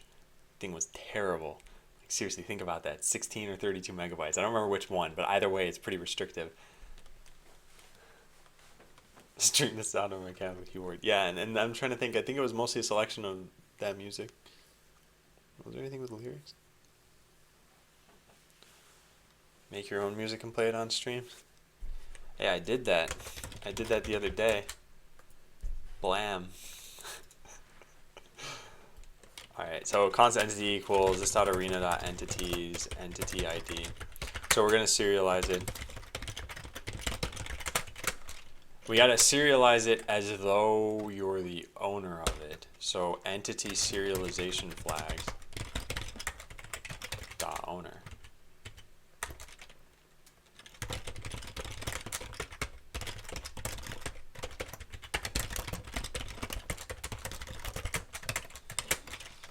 Equals entity dot serialize constants dot this dot owner, and then push the serialized entity.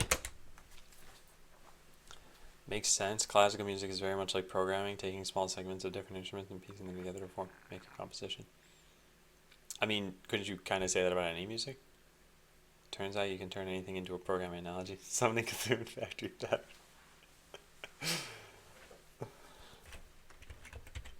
Funnel vendor, Java. Funnel cake vendor, excuse me. Funnel vendor would be very different, but also still fits the Java analogy. Okay, I think this should be good. So we have all the serialized entities saved. We just have no way to restore them. Where can I learn this myself? Where can you learn programming yourself? So unfortunately, it looks like you created your account today, in which case I have to ignore absolutely everything that you say. Sorry, that's how this stream has to work though. Exception handling. Okay. In the very like remote chance that you're not a troll, then you should take a look at this and read through it. If you ask so much as a single question that's on that FAQ, then I will ban you outright. And I don't have that policy for anyone else in chat. It's just whenever someone's made an account today with it like an obviously spammy name, I have to treat them as though they're out to get me. Yeah, let's just log in with your main account then. That's the best idea, I think. And then I'll treat you like a normal person again.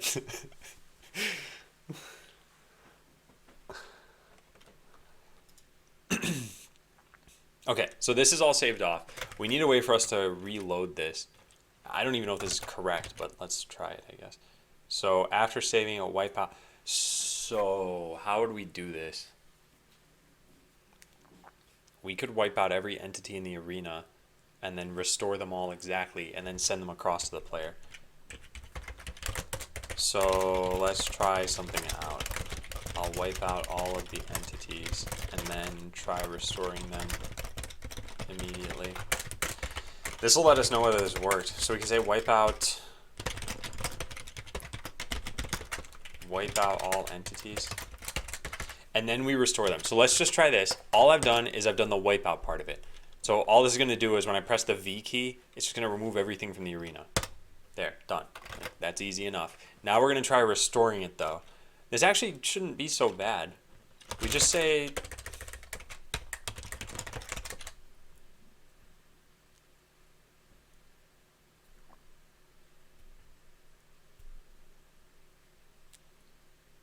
Okay. What if the non-spam account names were taken? Did you think about it before discriminating? How do you sleep at night? You're right. My bad. My bad. So we'll take each serialized entity that we have and we'll just reform them. I guess easier said than done. Especially because we don't have an entity ID in there. Do we even need that? Maybe we don't. But let's say entity equals entity.deserialize, serialized entity. And then we do something, and I don't know what the something is.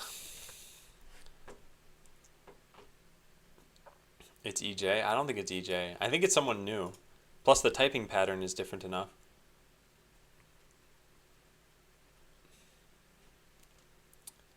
But yeah.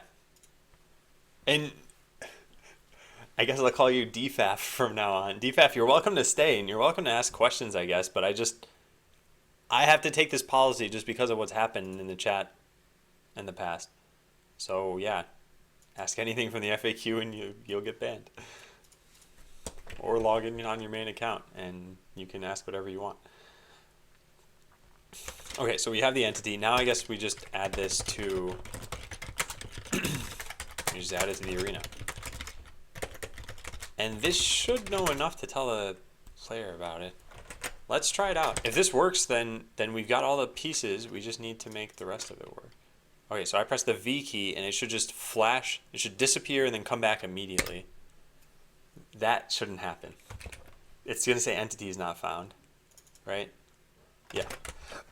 That's an easy fix. That's a really easy fix. We just go get the entity class. That comes from ECS. No. The troll name part is not what matters. It's not that you have a name that's like very clearly set up by a spammer, essentially. It's that you made the account today, and then you're asking questions. This pattern is exactly what trolls have done in the past, which is why I need to take this harsh stance that I take. That's it. I don't have anything against you. I don't have anything against names of accounts either. There's a bunch of people with weird account names who have been in chat for a while. All right, so I just have to find this path and put it in here. So import entity from, and this changes to ./ECS/entity.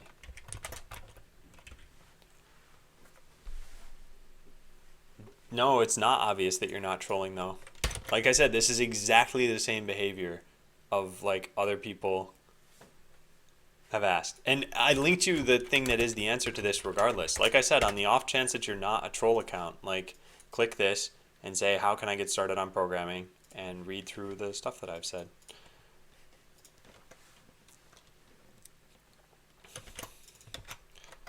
Okay, let's try this out now.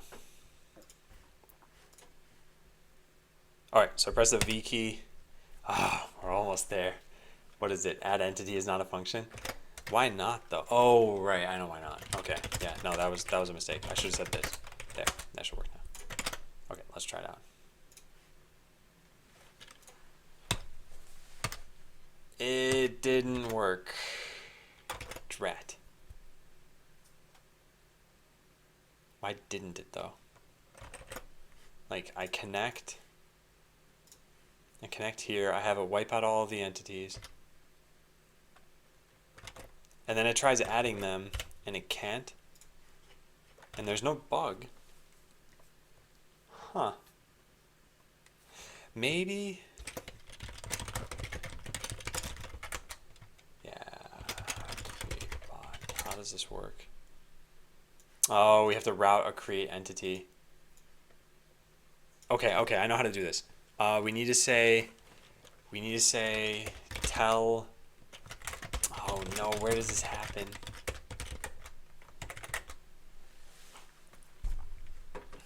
All right, I'm gonna ban you. Was the luminosity of botland in that tab smaller than usual? I am not totally sure what you're talking about. Hey, Blu-ray King. How are you doing? Okay, so there's a function that I wrote somewhere. Tell. Oh man, this. No, not that. But very close to this. It was a way for clients to be told based on the right entity serialization flags. And right here, get serialization flags. So send entity to all players. This is it. This is it. This is all we have to do. So we go back into what, the game server.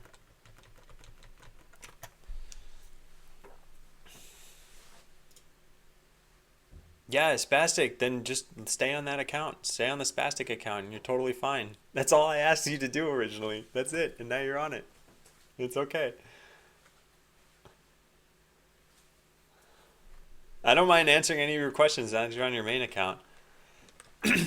No, so Spastic, you don't know the like the history of people trolling on this channel. I'm telling you, it's exactly what you just described. Someone would come in here and be like, "Hey, are there a lot of like women in software engineering or something like that?" And I'd be like, "Oh, that's a good question." And I answer it, and then it turns out they're like, "Oh, by the way, I'm that guy from before." They just ask questions to waste people's time. Like I'm telling you, they sound like real questions. That's it, Spastic. I can't. I was not trying to be rude to new viewers or something like that. It's people who made accounts in the last like 2-3 days with very clearly like they just mashed their keyboard. I don't know what else to say. And unless you become a Twitch streamer and you have the same thing happen to you, I think it's hard to appreciate that like it's very frustrating to deal with. So like I said, feel free to ask any questions you want now that you're on a real account. I said that at the beginning of the at the beginning of you asking questions too. Just like switch to any other account and you'll be fine. How long did you take? How long did this take you so far? So I started almost exactly a year ago, and up until about a month and a half ago, I think things were going pretty steadily toward getting a beta out in August. Then we decided the game wouldn't be fun, and now we're pivoting. Oh, that's what I'm missing. I knew it was something. It was this. There. No, Spastic, it's not about being right or wrong. Like, this is just a stance I'm taking. And stances I feel are based on subjective data. So, like, someone else might take the same stance and say, I don't want to offend potential non troll viewers, so I will answer everybody. Why don't you write bot scripts and sell it? You mean in the game? Also, what was I? Send entity to all players. This is in game server. So yeah, right here, this dot arena dot send entity to all players. So that should be it. Can't pivot without the lights. Nah, just for any game. Usually it's against their terms of service. And I don't like violating people's terms of service. But also, oh nice, this is working perfectly. And you can tell it's working perfectly because it looks like nothing's happening.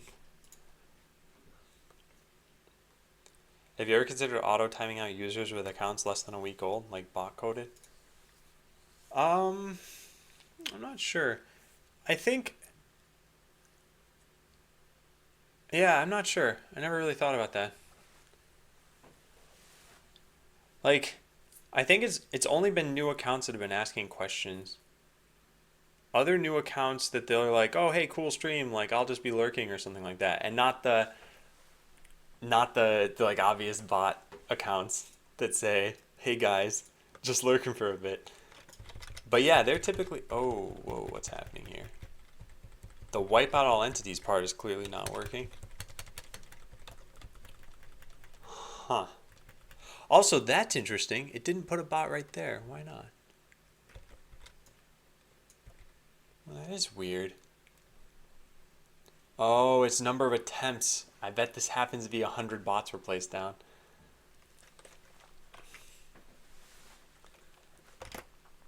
Huh. Okay. So the wipe out all players part.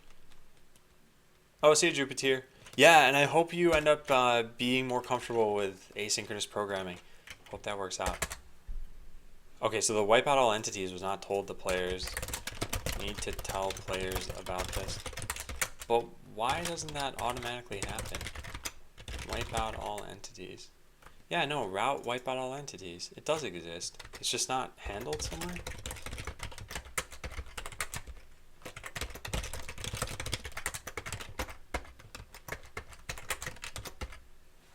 Like ruining it for everyone. Hey, this is called... What's the big idea here? Unless the V key is doing something else. I don't know what's going on. Or maybe there's an error? No. Huh. Calling deploy bots for players. That what's happening? That might be what's happening. Where's the game server? Here we go.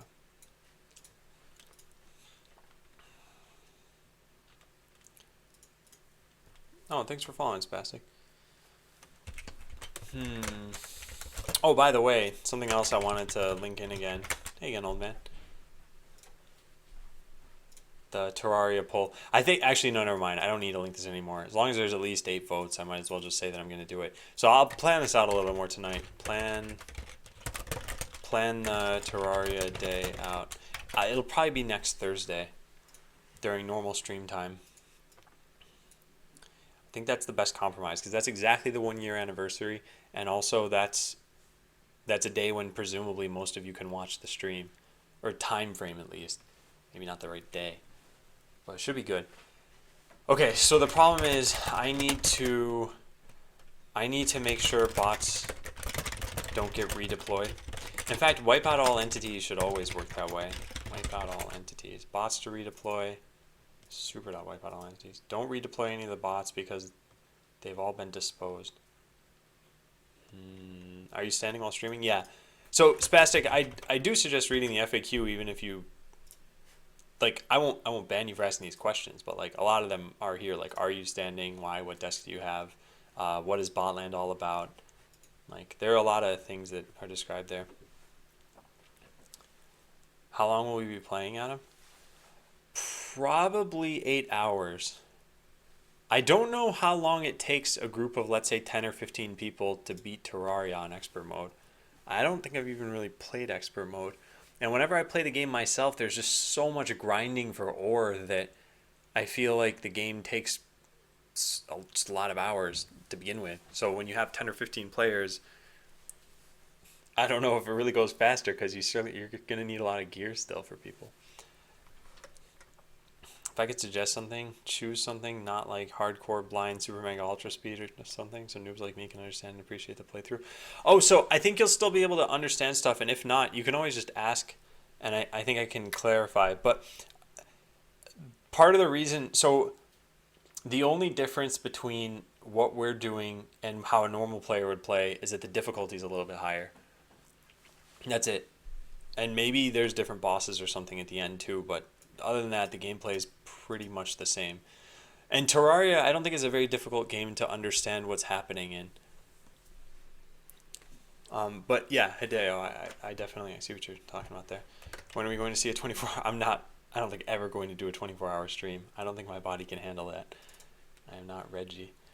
Okay, so this is not what's happening here. It's not getting redeployed. I just feel like, what is going on with this? What is happening here? For some reason, every time oh, each factory is producing bots. That's what's happening. Each factory is still producing bots. Now, why would that be? Oh, I think I know. I think it's because the factories know how to produce bots, but we also save each bot that they produce. So what's going on that only tells it to make one? We repeat the factory. Something's telling it to only make one. That's what it is. I know what it is. Yeah, this is actually a problem with serialization of is spawner component. I knew it. I knew it. This last generation time. If I just, okay, let's try this out. If I just do this, and then let's try that and see if this fixes this. And then if so, I can kind of explain what happened. Why on this line from React in alt is ... instead of normal?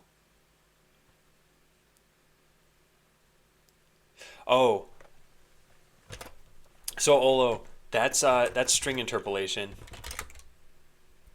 So check this out. Console.log. I can type variables in line when I use backticks instead of apostrophes. Oh, sorry, this went off screen. But anyway, let's say I say something like, can I just shift this over to the side? Is there any? No, you can't do that. Okay, I'll just zoom out a little bit. Okay, so I'm going to use backticks here. I'm just trying to demonstrate this. So let's say I say let age equals 5. Console.log. This cheese is age years old. And you can see at the bottom it says this cheese is 5 years old. So yeah, this is string interpolation. What's nice is that it's easier to type console.log, this cheese is age years old. It's much harder for, I think, a human to type this than for them to type this. And like, I don't know, it's just kind of weird how certain things work. Plus in here you can do anything. Like let's say you wanted to say age plus 2 years old. Here, if you wanted to say age plus 2 years old, it would not work how you expect it to. Here it says this cheese is 52 years old. Here it says it's 7 years old. So you'd have to put this in parentheses so that the order of operations is the integer addition before string concatenation. So Ola, hopefully that helps. Okay, so did this fix everything? Let's see. No, it did not. What sort of cheese is it? What cheese would still be good after 5 years? I guess my cheese knowledge is not good enough. I'm sorely lacking in the cheese knowledge department. Oh, whoops, this is the issue right there. Done. Okay, I think I fixed it. All right, now let's try. It's aggro shaman. Is that cheese? Oh. Oh. All right, check it out. This kind of worked. We could say if not,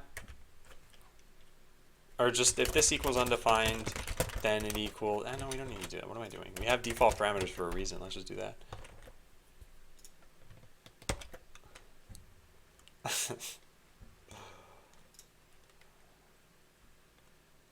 When I was learning ES6, I met this cool $sign thing. What?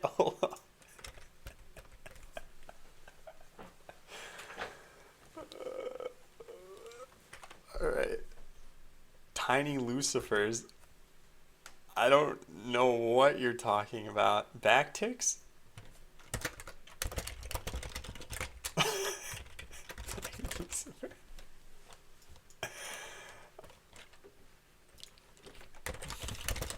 Oh, Olo.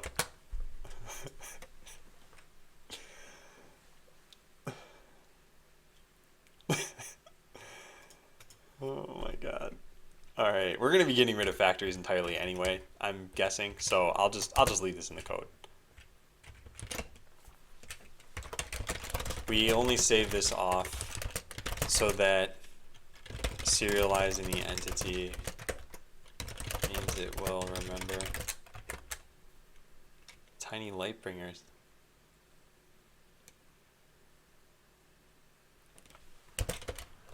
You mean Ashbringer?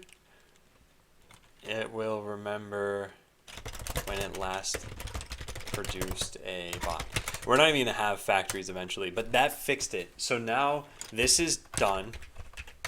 This was because, well, last generation time wasn't being serialized.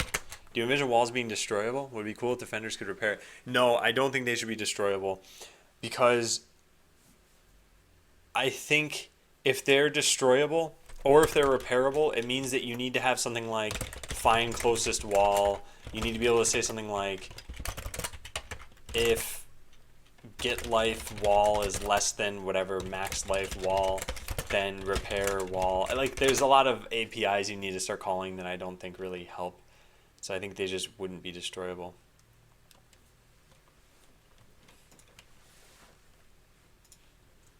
Alright, hello. Well, now at least I understand it. So after saving it, wipe out all player entities and create attack bots for them.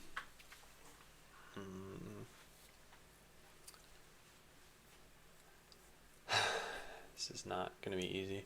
Will you upgrade the graphics? Yeah, the graphics aren't final. The only thing that's like pretty much final are the bot graphics, because these are something that players can just get different cosmetic pieces and then combine themselves into whatever they want. So you can end up with a lot of very scary looking bots.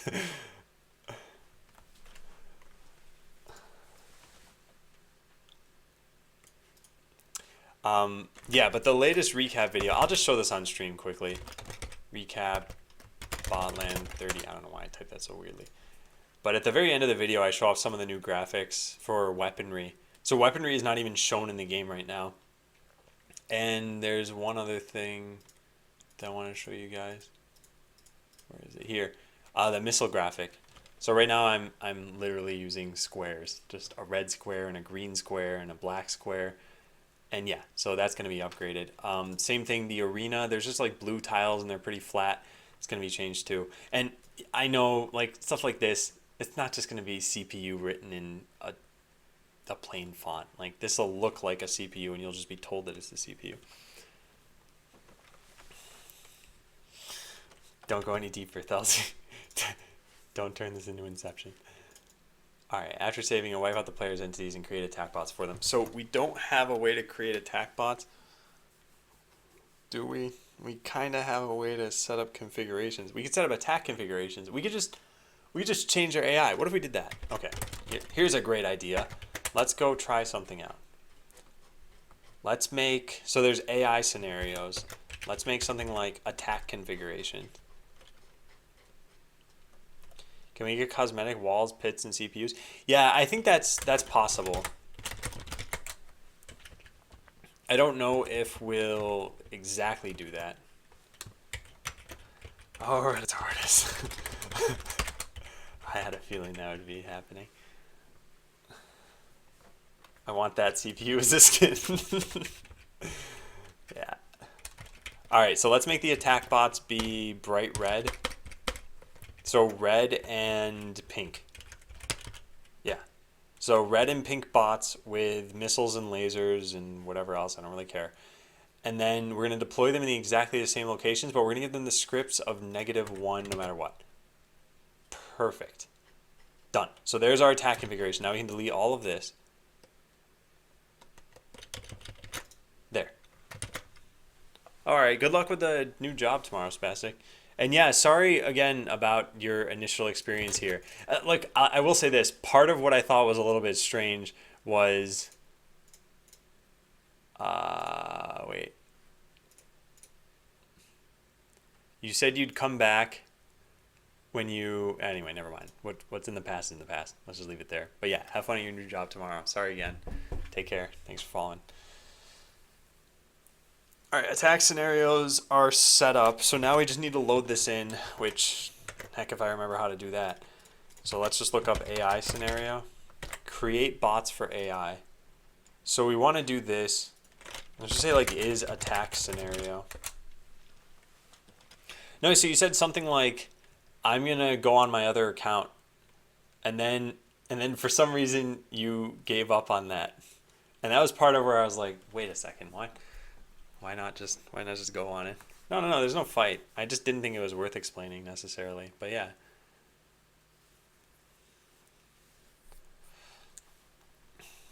Okay, so is attack scenario. So if it's an attack scenario, we can say this. Let AI scenario equals null. If is attack scenario, then pull this from here. Otherwise, pull it from somewhere else. So AI scenarios turned into attack scenario. Got it. And then this we'll just set to 0 for right now. Yeah. Hey, Harry. How's it going? Anyway, yeah, take care, Spastic. And thanks. Alright. Nice. Okay, let's try this out. So create bots for AI. We need to do this here. No, what am I doing? What am I doing?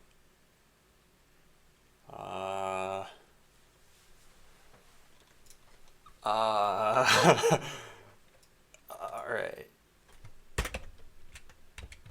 I'm gonna just put this here.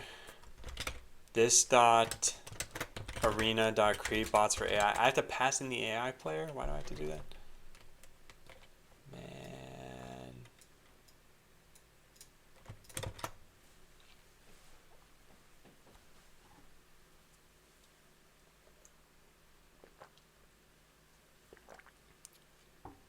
Just gave me a pain of heart by deleting that pretty OOP code that I hardly understand. Man, I think I need to raise this desk somewhere. Okay, so let's do this over here. So this dot player debot get player, if it exists, create bots for AI player. In fact, I don't even know why I have to do that. Because I could have just, oh, has deployed AI bots. Okay, so let's try this. This is going to look wrong, but it'll let me test whether this works. So when I press this key, what should happen is a bunch of other bots that look like these, except they'll be red and pink, should appear. Those are not red and pink. What happened? Oh, right. Oh, I know. All right, red and pink solved. Hey, Manus. All right, let's try this. Those are still not red and pink. What's going on? Is attack scenario. If is attack scenario, use attack scenario 0. Attack scenario 0 is this, with these colors. Are colors not being used? What's going on?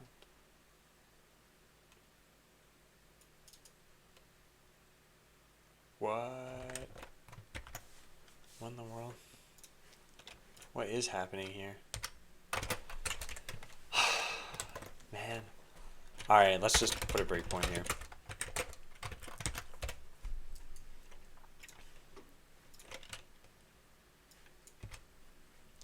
Okay, so create bots for AI player. Is attack scenario should be set to true. It is. What's going on?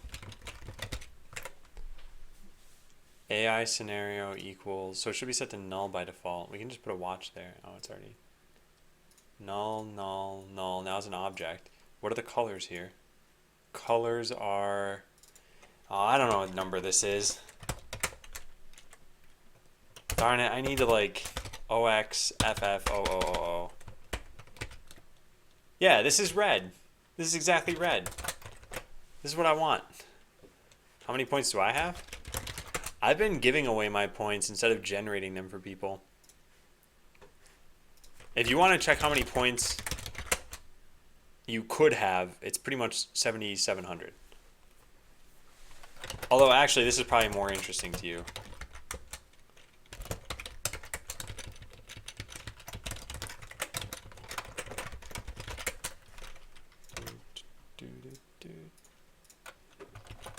There. There's the top 75 people by time and by points in chat. So Tembroya's pretty much at the maximum number of points. What's the list right now? Hey, I'm number 70. There's some people in here who have points who like this person, for example. I don't think I've ever seen them type a single line in chat. And some of these people haven't been active in a while, but they're here every day.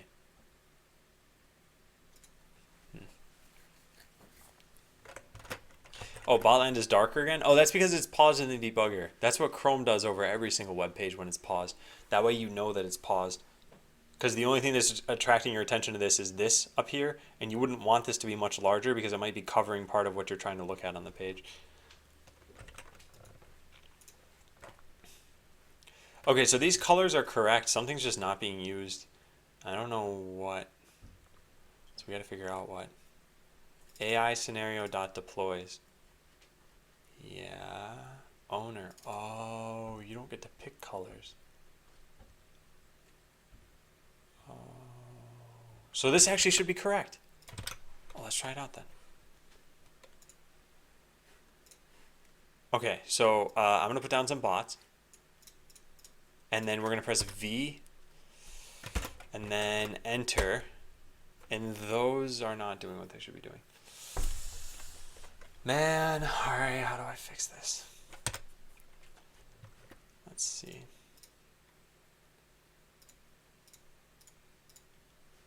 So what script do they have? It should just be figure it out. Yeah, update equals function figure it out. They're not figuring it out though. You get the player to deploy from the bot bay. Maybe the bot bay has the wrong color. I get the color from the player actually. So the colors that I have set up were just for picking what the player has. It's not for bots. Bots can't have colors other than the player. Okay, so let's go back to here. This can be deleted. So the script that's being set up, script ID equals blueprint.getScriptID. Oh, that's the issue. Because you, okay, yeah. So I think I just need to set the ID to something like -100 here. Let's try that.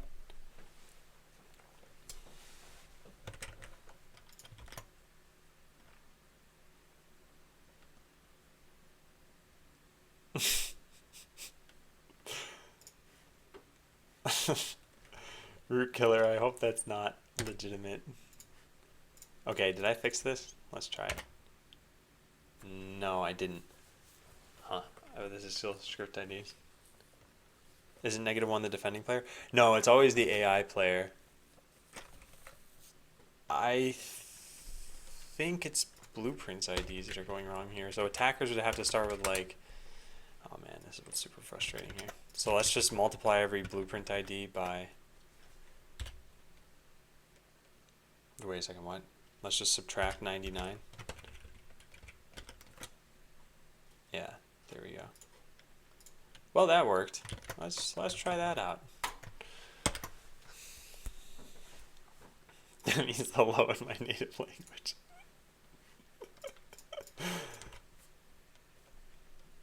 Uh-oh. What happened here? Now I can't create the bot. Try to deploy a bot with blueprint equals -100, but they only have -1, -2.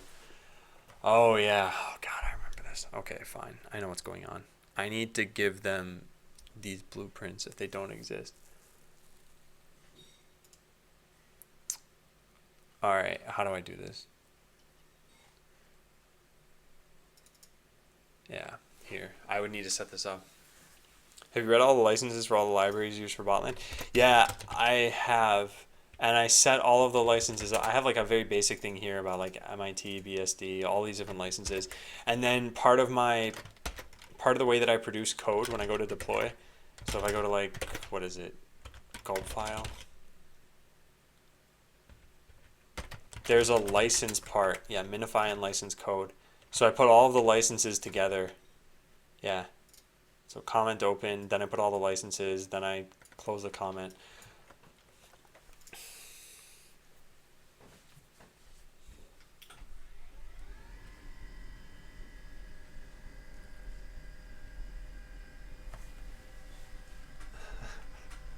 Alright, see you, Thousand.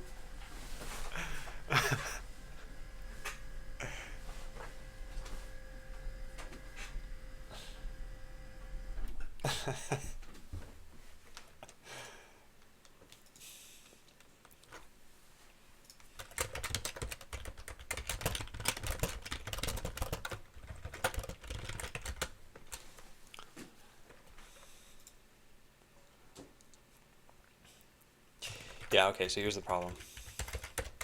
So the issue that I'm running into right now is that the AI player doesn't have access to the... No. I'm only talking about the accent, Belzy. You're totally right. But also I thought you were gone. You should be totally gone right now.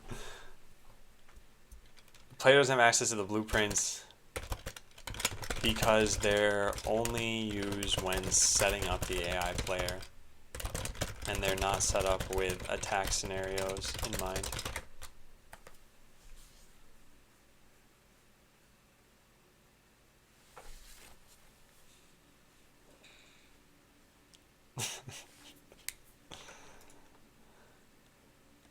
Do you have an X chromosome for every E that shows up in fiance?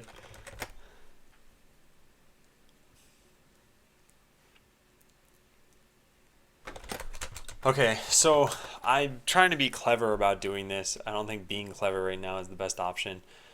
I think doing things the right way is the best option. So what I was doing is I was trying to get these blueprints to be loaded by the player, and I suppose I could get that to work. Or I could lump in attack scenarios with the defense scenarios or something like that. Or just get rid of the defense scenarios. That's the best idea. Yeah. Yeah. That's a great idea. Yeah, let's get rid of that entirely. So, here's what we do. We get rid of this attack scenario business. I delete that. I change this back to const. And I cut this back to here. Cool. So that's done. Then I go into game server shared AI scenario to use. And I set this to 0. Yeah, it's already set to 0.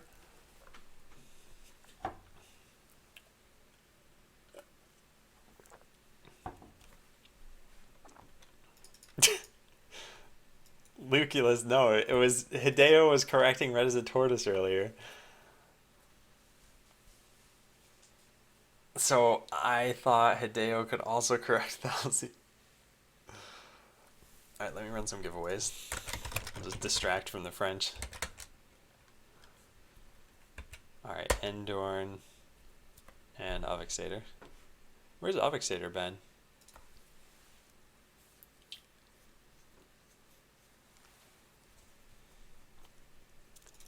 Okay, so this is all fine. All we need to do then is change this. So check this out. Here we go. Here we go. Ready? Ready for this? Watch this. Figure it out. Alright, done. Okay, so that's that. We can do the same thing here, actually. I don't really need to. And there. Now the AI should automatically be in attack mode. Let's try it. Whoops, I pressed the wrong button. Sorry, let me reload this stuff. Okay, there. And I can't, I'm not going to do that, red as a tortoise. Alright, so we press enter. And yeah, nice. Now they're pursuing us. So this is the way we can test this stuff if we want. We could also have it add in new attack bots.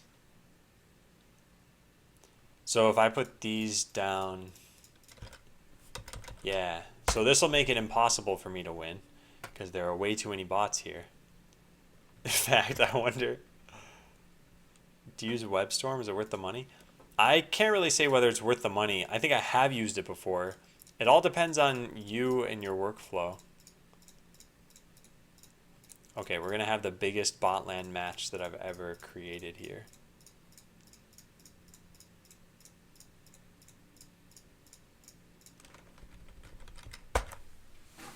Go bots. You can do it. Are mine winning? It's hard to tell. I don't think they are. No, they're losing. They're going to lose. They're dead. It's only a matter of time now. Oh, what? Oh, yeah, because when my bots die, that's it.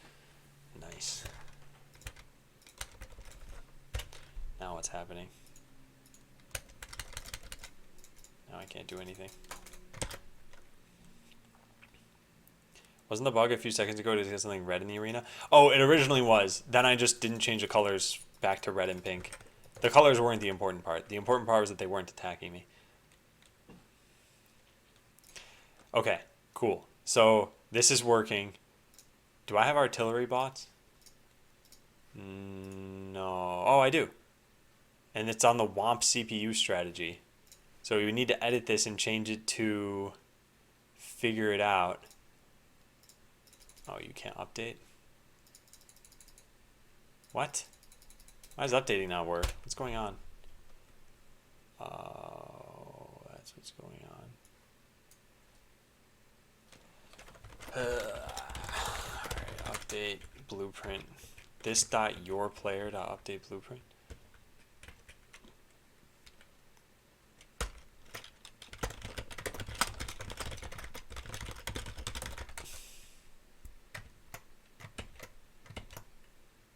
Huh. Can't read apply of undefined. Strange. Yellow Dragons Formation Alpha. Yes, the Yellow Dragon strategy. Alright, well you can't update blueprints during a game, so I guess what I should do is update it outside of the game and then try that out. So let's go edit this bot to not have the WOMP CPU strategy. There. Now, when I create a bunch of bots, whoops.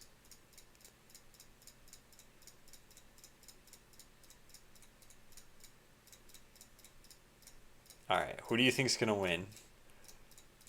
The yellow, the yellow bots or the blue bots?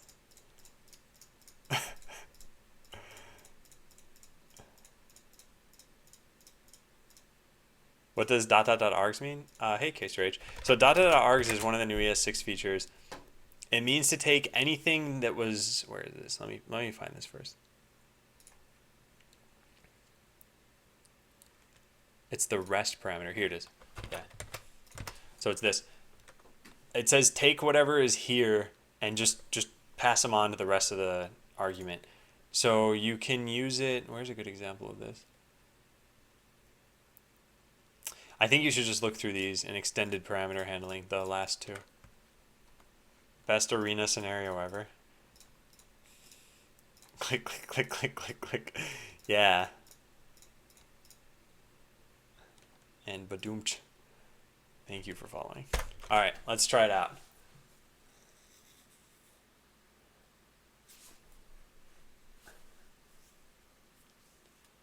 So the best AI to write here would be to shoot the bot that's farthest from you as possible. But it definitely looks like the yellow bots are going to win. What do my bots even have? Oh, they have armor level 3. So yeah, they're definitely going to win. Oh wait, maybe not, because the white and blue bots will respawn after some time. Oh yeah, look at that. They're like spawning out of the CPU en masse. Yeah, okay, never mind. Yellow bots lose. They're pretty much forced to lose because the battle is too big to the point where respawning will just always cause them to win. Wow. That's it. That's pretty much the perfect scenario.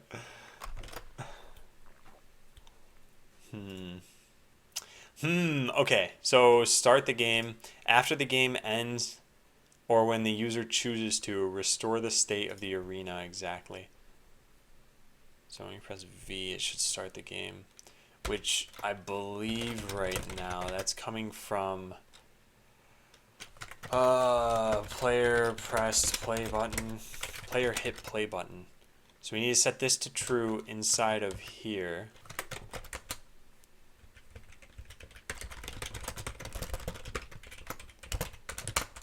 But we need to know that you're simulating it. This is where we make things hackier and hackier. This dot player is testing defense equals false. So we set this to true.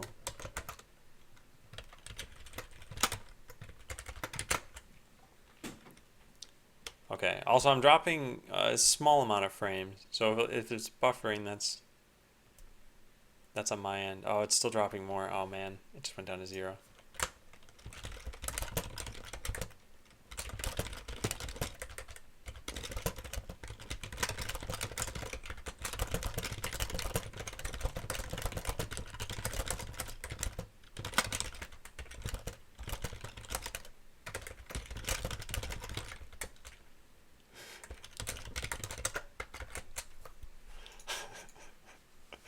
Okay.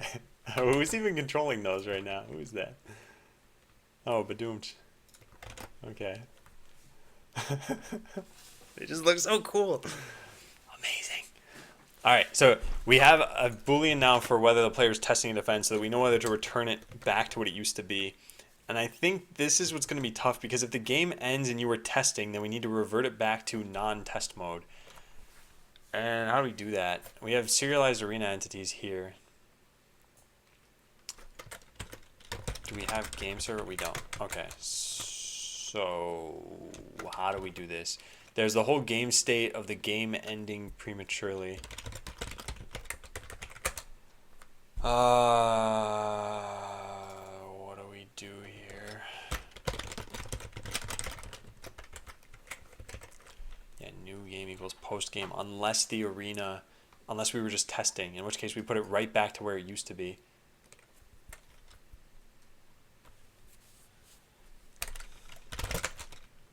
If this dot arena dot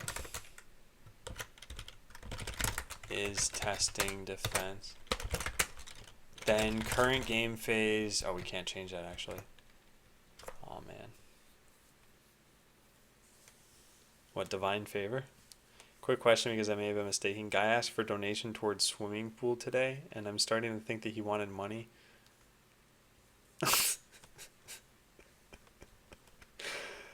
Oh, Harry. There was, there was something on Reddit this morning that I saw. Let me see if I can find it.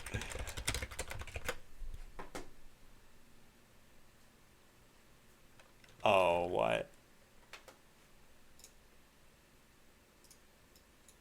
Yeah, this.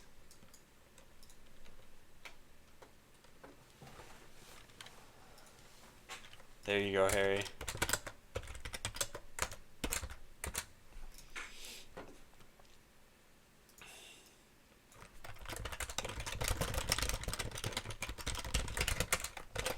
Okay, so there's no easy way to do this. We'd have to change the new game phase to in-game, but then it would be what it currently is. So this isn't going to work. Or we change new game phase equal to the current game phase and then just reset the timer or something like that. This is probably going to be kind of weird. All right, so this dot arena dot player is testing defense equals false. This dot arena dot player hit play button equals false. Next, we need to take care of this stuff. So serialized arena entities. This has to exist somewhere else. It can't be here. Yeah, none of this can be here. This dot arena dot test defense. Ignored for the second time today. Oh, hey, Ramy. Sorry, when I've already seen someone in chat. Alright, I'm sorry. That's my bad. Hey, Kukuruku. Okay, so arena test defense, serve arena. So we're going to say this dot serialized arena entities equals that. And then we can put test defense near import defense, I guess. Oh, switch rage indeed. Alright, so that's over there. Set it to null inside of there.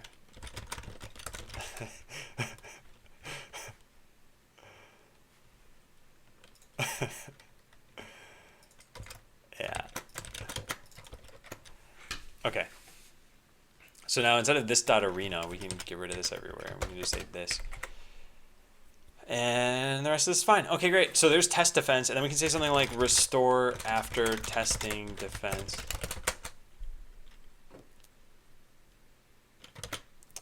This is the part that's going to be a little bit hard. New game.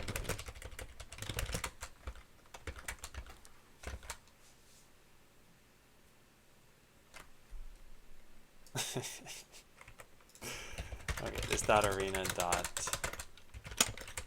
restore after testing defense. All right, so here's how this works. We do this, and we do this.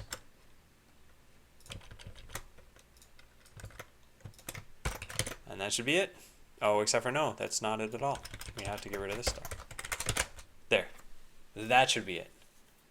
This might work. This might actually work.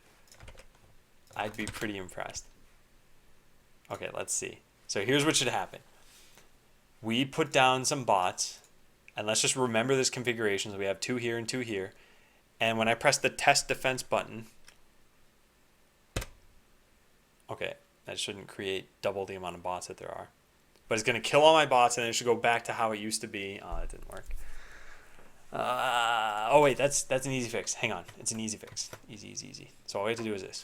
We import entity from entity, and we're done. How do you keep your security tight? Wait, no. I'm not going to read the rest of this. It's a joke. I'll read it to myself, I guess. Yeah, all right. I was right. I got a little too far into that one. Okay, so did I fix it? It worked! Look at that. Oh, except for that part. That totally broke. What happened? It worked right up until it didn't work. It's that not working part that I have to fix. Yeah. How do we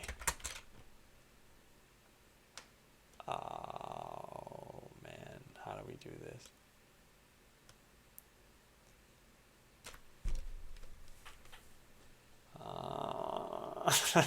So close.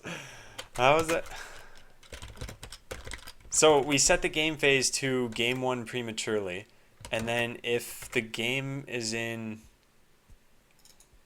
Oh, whoops.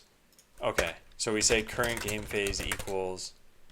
No, we can't do that. We have to put ourselves back into in-game. Constants.gamephases.in-game. This won't work. We gotta do this.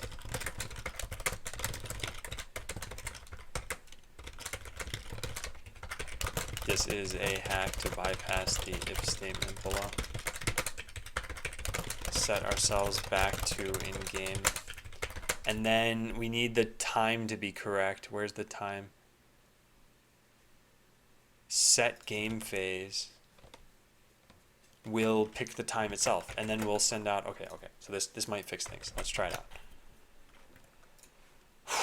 So we put down a defense. We hit the test button. We let that break, and then we're back to normal. We can update our defense and try again. That broke. That definitely broke. The real IDs are wrong. The real IDs are wrong. What?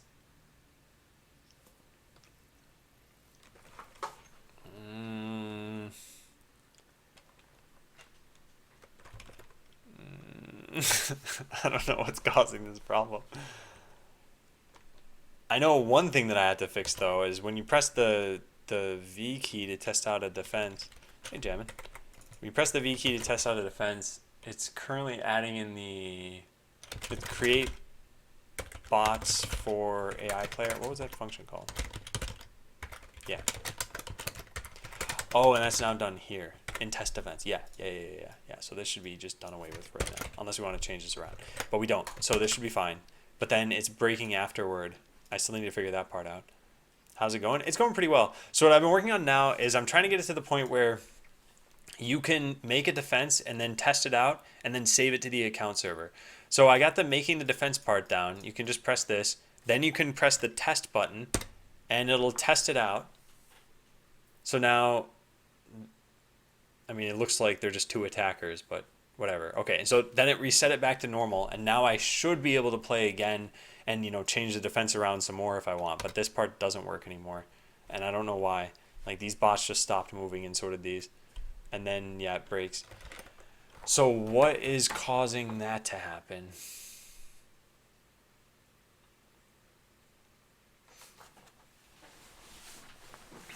I don't know.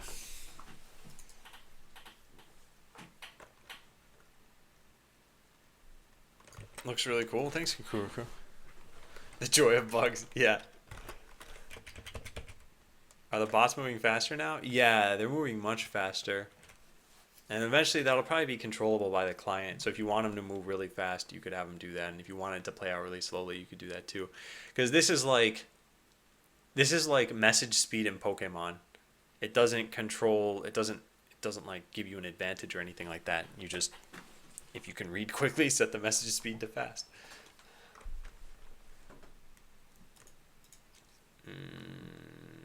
So how do I do this? So restore after testing defense. Player is testing, player hit play button. Wipe out all of the entities and then restore everything that was in serialized arena entities. Give away until I win one. I've never seen that blue shield thing. Is that new? Oh, this is Zapper. So it's not new, but just no one ever used it because it's not very powerful. The way that it works is it damages everyone in the 8-tile radius around you. So everything in these tiles. The problem is that you need to get within 1 tile of them basically for that to do anything, and that's just pretty hard to do. And if you're within 1 tile of them, then you probably just want melee on your bot or something like that. So Zapper's kind of hard to use. I'm not sure how I can make it more viable without totally ruining the like Zapper and melee strategy. I'm not sure. Maybe I make it activated so that when you call zap, it just pulses outward and does damage once, and so it's like an alternative to melee. But that's kind of weird. I don't know. Are bird's eye view games a thing? Yeah.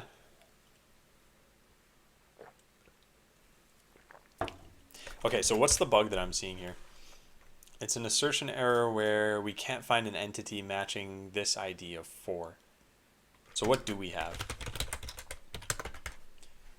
Well, we don't have 4, that's for sure.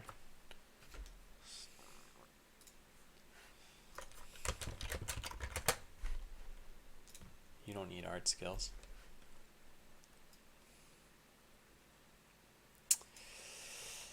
Huh. Apply zapper damage. Does that have to do with...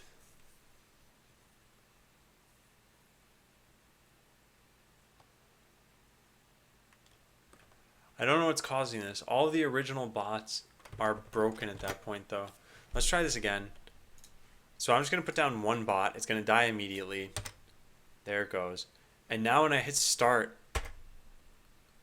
yeah, it just doesn't work. None of these bots... Whoa, they disappeared. What? What happened? There aren't any errors. What happened there? That was super weird. It's like they don't even exist. Oh, they probably don't exist. Oh, okay. But why? So yeah, the game time goes from 8:57. No, wait, it doesn't go from 8:57. I hit enter. And then it goes down to 3 seconds. Then the game ends immediately. Okay, so they don't exist.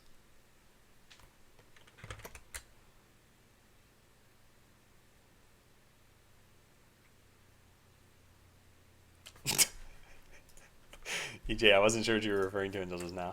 So bug, after restoring the state of the arena, bots don't seem to exist any longer, which means that I can just set a breakpoint after restoring the state and everything should be more or less fine.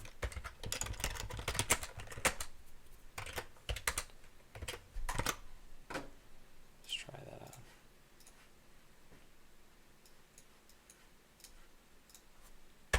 Oops, that was the wrong button. I pressed the wrong thing. Okay, that wasn't a valid test. Hang on, let me try this again. Okay, this time I pressed the right button. There. Okay, so now we're broken in. So we're here, and we should have entities in the arena. So this 4.entities. Yeah, we have a bunch of them. What are they, dead? Why are they? ID, health. Their health should be a maximum. Yeah, it is. 12,000. When did they get that much? Oh, this is a CPU. Oh, let's look at a bot then. Are the bots dead? No. What is going on?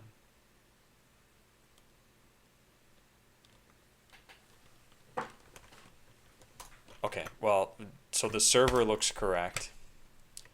What if I check the client?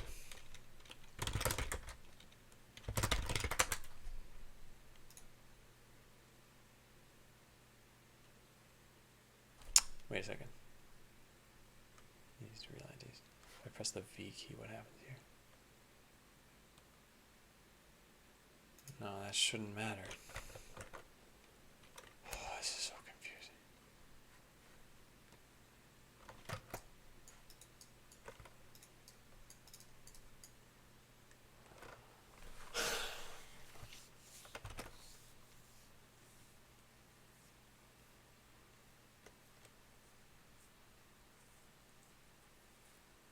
They don't seem to exist.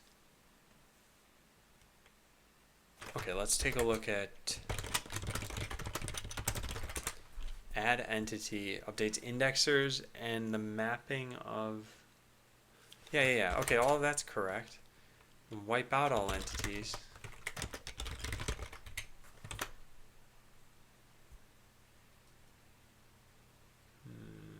This is probably not right. Yeah, think. No, remove dead entities is what does this. Okay, I'm not sure. I'm not sure what's going on. They should delete the real ID mapping though, right? Remove entity. Yeah. Yeah, I don't know. I don't know what's going on. Still being tracked, but they don't update. So what should cause them to update? I guess the indexer should be updated. So then add entity.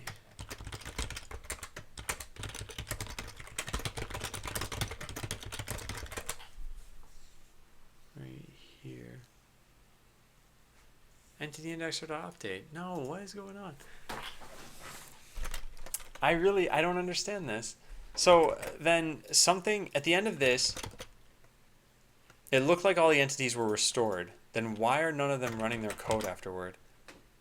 Let's refresh the page and just try this out from scratch. So I put a bot there, I hit test, it restores correctly, and I hit test again, and nothing happens. Why is that? Let's find out. Debug main.arena.entities. Yeah, they exist. So let's look at entity 2, for example. What's in here? Looks fine. Wait, no. It doesn't have code. Oh, but that server would know it has code. Debug main.simulation server.arena.entities 2.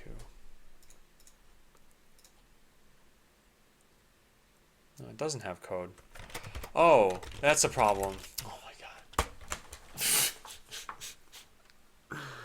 Oh, there's certain things that don't get serialized because they return null. What do I do about this?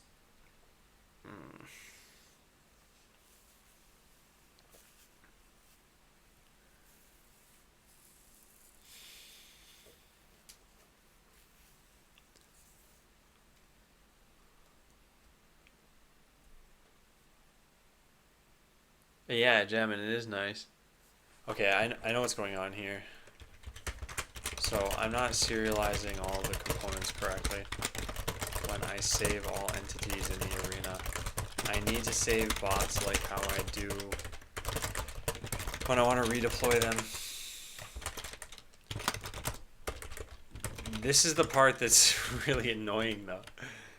There's save bot for redeploy, and this saves everything that's important about the bot. The problem is I'm not necessarily saving it for redeploy right now. I'm saving it for testing the defense.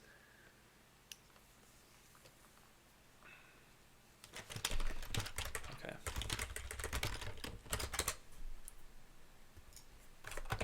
So player is testing defense equals true. We can't serialize entities this way. We have to do things this way. Or oh man, how do I do this? Factories need to be saved too. We have to do this, but we just can't save bots this way. If entity.hasComponent names.isBot, then just continue. No, not continue. First do this dot save bot for redeploy entity. Now save bot for redeploy at the bottom of this. This can't be the case. No, none of this can work. Darn it. Darn it, darn it, darn it. Darn it.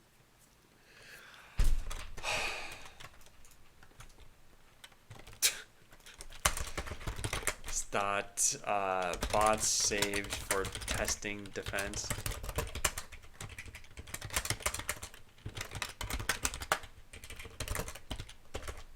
Save for testing defense.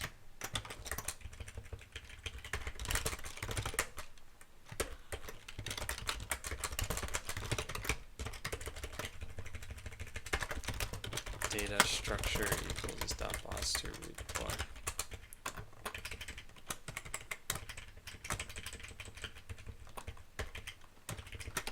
So we'll take this data structure.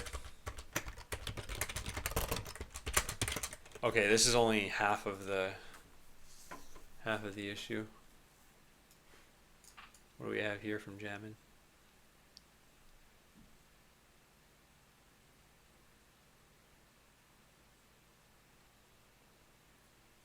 Why is this taking so long?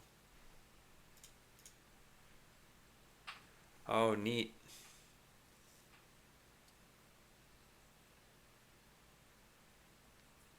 Cool.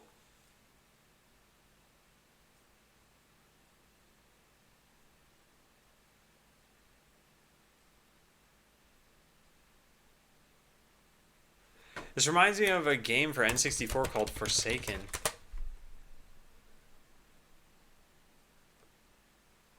Wait a second. I don't trust these images. Okay, yeah, here it is.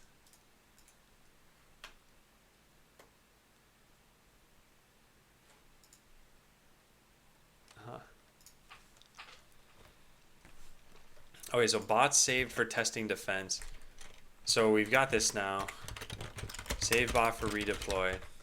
This goes here and we set this to true. Then when we call restore defense, we restore all of these entities and now restore the bots.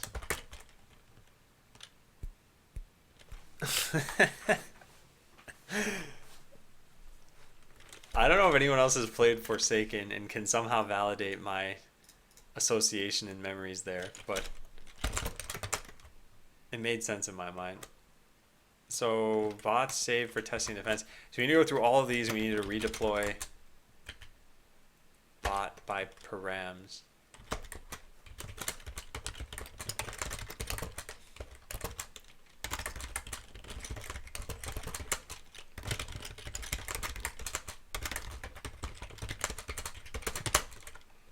Oh, let's try this out. I don't have a lot of confidence here that this is going to work. But nonetheless, here we go. That did not work. Well, my confidence was well placed because this did not work at all.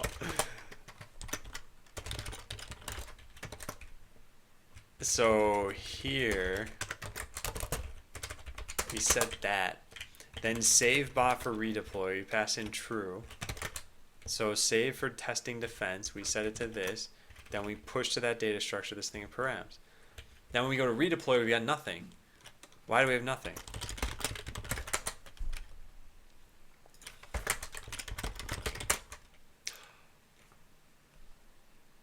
No, never mind. All right, let's try this.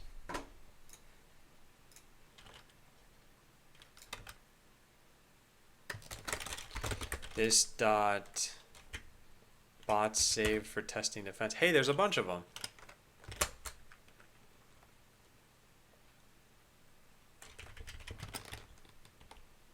So can deploy bots is false?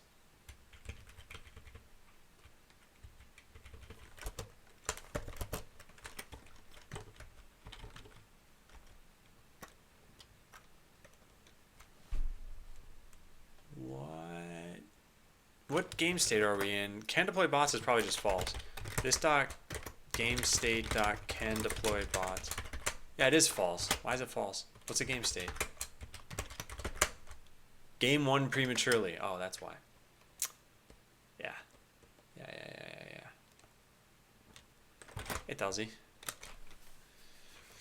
Alright. So, there's an easy fix for this.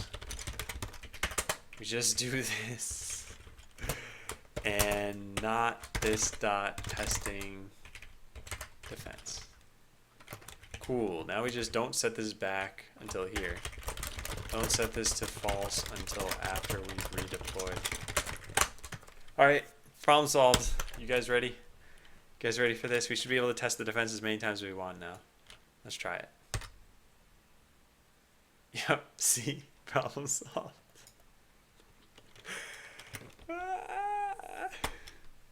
Alright.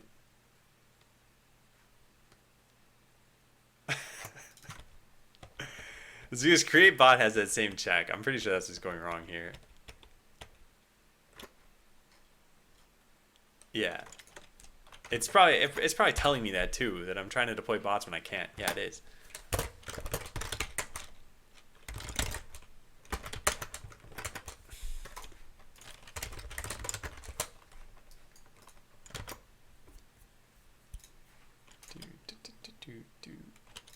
All right. Hey, it kind of worked. It put my bot all the way back at my CPU. Oh, right. I know why. Okay. Here's what we do.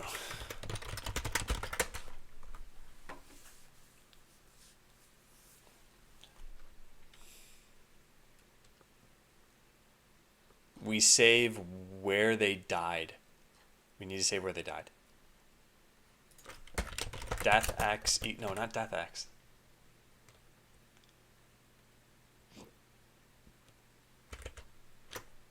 Tile X? No.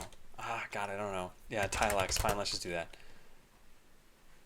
Okay, then let's do get component, physics component. So Tile X.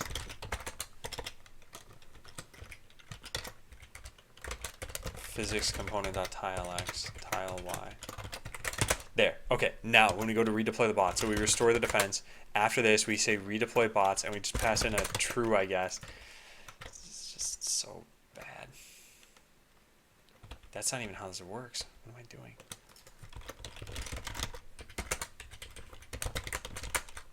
Oh, we can't do that again.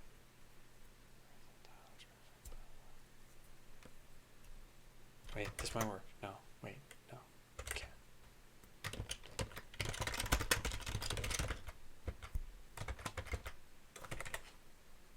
Right here. This. So, save for testing defense, otherwise undefined. That's what we have to do.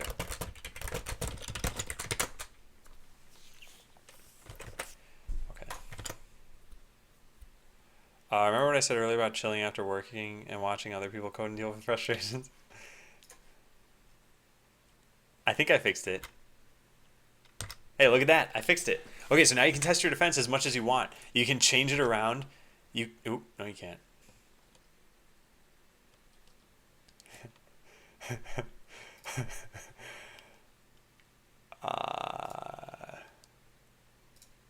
Okay. Hang on a sec. All right, let's just try not using Zapper. Maybe it was a Zapper problem. Okay, that works. That does not work.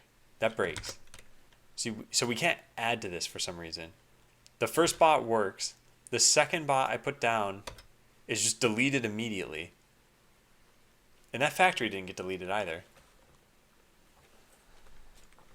Yeah, Galloping Cow.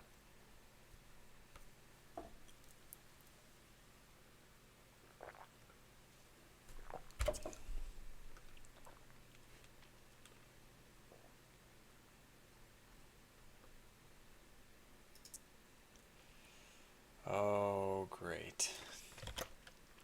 Alright, why is this happening though? Because it looks like I can put down any number of factories the first time and everything's fine and they get deleted and this is all working totally fine.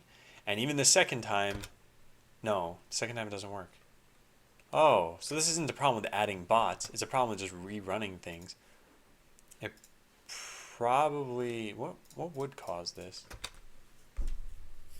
The factories are back. I can remove them if I want. Except for not that one. These don't exist? That must be it. It doesn't exist.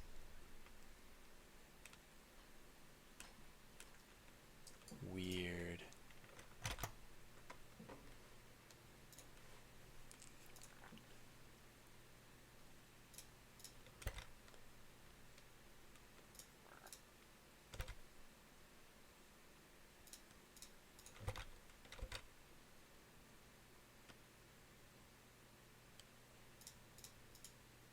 Yeah, this stuff stopped working now. Entity equals null.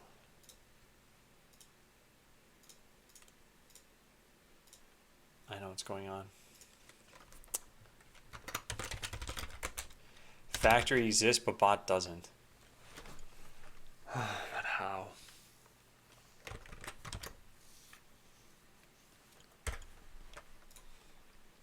I should be restoring this stuff exactly.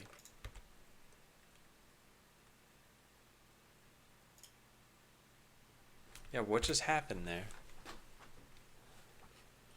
It deleted 2 of them. That was the problem. That means that...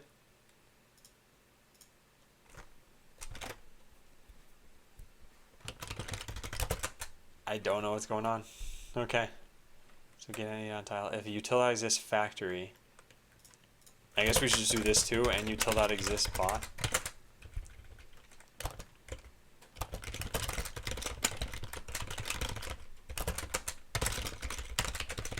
Just a factory exists on this tile, not a bot.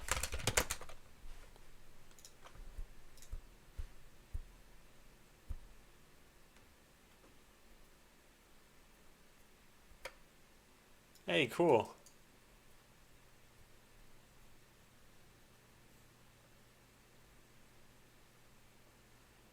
That's an interesting idea for a game.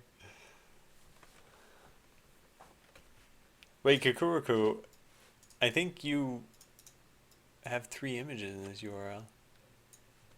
Oh, next post? No.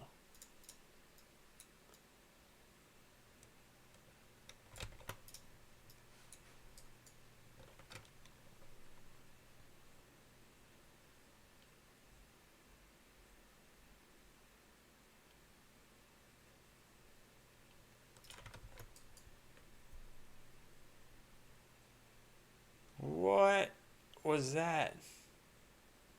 You can like transfer the fire to somebody else? What's going on there? Oh, you're fire that's possessing people. Now I understand. I thought you were a person who happened to be on fire, but you're actually fire who happens to be on a person. Okay. That's pretty cool though. Okay, so this is the problem that I'm running into somehow. I don't know how. I was listening to you while playing Rocket League before when you were talking about that area effect damage spell that's inefficient. What about letting it extend to 2 tiles around you or making it so the damage pulses more often? Yeah, I think balancing it is... okay. Balancing it is a little bit tough because you can put other things on it that might make it powerful. So Zapper level 3, for example. With teleport, I can just teleport into a whole bunch of enemy bots and use it. And I can have melee. So this thing is activated and melee is just used at will. So you can activate Zapper and be zapping someone while you're like punching them to death with melee. So it's something I think is going to be a little hard to balance, but I don't know. Players haven't really tried using it too much yet. And that's part of the reason why I want to test the prototype. And I'm failing pretty hardcore right now at getting this thing to work. So let's just try one bot. It's put 3 tiles away from there. Is this on its own broken? Yes, it is. Okay, so at least we have a consistent repro for this. So let's try this again. So I put this 3 tiles away. And I do this. And now I press. Now we clear this and click this. And that's it, right? Why is it not working the second time? There's an assertion error. What is this failing on? An entity was not found. Artillery shell landed.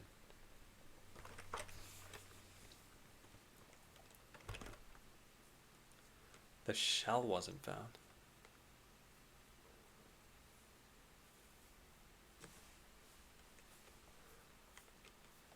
Seeing how PB AoE? What is the PB part for? Uses lower cast, higher damage at the cost of squishiness. Player based? I don't know. But yeah, no, I think when it comes to rebalancing that's the kind of thing I don't mind spending a couple of hours like talking to chat or testing out different ideas, because at that point it's not like drastically changing the game. If we said, oh, let's just cut this ability out completely, like it's not needed for the game to be fun, I think. So I'm totally fine changing those things eventually. That's why I'm not super concerned right now. Like GIF? You mean GIF peanut butter? Animated GIF peanut butter. I'm pretty sure I can't do that, Delzy. Have you seen Ultimate Skyrim?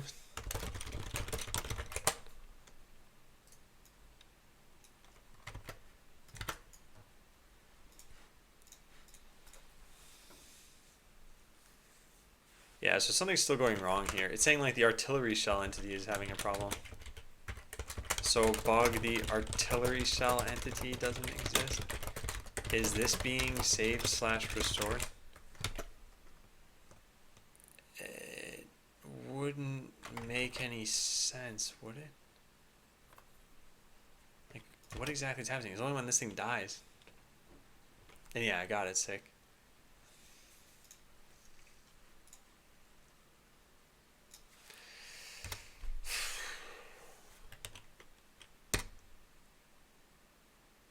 No, it's just whenever that artillery lands. It's as though it was never created.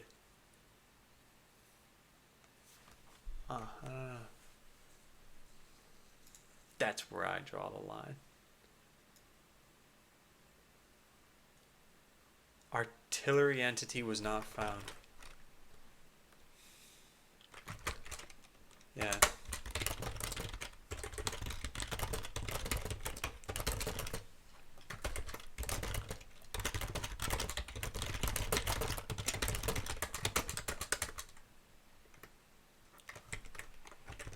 Okay, how do I fix this?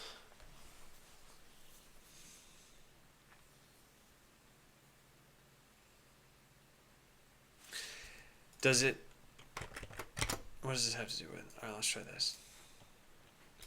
Doesn't even have to do with redeploying a bot. I just put this down. Everything works totally fine the first time. Artillery lands, blows up, we're cool.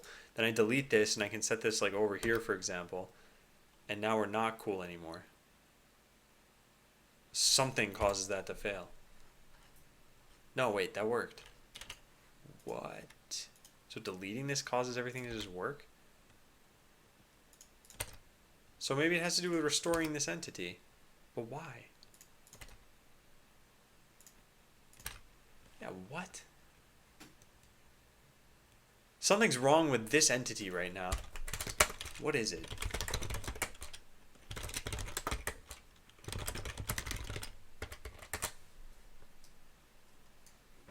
Oh, that's how the entities keep getting their same IDs. Okay. Also, I don't even know who owns it. Owned by 0. So it's... Yeah, so that's me. And that's the bot.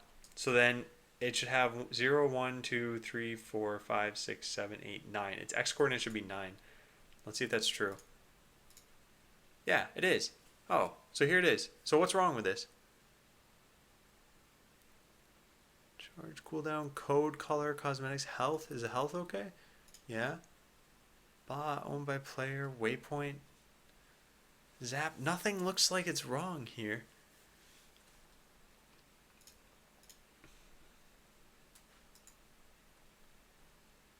Alright, well, I gotta get to the bottom of this somehow, so I guess let's... Well, we can't pause on caught exceptions, because we're gonna have a lot of those. Wait, what? This is working totally fine now? I didn't do anything. This can't be working fine. There, it broke. Why?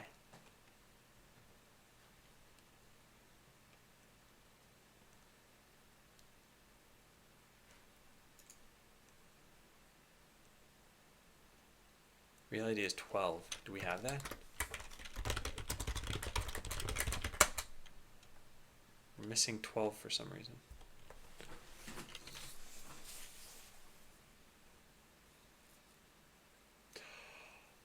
Oh my god, I think I know what's going on. This is like a very obscure bug. Okay, let's try this out.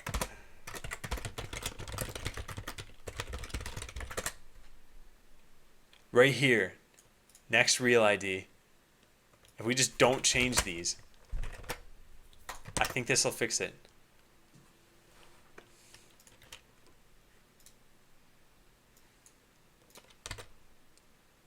Okay, attempt 1, success. Attempt 2, failure. Okay, so that didn't fix it. But I feel like this should fix it. Yeah, maybe I didn't wait long enough there. Let's try this again.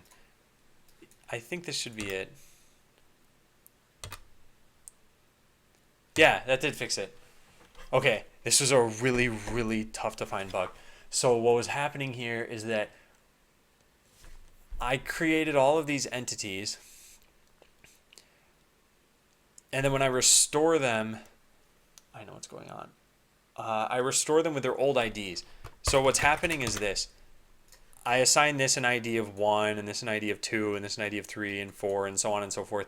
And then when one team loses, I put the whole arena back to how it was. So this gets ID 1, this gets ID 2, this gets 3, this gets 4. But the problem is I set that the next ID that should be assigned is 0 again. So now the next artillery shell to be produced, when it lands, it's actually killing bot number 0. Okay, so I had to comment this out for the sake of testing defenses. We don't want the arena to be reset with the same real IDs. With the real IDs from pre-reset. And then something like an artillery shell to get the ID of an existing bot. Oh man, that was something. So this should be working now. Like everything should be working here, other than conceding. So if you put down a bot like this, for example, and you're like, all right, I want to test my defense. What is this doing? What is this doing?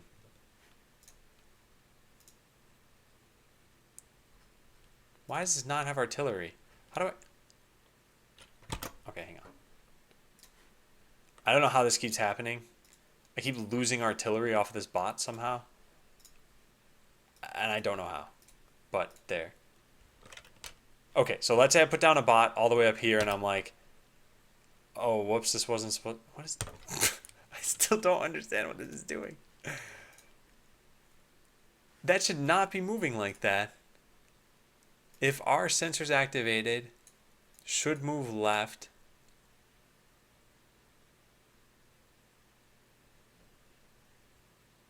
It should only move right if its sensors are active.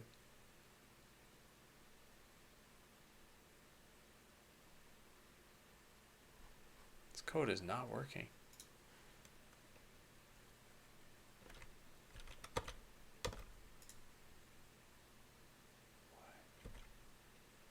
What in the world? Something's very wrong here. Something's very wrong.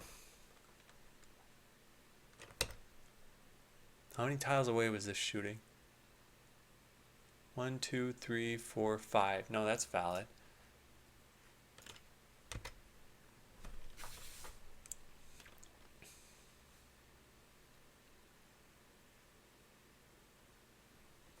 Show the code again. Oh, the bot's code? So the only time this can move right is here, and it can only do it if sensors are activated. And that's it. That's the only... Everything else is like move left. So yeah, our sensors activated calls into this code, which returns an is sensing component. So what, is this thing just permanently sensing somehow?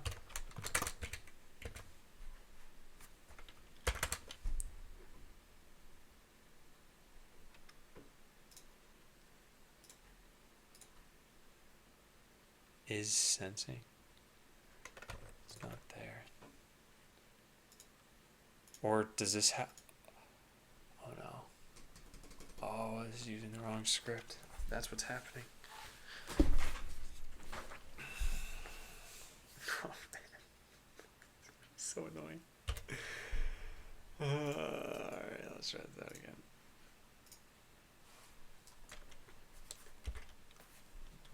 Yeah, they're using the wrong script.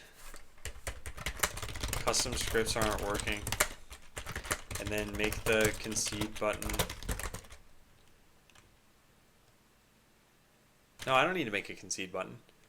You're either guaranteed to win or you're guaranteed to... No, not really. Ah, whatever. So custom scripts aren't working. Why is this? It seems like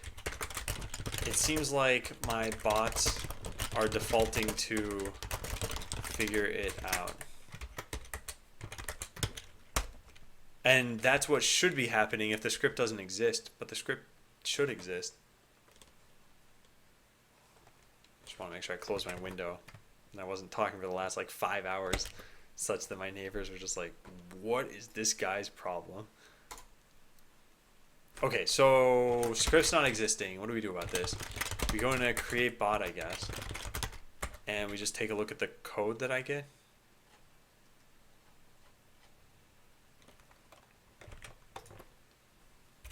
Yeah, that's it. That's all I have to do. So arena.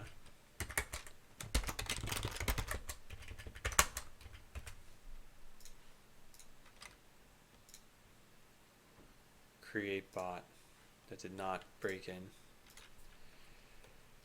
Oh, these breakpoints are goofy.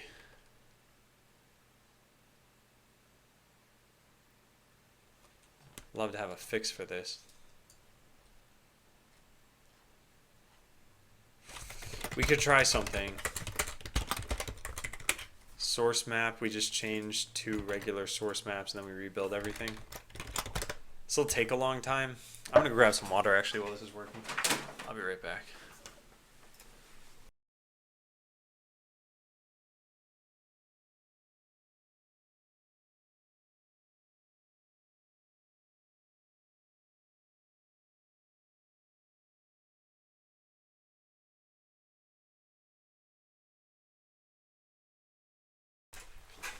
Good time to grab water, huh? Alright, let's see if that makes things any better.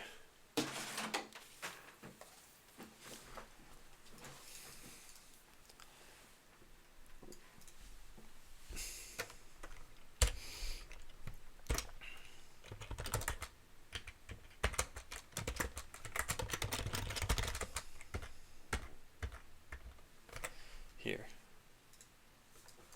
Okay. So this breakpoint's not working. That's nice. Yeah, create bot's doing nothing. Oh, there we go. Alright, so what's the code that we're getting here? Params.code. Oh, figure it out. Yeah, that's totally wrong. Why is that happening then? Bay ID 25. What's the script from that?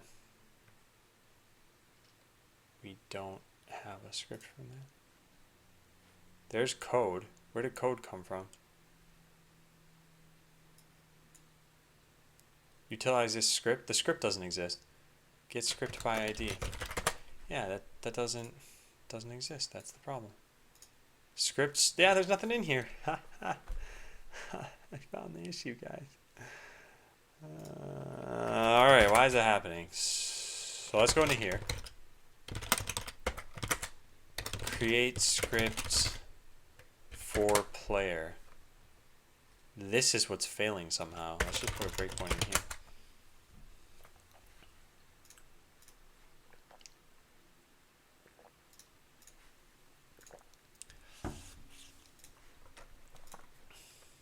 Okay. Let's take a look. User details dot scripts. Well, we have scripts, and one of them should be the one that I actually have, right? Oh, that failed. Why did that fail? DB scripts.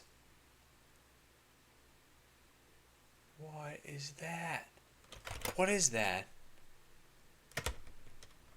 No. You gotta be kidding me. So the issue here is that the account servers act differently. So fetch scripts returns, it just hits scripts, ignore blockly. No, this is not right. Let's fetch script. Definitely not right.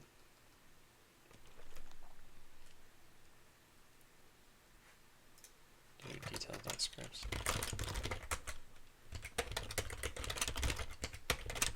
So it's .scripts that we want. Why is that the case here? And what does a game server do to fetch this?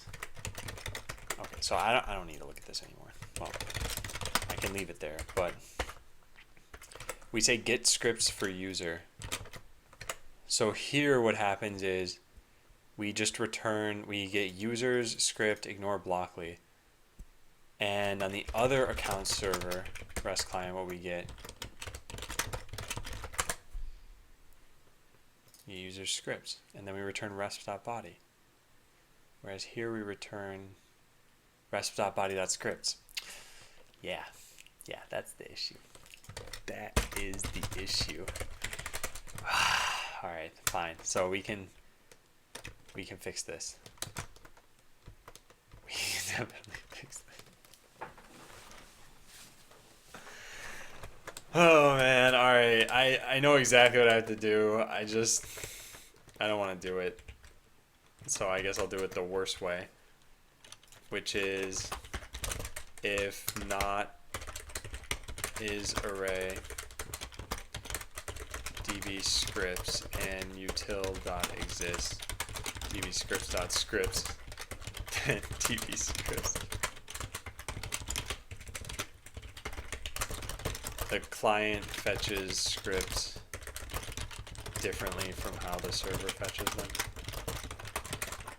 This is very prone to errors. Hey Merlin.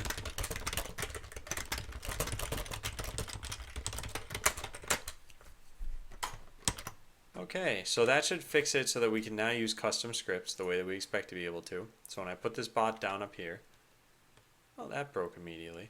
That's nice. That's great. That's great. Let's try again. Oh, it failed already. That's why. Now property is code valid of undefined. Right here. There's no software validator? Find that hard to believe. Oh, no, I don't find that hard to believe. I just need to do this.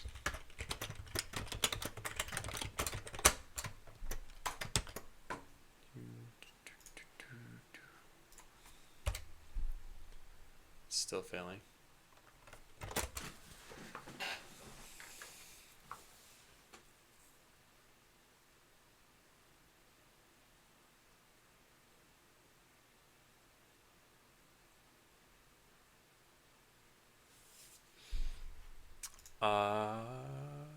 Tricky Train, are you streaming now? Is that what you're saying? Rather, do you stream?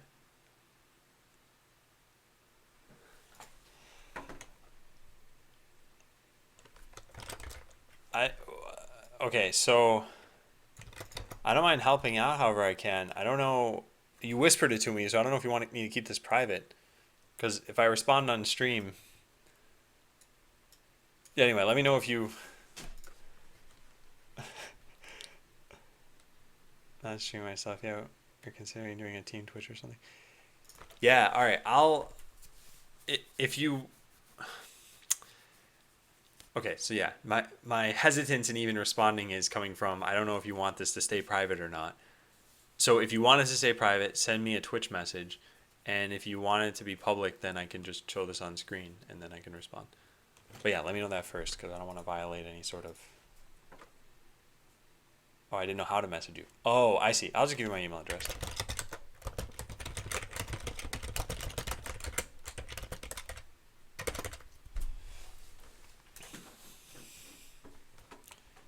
But yeah, I will probably end up responding later then.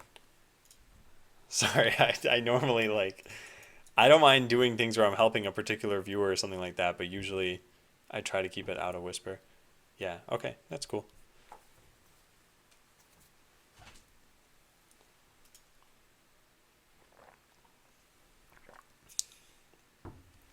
Yeah, I'll try to help however I can.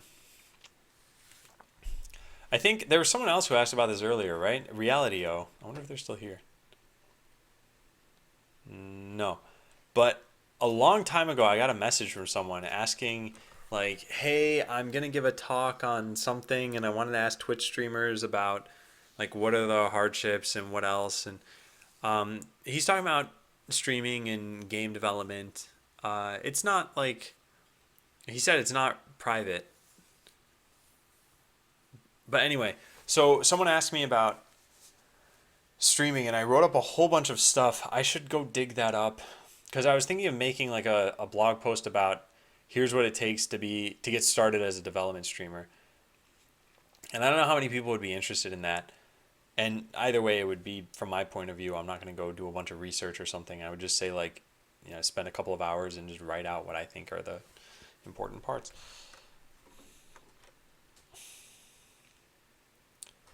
Okay, so what was I going to do here? So copying scripts. Hey, Racer. How you doing? Cannot read property is code valid. Oh, right, the software validator.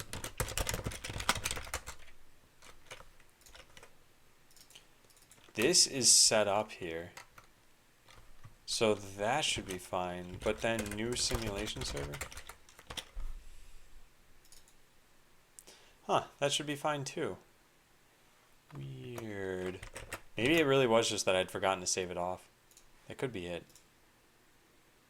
Did that fix it?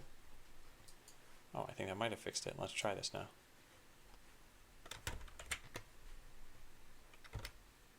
Oh, finally, I think. Is it working?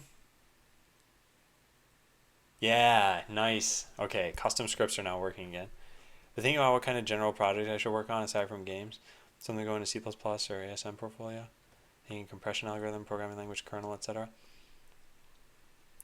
So I know you said aside from games, but I just want to say that you could always work on a game in assembly, and if that's what keeps you motivated, that's great. I worked on some Z80 assembly a long time ago, and my goal was to make games, and it really does kind of open your eyes about the kinds of things you need to be aware of that you typically don't have to worry about in higher level languages. And some of it's just frustrating nowadays, I think, because it's more looking at specifications than it is making progress on your project. But anyway, as far as general projects are, so C++ or assembly, I'd say for assembly, I'd want to do like microcontroller kind of work. So something that interacts with something in real life, maybe motors or lights or something along those lines. C++, I guess you could do pretty much anything. So, yeah, you can do algorithmic work. I think any sort of algorithm, unless you're coming up with it yourself, you can code in almost any language, and it's more about just how do I get... I feel like it's less about the language at that point, more about the algorithm. Pat Pet says, do you have any links for good places to find a skilled web programmer for affordable prices? I don't, regardless of your definition of affordable, actually. I mean, I guess LinkedIn you could search, but yeah, I'm not too sure. Okay, so I think this stuff is working. I think it's all working, actually. I think you can set up defenses now. You just can't save a defense. Hey, Nald, I do want a link.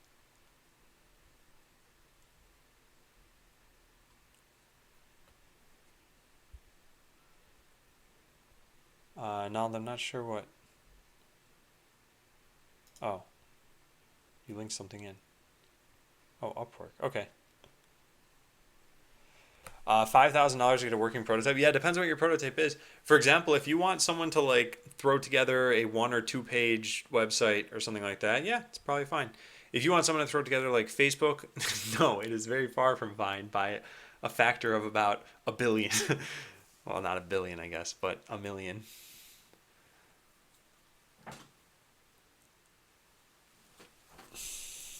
Oh, I do want to link. Oh, got it. Yeah. Thanks.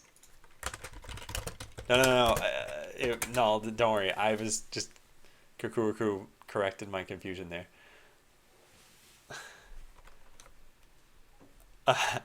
I thought because I was saying something like I can't provide any links, and I thought you were saying like, but I do want a link.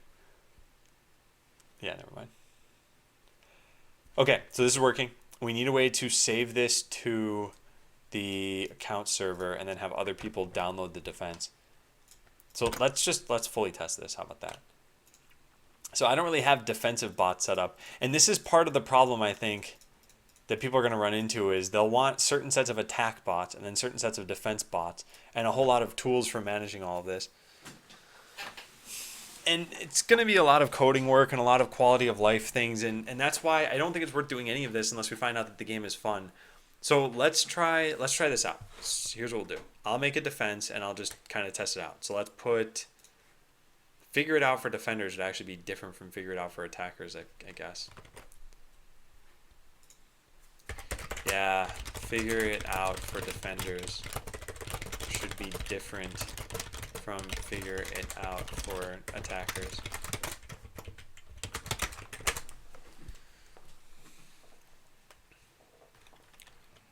Well, let's just kind of make something up for right now then. Here's what I'll do.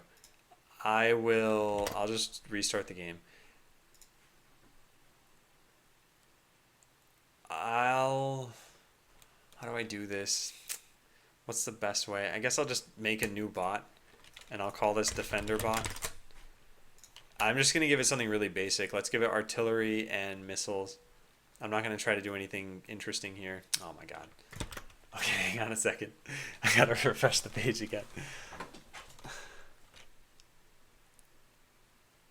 Oh, actually, Pat, something you can consider is looking on Reddit sometimes. There are usually subreddits for particular kinds of work.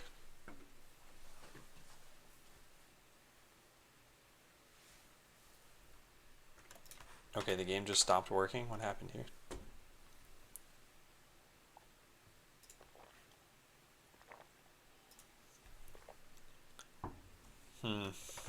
Strange. Okay, let's just try this again.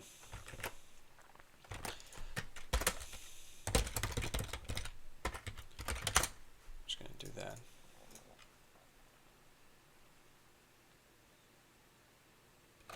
Now does this load? Yeah, now it loads. That was strange. Okay, well, whatever. Let's log in and try this out. So I'm going to make a defender bot. This time I'm going to do it correctly. So here's our defender. We're going to give it artillery. We're going to give it missiles, wherever those are.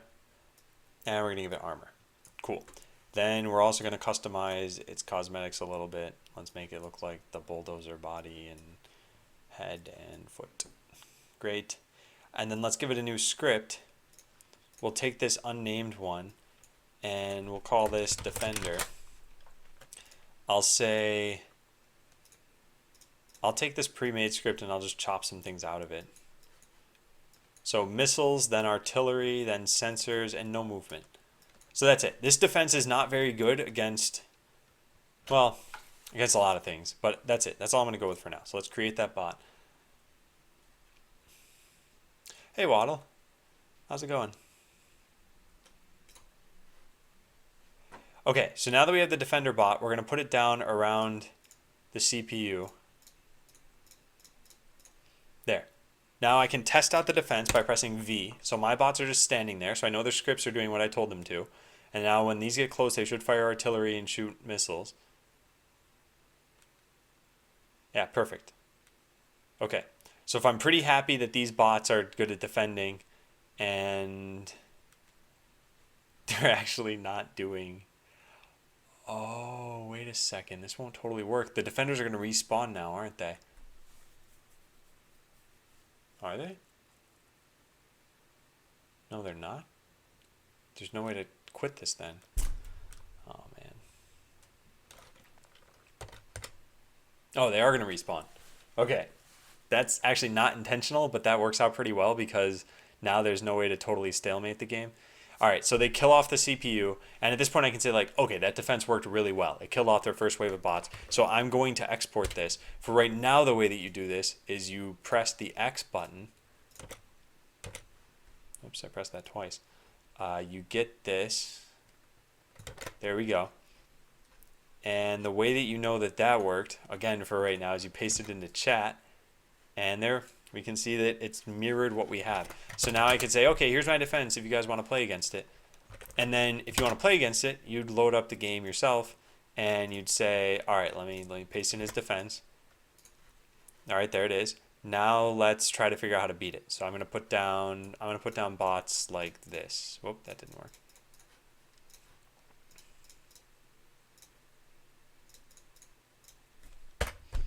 There. So this is me testing out how to beat the defense. So I can test it both as an attacker and as a defender. And then I can say, yeah, okay, I think since I managed to beat this defense pretty easily, I should probably change some things about it. But that's how the game's going to work. We're not totally at the point yet where we can just put this online. Hey, Dracklin.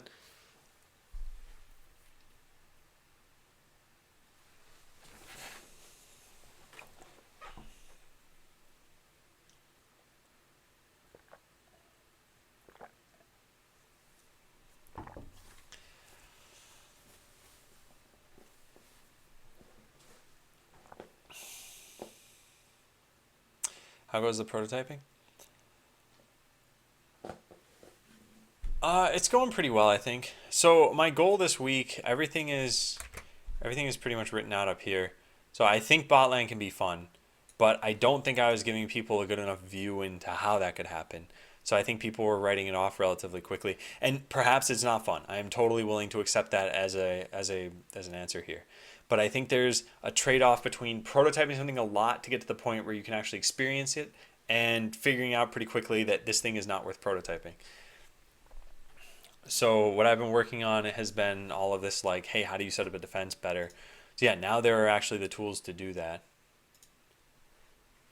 Well, kind of. And again, this is all like very early work. But yeah, I can set up a defense however I want. And then I can test it out.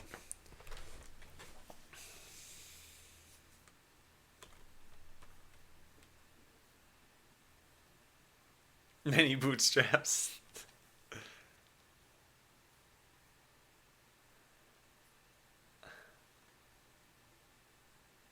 Oh, wow. They actually might beat my defense. Yeah, they did.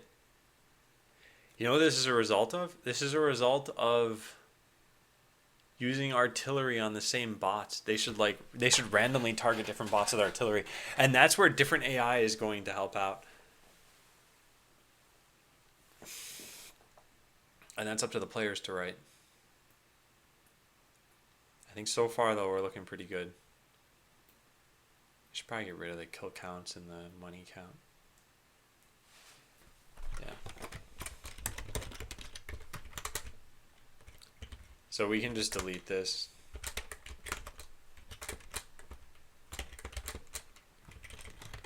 So there's the kill count, there's a kill count, there's the money count. We're just going to comment these things out for now. I'm not going to actually fully unplumb them from the code base. But that way when you play the game, you're not looking at all this extra information that has no impact. Oh, I had to wait a bunch of time because I changed how source maps would work. There we go. So yeah, now it's just the timer. There's no longer a French flag up there.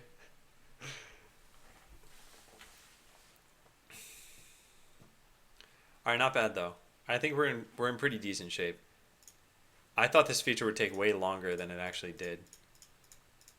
But it's nice that I can test things out a little bit better now.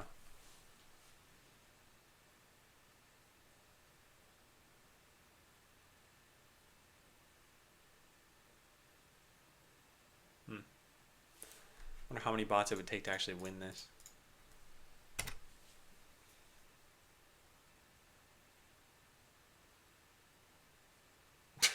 There's a lot of teleporting happening.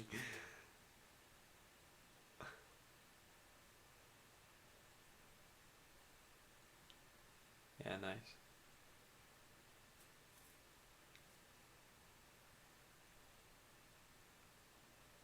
So ideally, when you press the test button, what should happen is you should be able to have different attackers. And thanks, Null.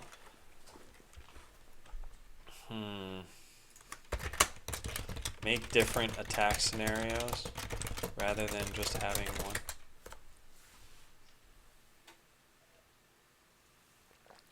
Automate Tinder. There was a funny article about this a while ago. It starts off sounding relatively realistic. The guy talks about like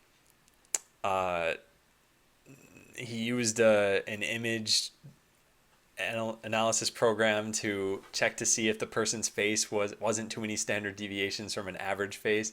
And you're like, okay, that's pretty in-depth. I could probably believe that though.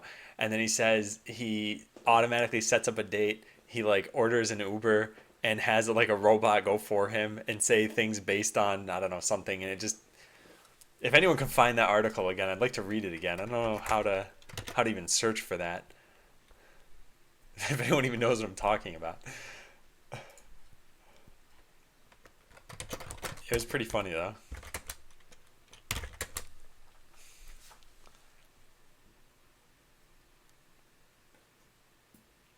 Alright, I'm going to check this in. Then we're going to work on the attack part of this and saving to the account server. Alright, else do we have? These are defined but never used. Missing semicolon. Sure. Unexpected console statement. Don't care. These things are defined but never used.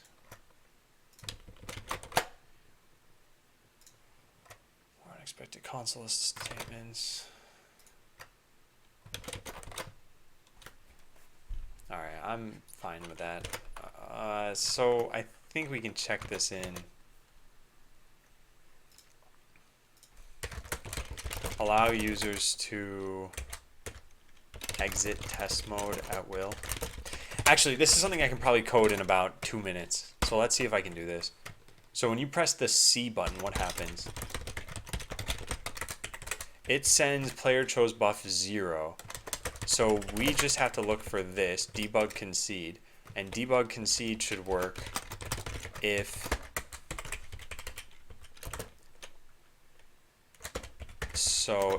this dot testing, then this dot restore after testing defense, else that. Okay, so let's try that out.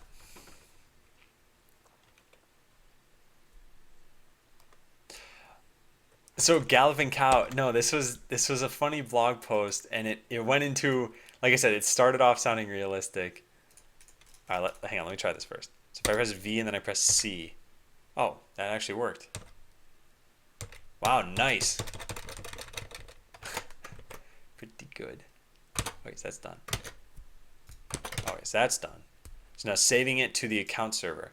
This should actually be incredibly easy because I don't need to do any validation. I can just trust that you guys aren't going to hack this.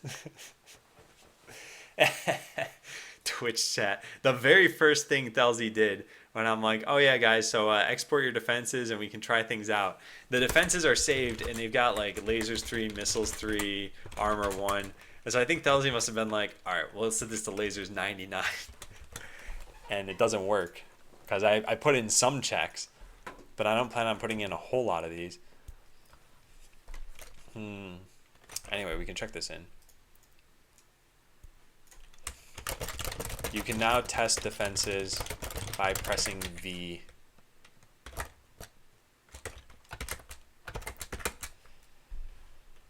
Okay, cool.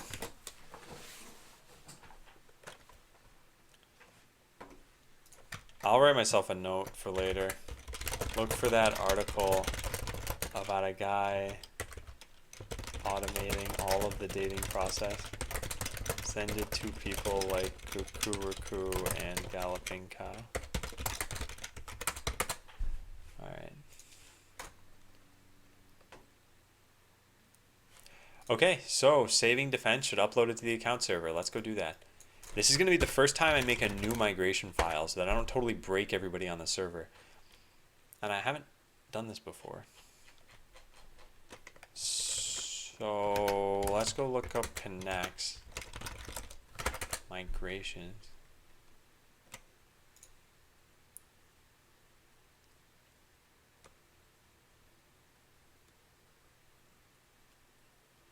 Connects migrate make migration name. Okay, so we go to the account server. Do we have a connects file here? Database? Oh, DB is not database, it's DA, DLACDA. There we go. Yeah, there's a connects file. So we can just say connects, what's the rest of the command? Migrate : make, and then migration name will be like defense. ES6 module says hello, what are you making? Oh, people with their accounts made today. ES6 module, I'll give you the same warning that I've been giving other people whose accounts were made today, which is that if you ask a single question in this frequently asked questions document, I will ban your account. Anyone else in chat, if you have any questions, feel free to ask away. But if your account was made in like the last week, then I'm very wary. Isn't it weird that every one of us is sitting alone in a room in front of a screen, but we don't feel alone? I don't think that's like... Well, I don't know. It all depends on what your frame of reference is. So compared to like 100 years ago, yeah, it's probably a little strange. But given what modern life is like, I think it's pretty common. Because even before you were watching someone live on Twitch, people were watching people on TV, and a lot of the times it'd be live.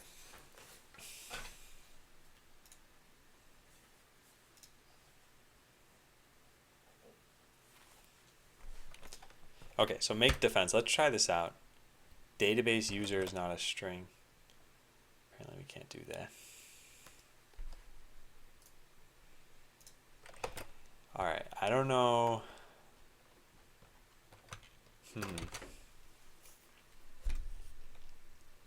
I'd have to connect to this, but I haven't set this up entirely. And what is this even trying?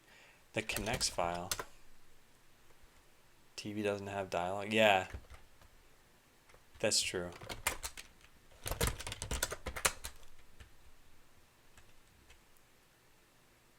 Oh, it's trying to pull these from environment variables. Okay, that's not so bad. We can set these things. But what's the best way to do this?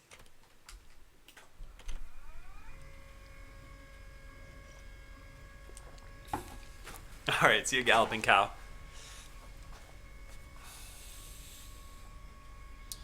Should I say running cow?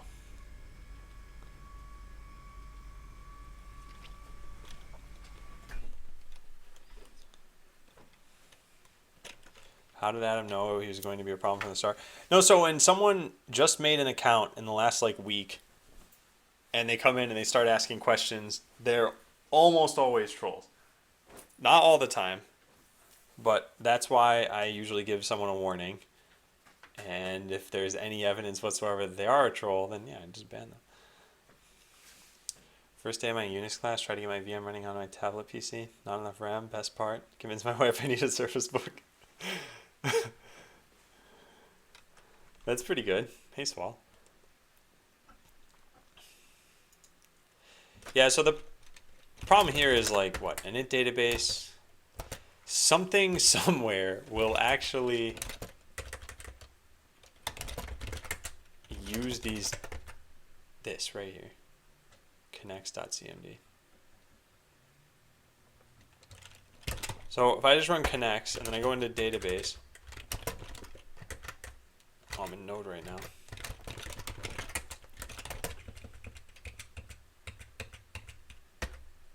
Hey, there we go. It worked. Okay, so now I have two migration files, first version and defense. So we have DB constants here, and then we have database constants. This was a terrible idea. Absolutely terrible.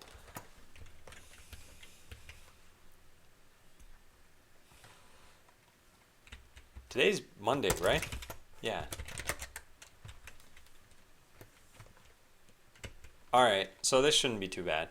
We have a set of promises. We can't just do create table at this point, though. Table.index. What do you mean when you say troll? I've only been on the internet for about a week, so I'm not hip on all the lingo.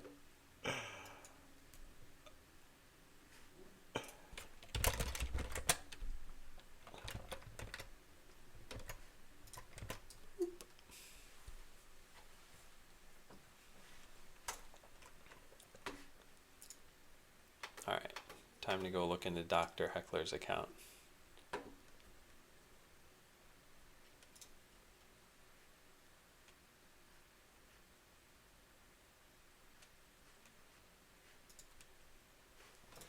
Okay. Current status is yellow.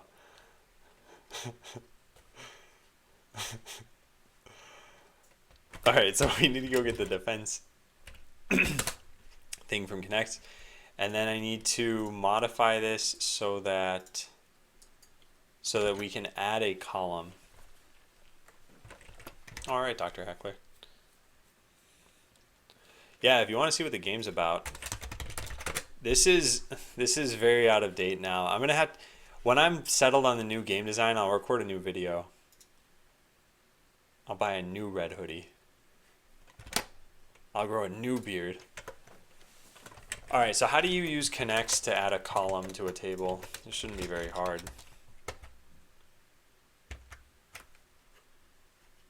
There's rename column, drop column. You just add a column. probably the same way that you do here.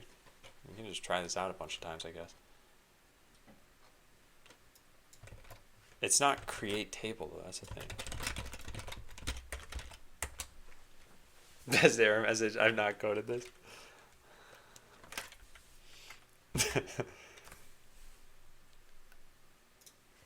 Chooses it, then modifies the table. Oh, perfect. Yeah, this is exactly what I want. It should be pretty easy.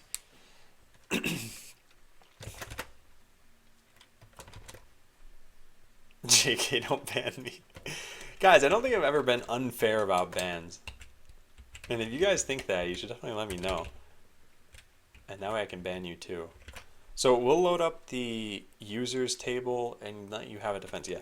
So users, and we'll say probably just text here. Defense. Serialized defense? No, defense is probably fine. No, serialized defense. Let's do that. Okay, there, that's it. You probably have to return this though, right? Yeah, yeah. Okay, cool. So let's try it all out. How do we do this? BLACDB. And then I would typically have run DB, but I don't think that's a good idea right now. Hey, noob. 2 viewers.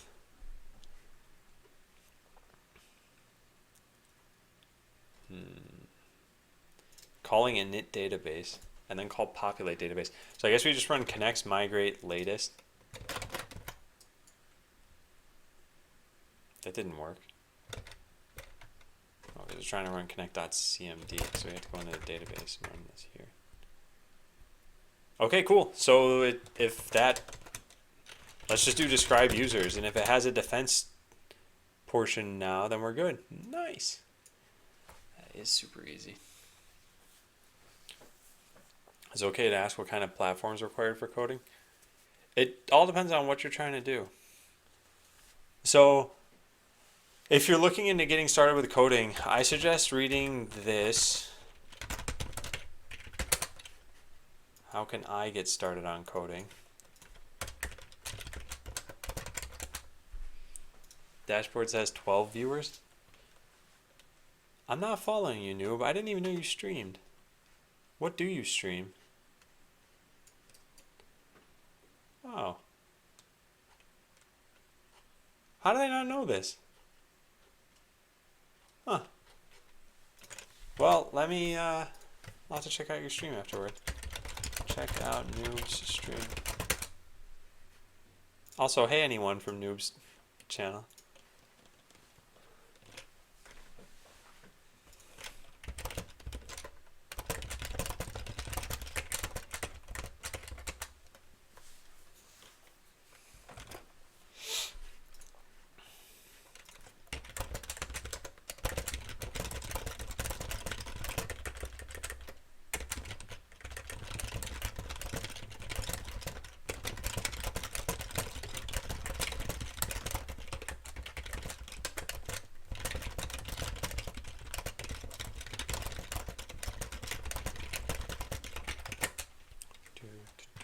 Alright, so that's done. We made a new Connects migration. Now, uploading it to the account server, your defense, well, we have the X key. When that's done, it should just...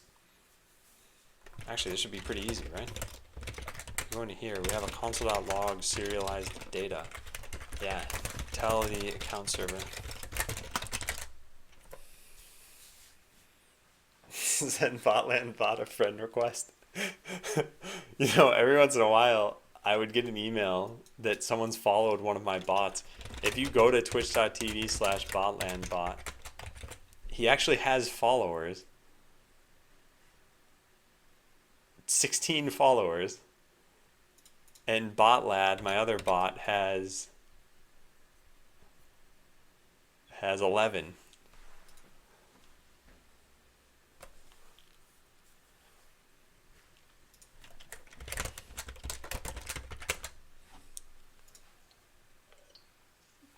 So all we need to do is tell the account server, and it shouldn't be too bad. We can just make a post to defense.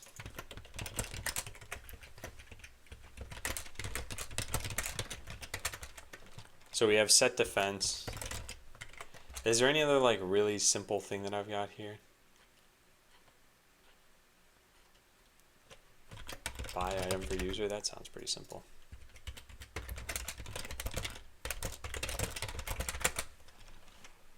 So how does this work?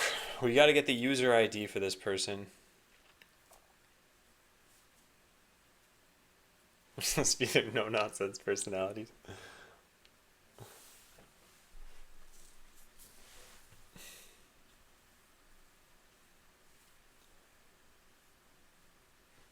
All right, let's see. So same thing, buy item for user must be using middleware that I need to use here too. Where did this go? Here. So what do we want? We want verify token middleware, extract user ID, and then we'll get the defense ourselves, I guess. Oh, there's a comma missing.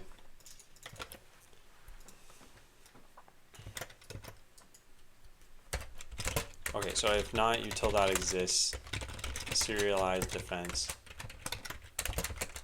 then rest.send 400 error. See you, kukuruku. Not set. Alright, now let's get this.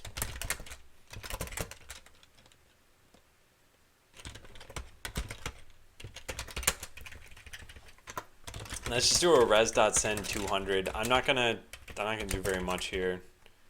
It worked. Okay, let's try this out. So I go restart the account server. Run. I load up Postman. Change to the local environment. And I go to the account server and post. Oh, I'm gonna need a token, won't I? Create token. Oh, there needs to be set defense for a particular user, I guess. No, maybe that's not necessary. Let's just do this. Defense. Send. Could not verify token. What? Could not verify token? That can't be right. I just copy pasted this from here. This has to work. Huh. What's going on with this token? Could not verify. The account server gave it to me. User ID is 1. Invalid signature. What's the secret? Bots? Yeah, no, this is valid. What is going on?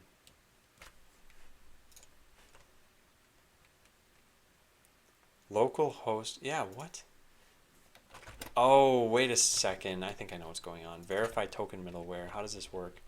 Does this check to see if you're a super user? It shouldn't. Hey, a godlike Korean.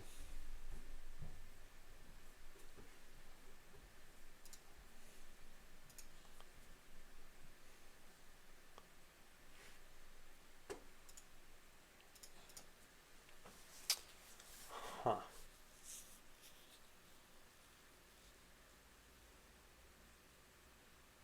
Okay.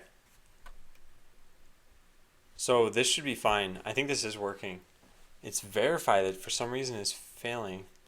Is this for every API? If I just copy paste this somewhere.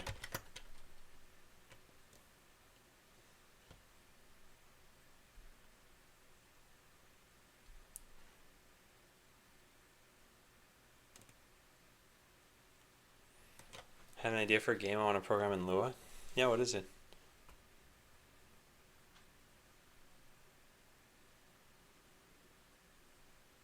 Sorry, I was just...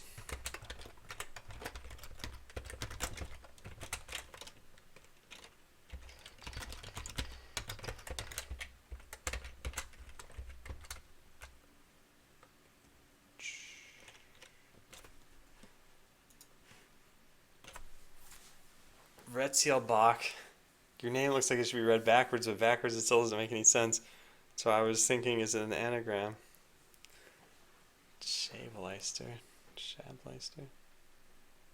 Huh. Well, anyway, thanks for following. Yeah, so this part's really weird to me. I'm not sure what's going wrong here. This is working. Create Bape, I don't want to test. Sell item, I guess we could try out. So if I put in a token here, yeah, that worked apparently. What is going on here? Defense. / defense. We post to it. We call set defense. Extract user ID from token. All of that should be fine. And what it's saying is that the token couldn't be verified.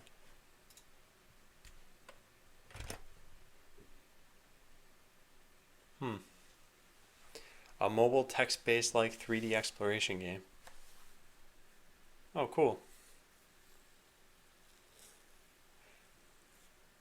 I don't think it's a dumb nickname. I just didn't know how to pronounce it. That's all I was saying. I wanted to have visual scripts, like automation scripts.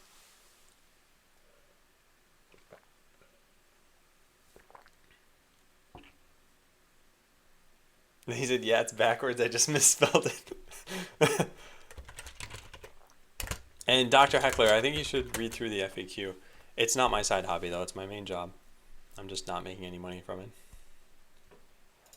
And Nald, you should consider something like Love, the game engine. Or, well, if you want to do it in Lua, I guess you should consider that. Otherwise, I guess kind of anything will work. I don't know what you mean by the text-based like part. But if it's text-based, it could be anything. Like really any language. But if it's like ASCII art, if that's what you're saying, then yeah, you probably want to use something with pretty fast graphics. Because to get 3D from text, it's probably not an easy thing to accomplish. Alright, I don't know what's going wrong here. Because I did this the same way that I did all these other ones. So sell item is working. We at least know that. Items, item ID, sell. This has verify token, throttle, extract, and then, yeah. Yeah, this is all I could hope for, right? This should have been one of the easiest parts. So that I'm not able to do this that quickly is kind of surprising right now. So this is fine, this is fine. This is fine, and that's not needed. Okay, so all of that's okay. Now what about sell item? What is this doing? User ID equals get BL info. Yeah, huh. Strange. I'm not sure what's going wrong here. Console.log, got to, it's not getting to that point. I think part of what I'm doing wrong here is this.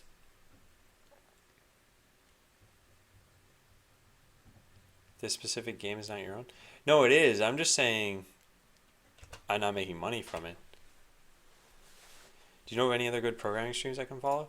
Yeah, I think if you look through the people who I'm following, you can find some good ones. Also, you can take a look at. So I don't actually watch programming streamers, so I can't suggest too much here. I am not typically a fan of programming streams. But here's the team that I'm on. You can go check everyone out there. And thanks, Dr. Heckler. Alright, so what's going wrong here still? Still says cannot verify token.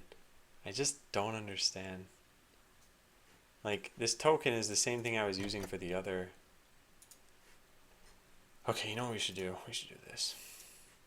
We have get user. We have super token here. Do we have like account 1 token anywhere? Where is account 1 token? Where would I have even done this? There it is, account 1 token. So let's just go use that. So we'll put this into buy item for user. Not that we need to save this here, I guess. But then in this one, let's just make a new thing. Localhost 8082. Cool, that works. Now we say /defense, and we make this post. Header has BL token with that, and the body, we're just gonna have nothing in it. This is gonna be the wrong token. That's okay. Now we're gonna go fix that. So I'll say create token. Let's copy paste this into this management page up here, local. We take the account 1 token, paste that in. Looks good. Hit send on the other tab. Where'd the tab go? What? Where'd the tab go with the fence? Aww.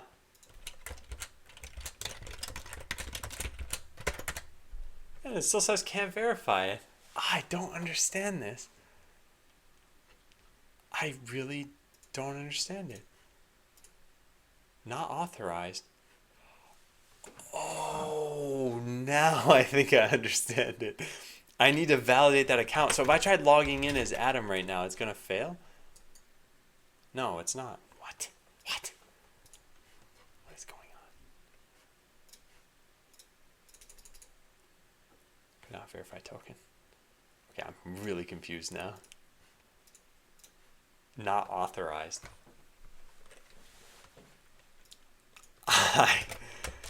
This thing is defying me at every turn.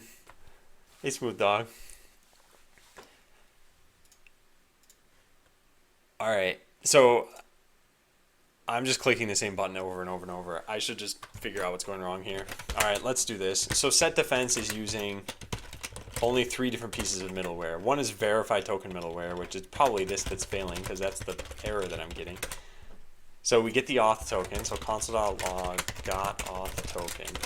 Now we just stringify the auth token, and let's go rerun this. Possible that something else here is failing. I just don't know what. Alright, so let's go back to here and hit send. Yeah, got auth token. Okay, so we at least know that that's working. Now it says it can't verify it, so that's this function that's failing. Promisify JWT verify. Is the secret set correctly?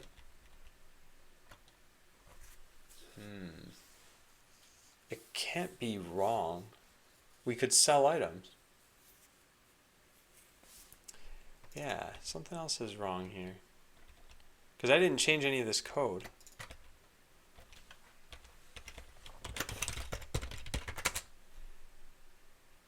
Yeah, the auth token gets passed exactly over to here, and then that fails immediately. So the only thing I could think of is that it would be the secret that's wrong. So I guess let's just stringify that. But that's dangerous because it's a secret. So I'll do that off screen, excuse me. This.jwt secret. Okay, so let's take a look. Yeah, it's correct. It's the word bots. Because this is a localhost one, which has a really weak secret. I don't even know what the secret is for production. I have that stored in an encrypted database somewhere. Alright.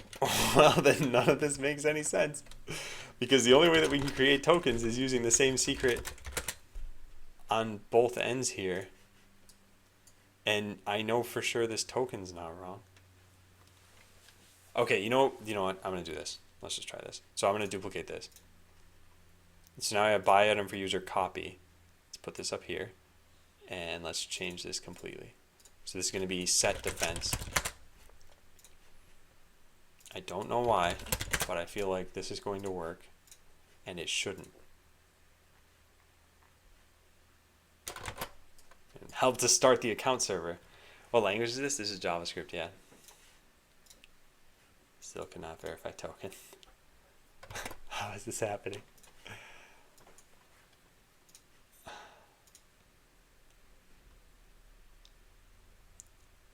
Yeah, no, I don't know. Could be going wrong. I know exactly the API that's failing. I just don't know why it's failing. Does it give me any more information than this? Let's do this. Dot catch error console.log error throw error. There. That's the only thing I can think to do, is just get more information about this error at this point. Doesn't even print. Could not verify token. What is that?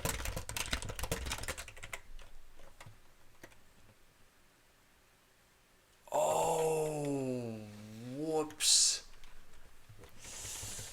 Oh, this is a big mistake.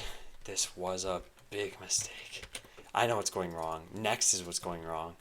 So verify token middleware is actually going, it's working totally fine, exactly how it should be.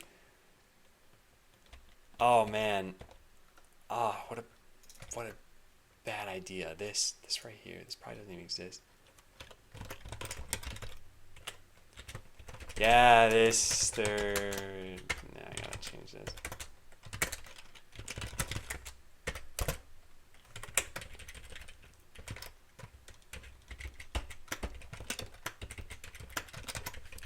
So if not util.exists serialized defense. So one of these things is failing.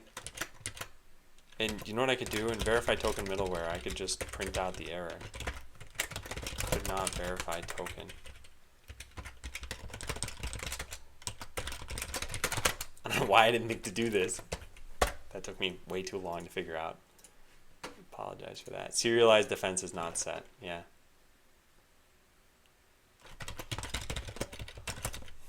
Yeah. Oh, I can't believe that. There was no body. That's why. There's no body in this. I need to just say serialized defense and then just say foo or anything, and now it works. It worked. Awesome. Great. Can't believe this. All right. So if it works, we just need to save it to the database. So this dot database wrapper dot save defense. We'll pass in the user ID and then their serialized defense. We're not going to do any validation of this. We don't validate this at all for now. So anyone can save anything they want here. I don't really care. I guess we make sure it's not more than, let's say, like, yeah, okay, how about this? If not is string serialized defense.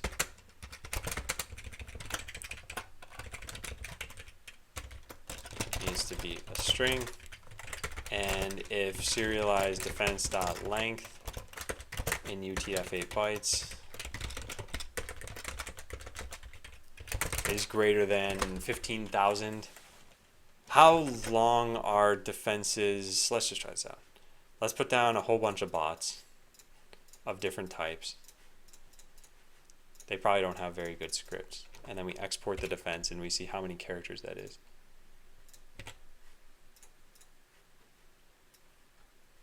Because I'll just multiply this by like 5, and that should be a pretty good limit. It's 3,000 characters.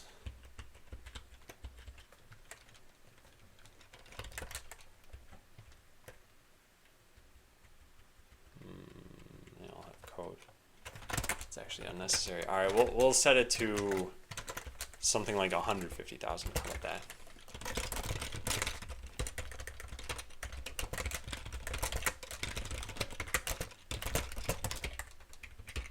Okay, there.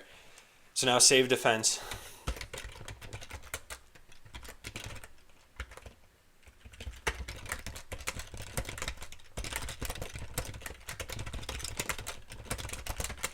Return this dot connects users dot where ID equals user ID dot update.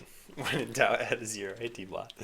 Serialized defense is serialized defense. Done. All right, now we can try it out for real this time. So how about we put, where did that defense go? Oh, I lost it. All right, well, let's just restart this whole process. Hey, AMD.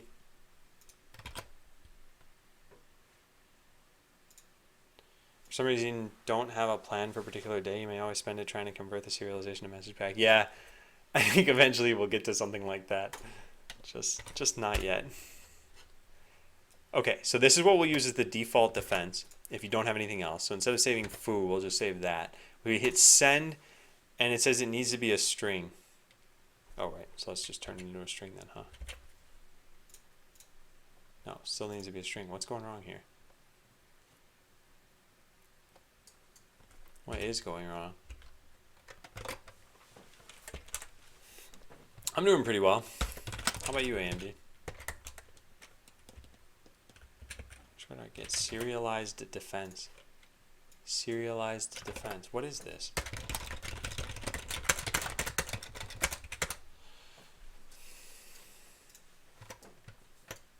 Yeah, what? There it is. Why does it say it needs to be a string? Oh, if not. And done. Watch this. So, select serialized defense from users where ID equals 1. Null. I meant where ID equals 0. Also not set.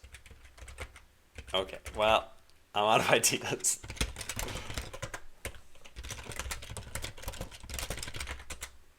Yeah, it's null for everybody. That's not good.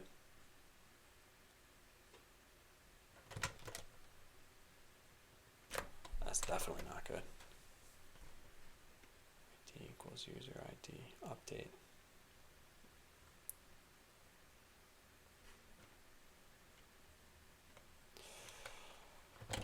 Oh boy. It's giving me a 200 saying this is okay. It should be printing out. Did I not restart this?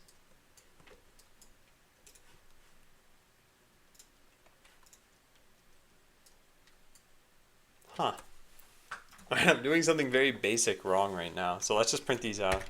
Stringify user ID, stringify serialized defense. There. Oops. User ID is 1, serialized defense exists. So where user ID is 1, where ID equals user ID, update serialized underscore defense. Has the schema not been updated for this thing? It has, because it's right there, right? Did I type this wrong? Did I do some other silly mistake? No, those are the same. And these are the same? Yeah. Weird. That's definitely not what I'd expect at all. Huh. What could the issue be?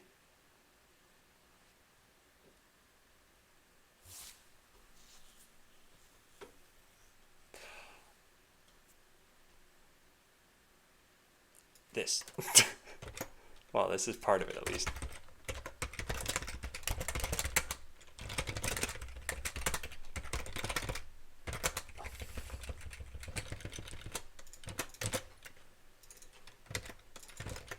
Okay, let's try that now. I just was probably closing the connection too fast or something. I'm not sure. Let's try this. There it goes. That worked. Okay, so everything's fine now. So now we have a way for users to save defense. We just need to make this, and we're totally good. So we'll say save defense, serialized defense. This should be really simple to write. We'll just look at by item and just copy paste that. So this is save defense API URL equals / defense. Cool. So take that, take our auth token, and .send our serialized defense. Then we get a response back, and we really don't care what it is, do we? No, we don't. So just do nothing. Actually, you know what? I like making this explicit. There. We'll explicitly do nothing. Now we just say error in save defense. So now the client has a way of doing this. So now let's test this out from end to end. We say this.account server rest client dot save defense serialized data. Lid done. Okay. Here goes. Here goes nothing. So here's how we can test all of this out. We just look at this. Here's our defense that's saved right now. So how about we just set it to nothing. Update users set serialized defense equals null where ID equals 1. So we have nothing in the database right now. And what we're going to do is we are going to make a defense. So let's put bots at just 0, 0, just one bot. And now I press the X key, and now it should be updated in the database.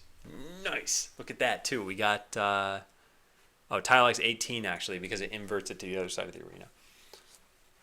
Nice, nice, nice.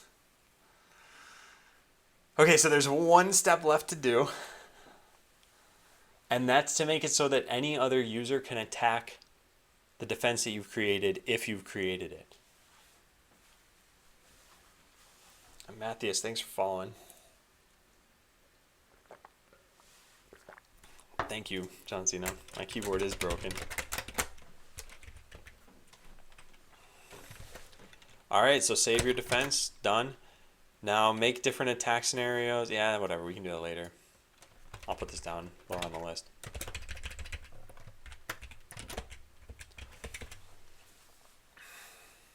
So make it so that people can attack another person's defense. Allow people to view a list of players who have defenses.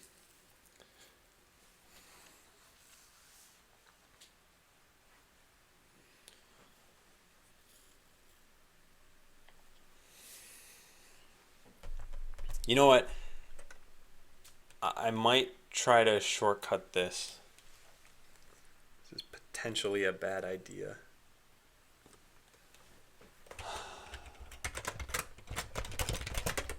For now, maybe just make it so that you type another player's name and it downloads their defense automatically.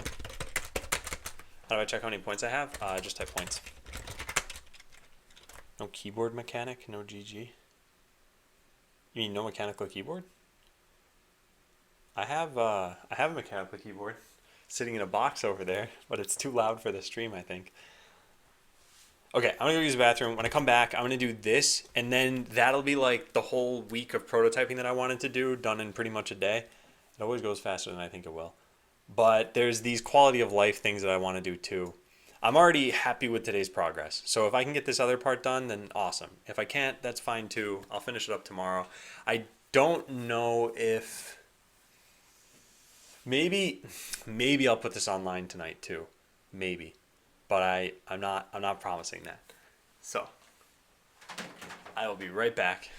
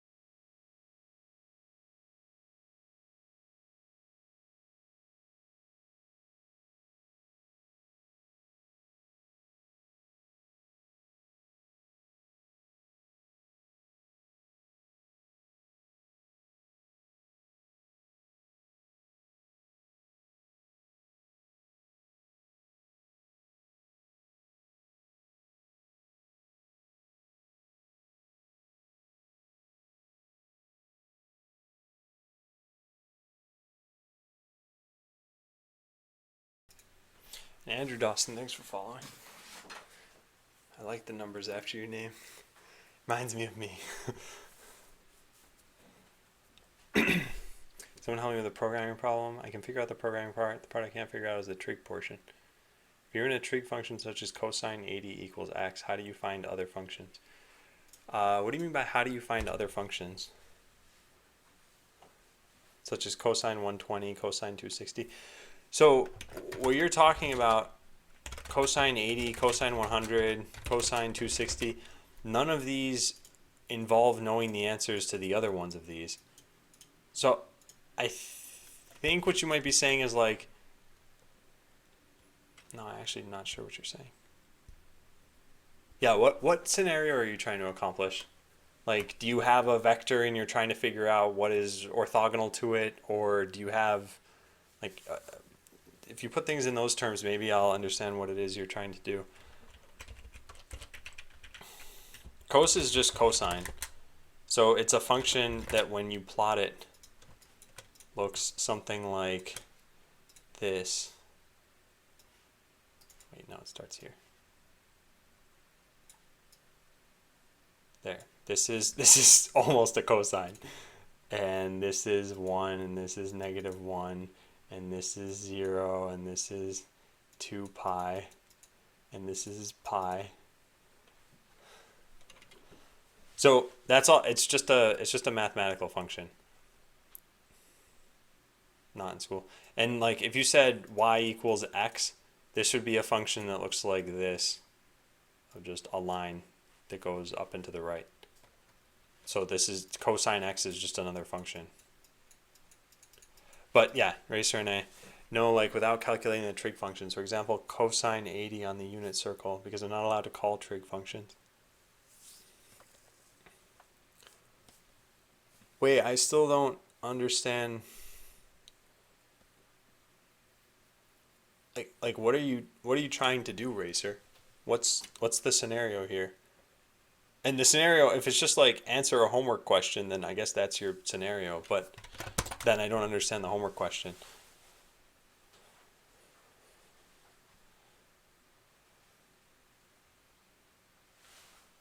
Anyway, so let's make it so that you type in another player's name and it downloads their defense automatically. So what we were doing now needs to be undone. That needs to be undone, and then when you type a thing into chat, this goes into the simulation server, and we have like a chat message. Arena import defense, yeah, that's gonna be different. Import defense. So how do we fix this?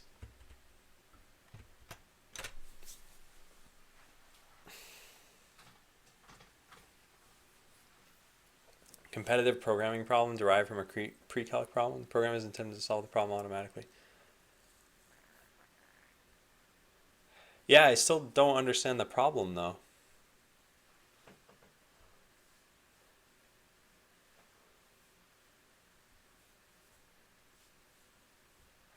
Oh wait, oh, it's literally just cosine 80 equals equals x. What is cosine 100?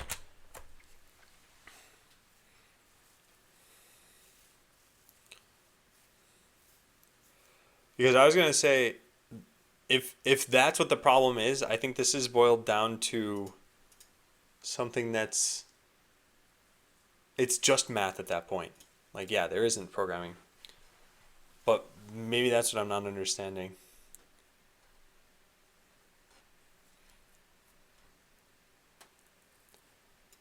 Because I know you pasted this in originally, and like, I guess what you could say is, hey, write a program to, or like find the first prime number above 1,000,000, and you'd say, well, that's a problem you would probably figure out with programming, but I would say like it is a math problem. That's anyway. Sorry, Racer. I didn't mean to make this more complicated than it was. I apologize for that. Okay, so here's what we do. We need to treat text as a player name and go fetch that player's defense. So we have account server REST client. We're going to say fetch defense player name. So we have a get defense slash player name. So instead of post, it'll be get. We don't even need a token, right? Does it matter? I don't think so. I mean, could have a token. I don't think it matters though. And then we don't need to send anything. And we return res body dot serialized defense.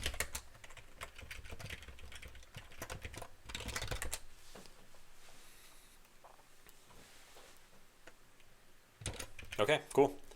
Now let's go write this on the server side. So we have save defense. We are going to need, oh, this should probably be called save defense. We're going to need get defense. Get defense slash, how do you do this? I think it's colon, where do I do this? Yeah, colon player name. So there's no verify, there's no this, none of that stuff matters. Now instead of save defense, it's get defense. So we say get defense, rec res next. We say const, let's do this the same way we do in the other one. There's extract user ID from token. There should be an extract from params. Yeah, so rec.params dot whatever.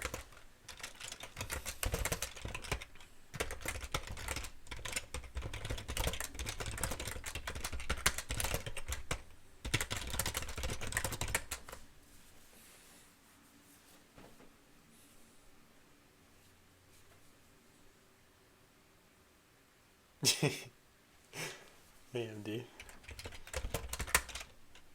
Are you sure about that?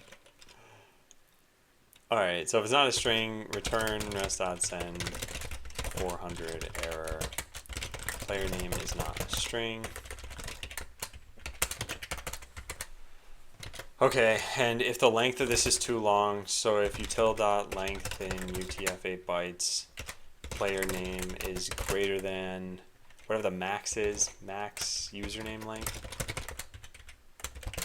then return rest.send 400 error, player name is too long.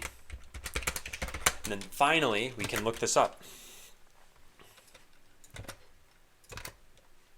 So we need to find the user by their ID. Get user by name or email. Yeah. Has rec res next in here though. We don't want that. We just want this. And the user that we get back is the user object. Oh, this is perfect. Okay, so we just do this. Return, oh, we don't even need to have a return. Get player name, return user. If user equals undefined, then rest.send. Alright, see AMD. Rest.send 404, no user found with that name. Otherwise, return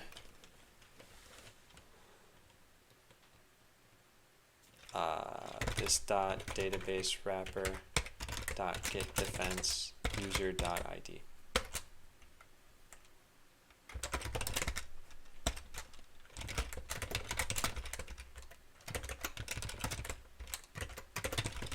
Serialized defense, I guess.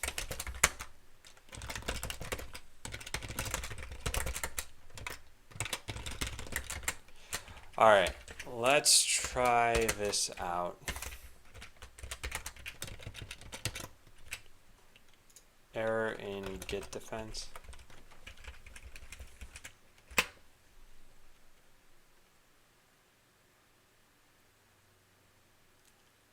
Yeah, let's try this out. So now we just need a get defense. And to fix this, hi Jew. Or is it Joe? Alright, so we have save defense. We need get defense. Get defense user ID. This is a dead simple function. Return this dot. It's the same as like get anything else, I guess. Get Bape. Yeah, something like this.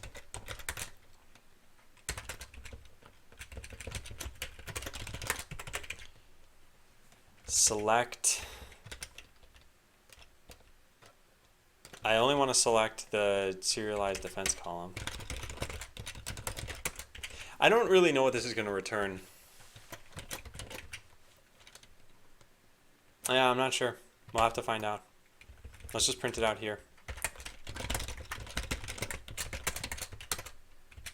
Okay, there, that's it. That's all we have to do.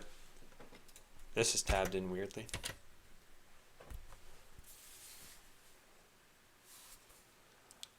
Yeah, Mike, think about this. You could just control the lights for like an entire day if you want.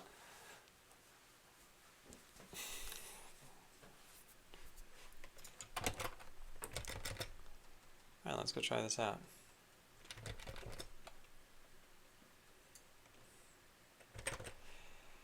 All right, I'm hopeful that this is gonna work, but I don't know.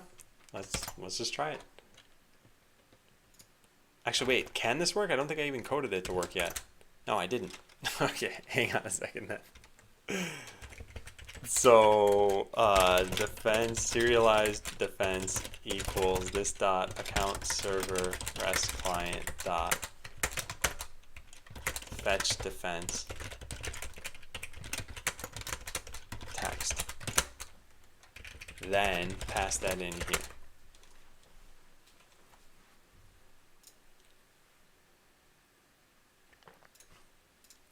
I think it'd be funny if you accidentally did the correct command and then it before you could react, Mike already like passed them off to some random person. All right, I think this will work. Let's try it out. So all I have to do is open this up and type Adam and press enter. And it broke immediately. Bay ID is not defined. Okay, that was a silly mistake. There's a Bay ID in here somewhere. Where is that? Oh, there. Okay. All right. So let's fix that and then try this out again. Okay. So let's do this again. We type Adam in here. Okay. Serialized defense actually had serialized defense there a second time. That's not good. Fine. Take 3.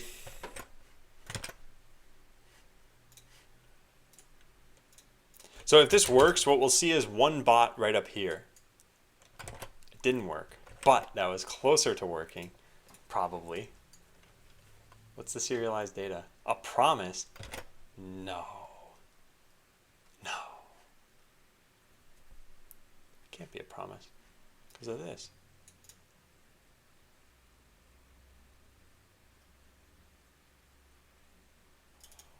Oh, yes, it can be. Whoops.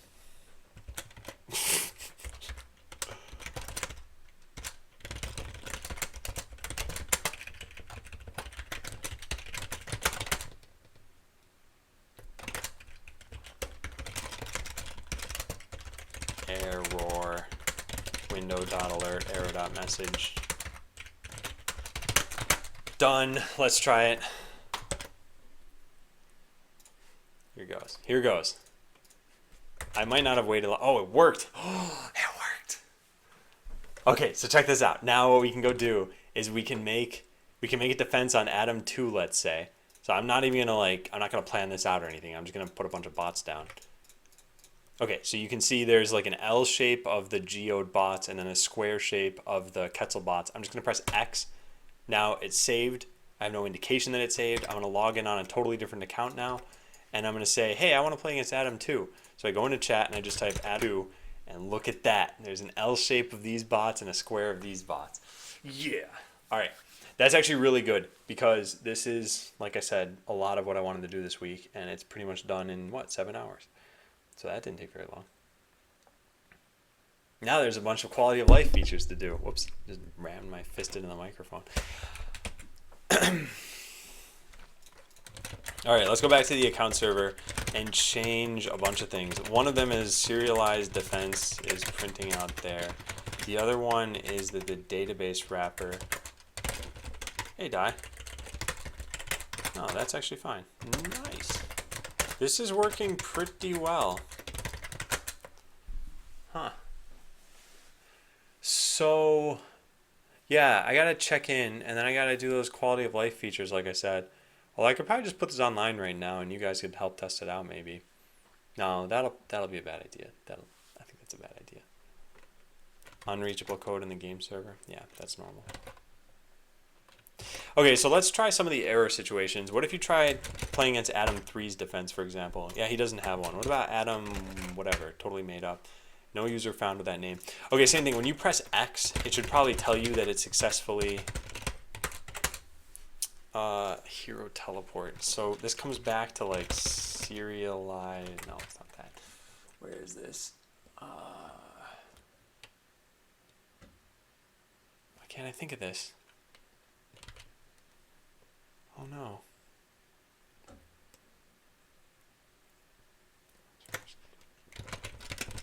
Here it is.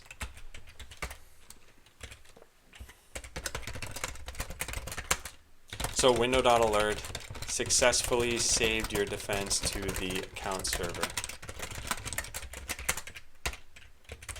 And I guess we might as well catch errors here. Could not save your defense to the account server. Work on minified botland code.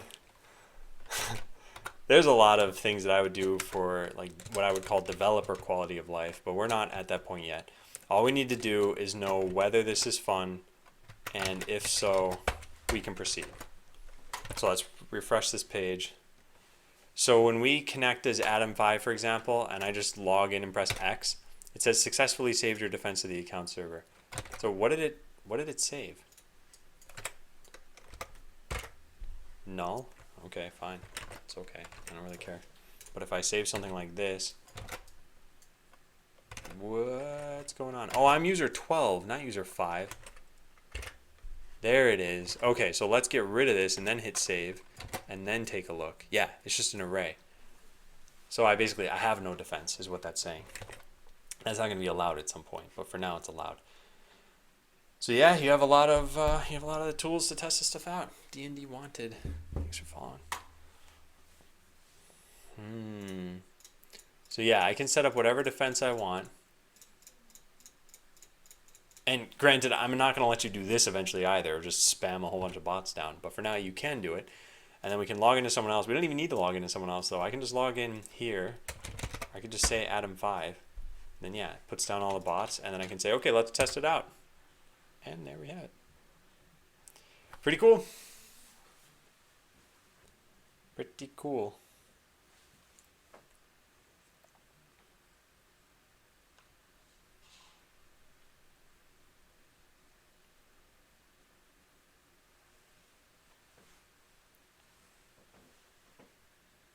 So yeah, the other team won.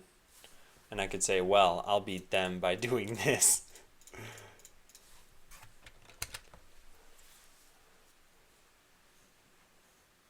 Actually, there's a really, really easy way to beat them. And that's by just putting down any sort of like melee bots. Are you standing up all the time? No, I'm not.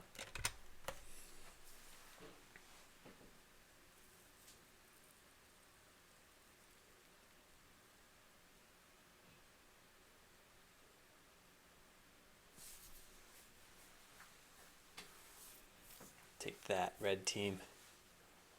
Take that. Nice. Yeah. This is looking pretty good. So let's say I determined right now that, yep, this is fun. Let's pursue this. It would be several months of reworking the code, adding features, like just tons of stuff is left to do. But that's okay. At least then I would know I'm pursuing something worthwhile. Right now I feel like we're just trying to find something that's fun. Alright, so we can check this in now. So there's no way for you to know all the different players who have defenses, though. You have to know someone else's username. That's still a little bit strange, I'd say. But what are you going to do? Like, I can add in a list or something tomorrow if it becomes an issue. You can now save defenses to the account server by pressing X on the client. By typing a username into chat, you can load that person's defense from the account server to play against it. I should really change the AI player's name in that case, but we'll do that stuff later.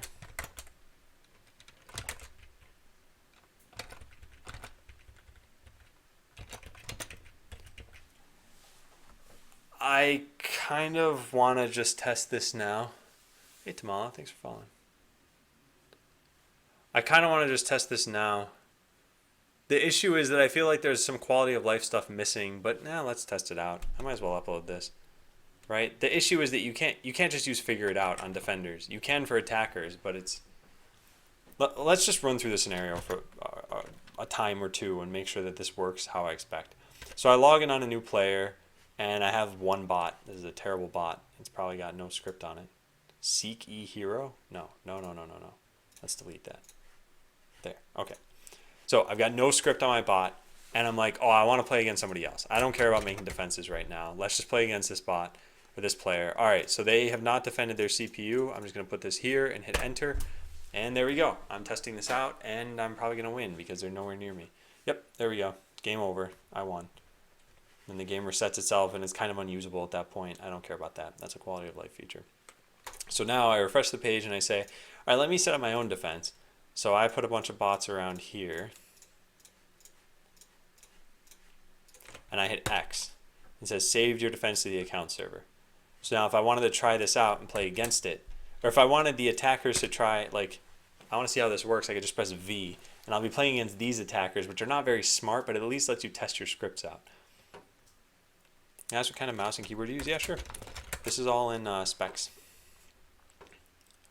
Okay, so that works. When I beat this thing, it'll just reset back to what I was at. Cool, so if I want to try playing against this myself, what am I, Adam 4? Yeah. I can see how this stands up against its own, like the same defense as the attack is. This should boil down to the same outcome every single time, because there shouldn't be any randomness in this. Let's try this out again once they win. Oh wait, I don't need to wait for them to win. I could just have conceded. Let's see if it happens the same way every single time. Yeah, it looks like it's the same, right? That was pretty much...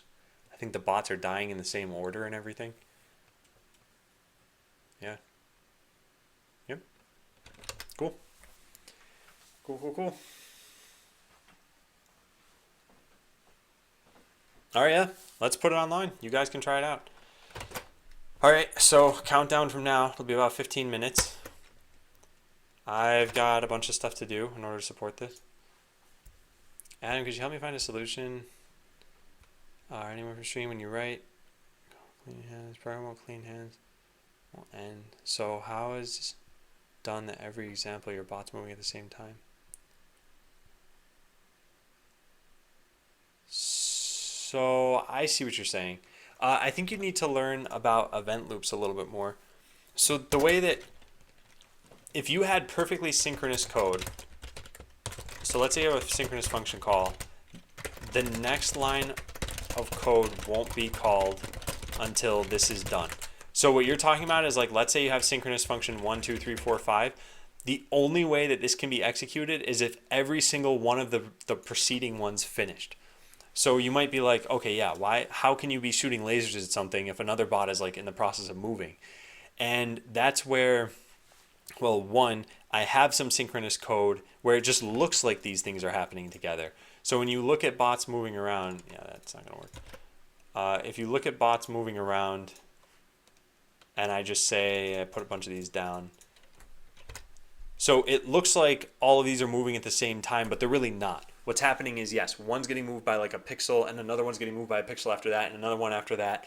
So in that sense, that's synchronous. But then there's the event loop that you have to know about where, like, let's say I click, that's going to put an event on the event loop. And after it's done running through my code for that frame, it's going to check, are there any events? Oh, someone clicked. Okay, yeah, I want to put a bot down right there. So I think that's the kind of question that it's a little hard to trim it down to a really simple explanation. But yeah, in short, you have synchronous functions which will execute exactly how you said, but you also have an event loop, and you also have asynchronous functions that work with that event loop. So yeah, you'd have to look into asynchronous code and event loops to find out about it. Anyway, I need to start this up because I want to put this online and see what you guys think. And I got to update the how to play. And I've got to deploy everything too. Okay, so let's do this. BL deploy. No, we can't do that. No. Almost forgot a very important part, which is updating the versions of everything. So there's that. The account servers package JSON. I guess we can keep this however it is. I think the rest can be fine. Okay, so now we can just run deploy. So let's log into this machine.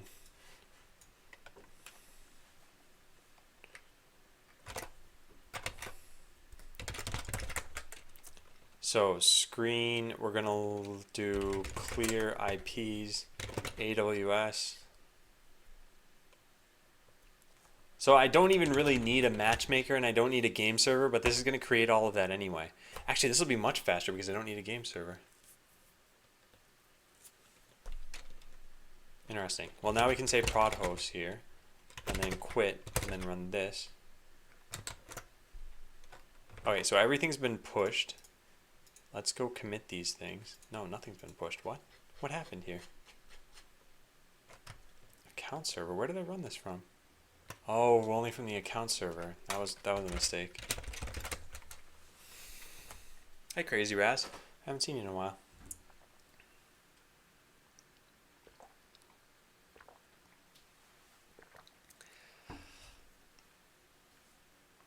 Alright, well, while this is working, I can update the how to play a little bit. The goal of the game is to destroy the enemy CPU. So let's put... So let's say attacking. So as an attacker, your goal is to destroy the enemy CPU. So you have lots of time to figure out where best to place your bots. You can place as many as you want, but please try to limit it to however many the defenders are using. To place it, select the blueprint, and then left click on the arena, left clicking on place bot will unplace it. You cannot edit hardware or scripts. Yeah, starting the match. So to start the match, press enter. You don't actually have to do things that way. I think we should just say press V for right now. To end a match prematurely, make sure that it's been started first. Then press C on your keyboard. Ignore factories, they both mean nothing. Okay, so then defending.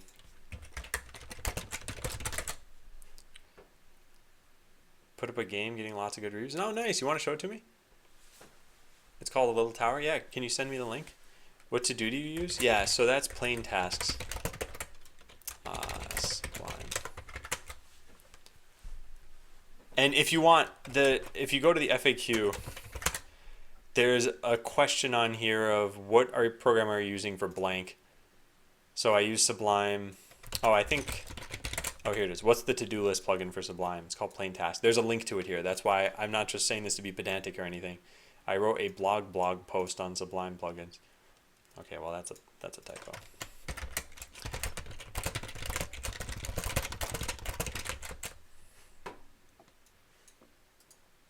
Okay, thanks, Unknown Evil. Unknown Evil for this game. Play in full screen. Yeah, I'll check it out, I think, after all of this. Okay, so I gotta commit this stuff now. All easier to set up defense.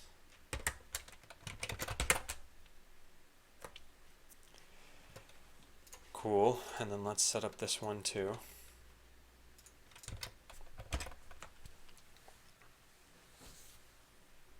Cool. Okay, so have I done everything here? Yes, yes, yes, and then all of this stuff needs to be done.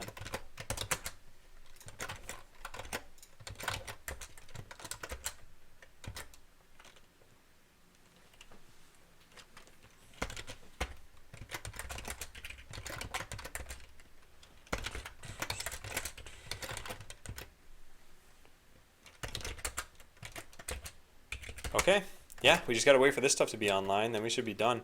Which means I need to write another note to myself so I can kill AWS instances. You know, I was getting my hair cut the other day, and the woman asked me, she's like, so what do you do? She's like, I don't know if you said already. I said, no, I didn't say, like, I'm a game developer. And she said, oh, so you play games all day. And I've heard people on Reddit say that this is something that bothers them a lot, but I don't think I've ever really heard that in real life. So I'm like, no, it's not about playing games. I said it's no different from if I was developing, let's say, a calculator, that I wouldn't be just using a calculator all day. And then we talked about like programming and what goes into it, and it was a very short conversation. I didn't want to like bore her to tears or anything. So I just thought it was funny though. Like, oh, you play games all day, huh? Yes, that is exactly what I do. So to create a defense, place bots as you would for an attack, but instead of starting the match, press the X key on your keyboard. No, so this is all totally wrong. So place bots such that they will defend the blue CPU.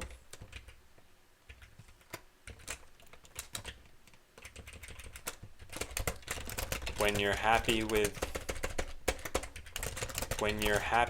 the defense, press X to save it to the account server. What's on my neck? It's a light strip. So Camille, you can check out the FAQ. I think a lot of these questions are in there.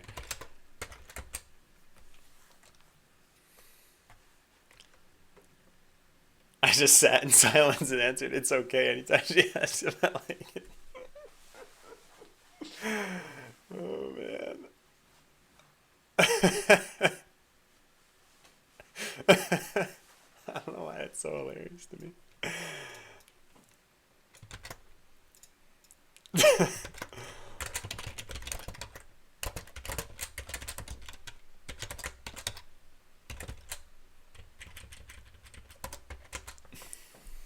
All right. So when creating a defense, yeah, don't make bots that try to kill the enemy CPU, and keep in mind that your scripts are copied exactly. Please test your defense before.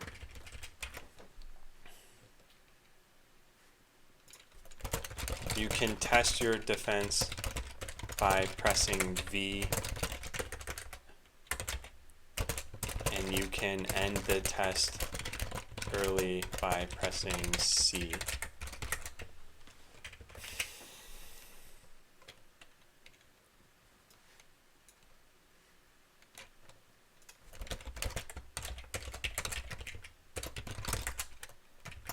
So importing a defense, open the in-game chat by pressing the purple button at the bottom right and type another user's botland name. Yeah, so that's it. In order to figure out who actually has a defense, you'll need to ask in Twitch chat. Okay, so let's take a look and see if this is good. Close out of this, take a look at how to play, take a look at this. Twitch chat should link to my stream. Cool, it does, that's all I care about. Okay, so now let's upload this. Done. No, that's not right. Oh, that's in the wrong spot. Hang on a second. I just dragged it somewhere in FileZilla and I'm like, that looks right. But no, there we go. Okay, so everything should be online, including, unnecessarily, a game server. Yeah, there's that game server, which is unnecessary, as I mentioned. All right, so let's try this out. I'm going to go make a defense, and you guys can try this. So the goals of today are the same as the ones for last time. Where are they? This. So are you having fun making a defense, and are you having fun trying to figure out how to attack? It's basically just, are you having fun? And the prototype might stop you from having fun with certain bugs or lack of graphics or et cetera, et cetera, et cetera. There are a lot of different things there. So try to overlook those as much as possible. Oh no, this is not good.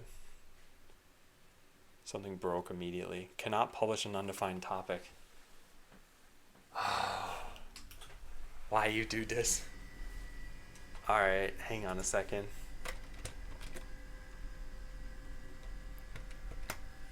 So I don't think this is gonna work then.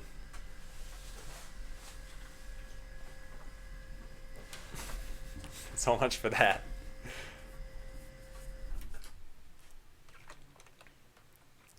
Cannot publish an undefined topic. Can I even connect? It looks like, no, none of this is gonna work. Yeah. So this is happening because of probably Uglify, actually. Oh, that sucks. What version is this game? There's no real versions. Yeah, that went downhill really fast. All right, so I gotta figure this out.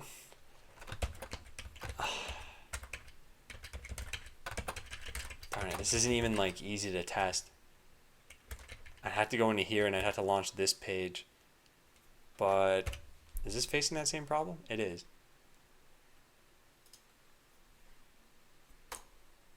Oh, wait a second. Is this? No, this isn't a source mouse, doesn't.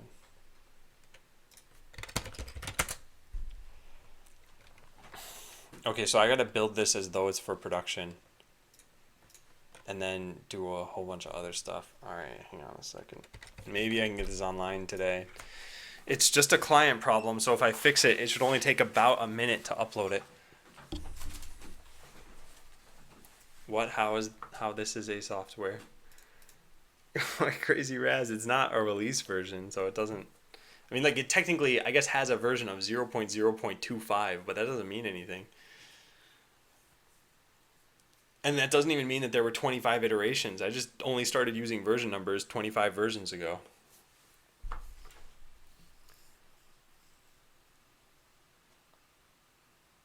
Alright.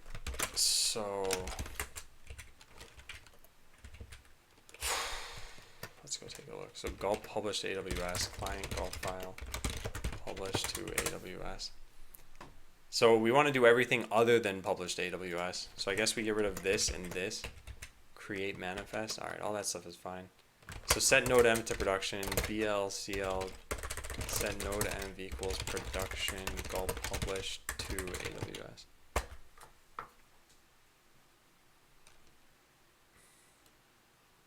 I'm gonna put your site in an iframe so I can make it in the desktop version.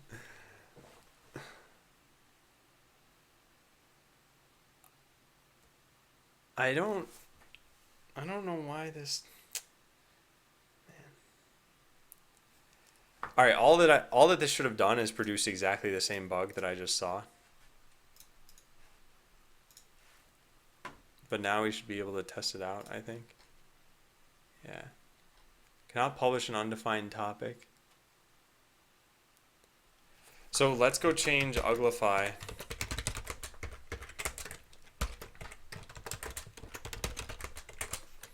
Something in here is causing this to break.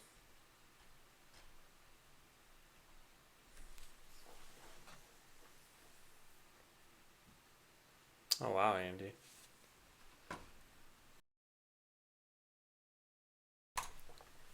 Hey Galloping Cow.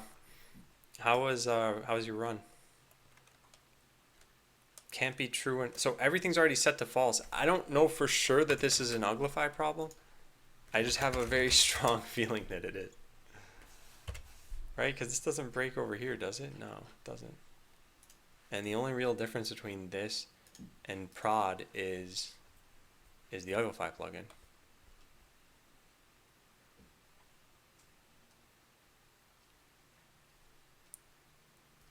I don't know what to fix here. It's just that mangle defaults and screw IE8 default. Every time I test this, it's going to take like 20 seconds. Actually, no, wait. Mangle is what makes it take so much longer, right? It might take like 15 seconds, but...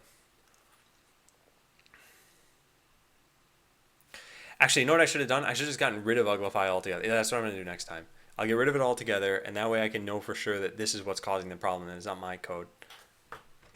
So let's take a look. Did this fix anything? This doesn't even have a web server serving this up. How could this possibly work? Oh, that did fix everything. No, it didn't. Never mind. I take all that back. Okay, let's go start up the client on the right. What do I even do here? More run.cmd. Yeah, dist/development. We're going to have to change that. So dist/production. Yeah. Okay. Now we run it. Now we go over to here.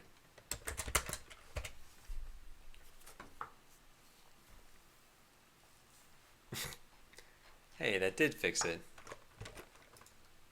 So what did I change? I changed mangle and screw IE8 and that fixed it? That's it? Let's close out all these other millions of tabs. So this should break it again. So it's one of those two options, probably mangle.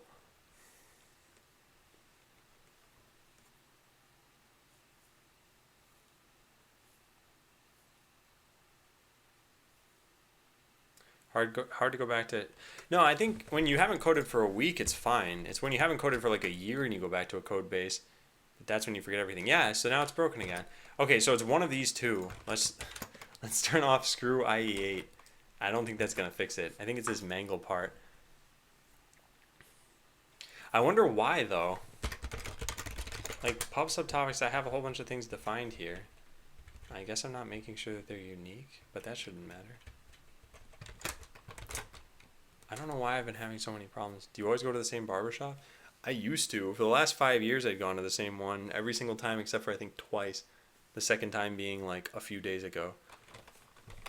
It's because the last time I went, I showed up before the shop opened, and I still had to wait an hour and a half to see the person I wanted to see. And they don't do appointments. And I was like, no. I'm not starting my morning waiting an hour, or it was an hour and 15 minutes, excuse me. But I still thought, like, I showed up before the shop opened, and it still took that long.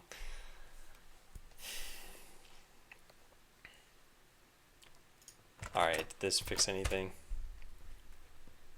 No, it's still a problem. So it's mangle. Setting this to false is what's going to fix this. So then I just need to make sure that my code is actually at least minified. So mangle apparently can't be true.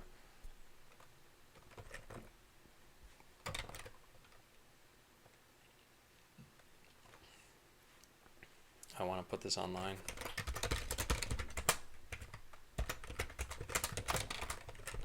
Okay, let's try this out now. Does this work? No, it doesn't. What? Both of these have to be false or else it won't work?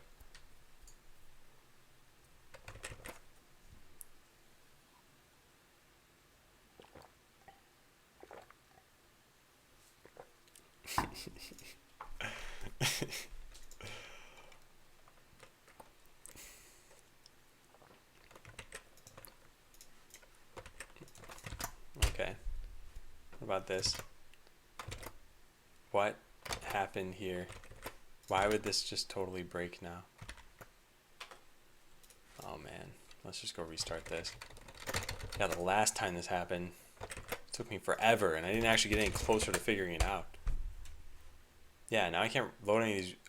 Oh, whoops. Oh, man. I was... That's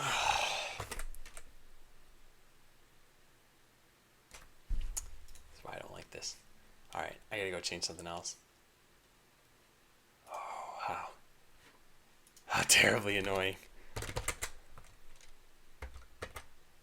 Oh yeah, I was waiting for a specific barber. That's why it took so long. But still, if I could just set up an appointment, it'd be great. Then I'd probably just go there the rest of my life, or until that barber quit.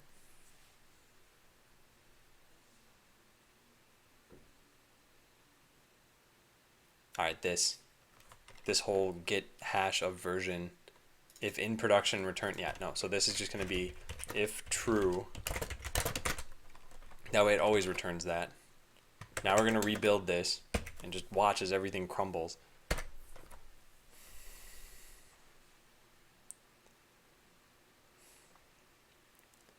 All I wanted to do was put this online.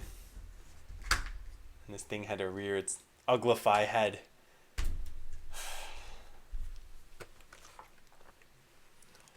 So these are the things I find frustrating about programming now. I don't find it frustrating that much when I write a bug and I have to try to solve it, but when a third-party thing that I'm using has a bug, and I imagine this is a problem with a third-party thing, then that starts to bother me. I'm pretty sure I'm not even testing the right thing anymore. Yeah. Oh, alright. This has gotten out of control. Okay, so let's take a look at this. First of all, part of this is probably due to caching. There actually shouldn't be any caching if... Yeah, it's still trying to fetch this stuff from CloudFront. Which makes me think that... Wait, does CloudFront come in here anywhere? Root asset path. Oh.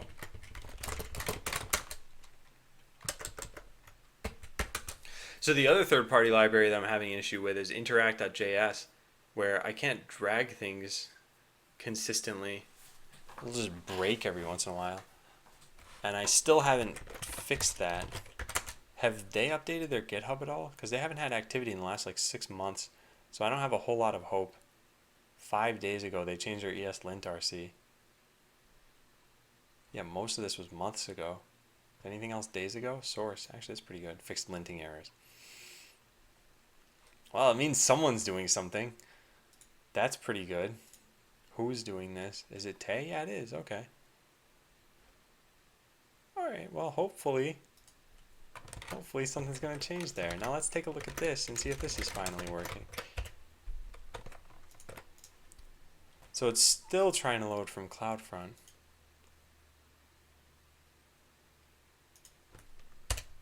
You need to write some assembly to humble yourself.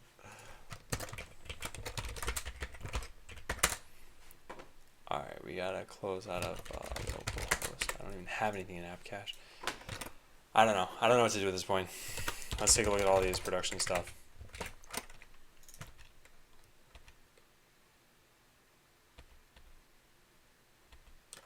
The pug implementation here. So we could just reverse all of the in production things here. Or what we could have done here is gotten rid of this and that, and then just set it to false. Pretty print is not in production. Yeah, this shouldn't matter. We just get rid of this. And then we set it to set node env equals. Whoops.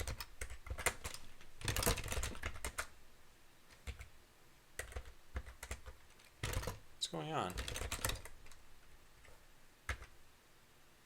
What is going on?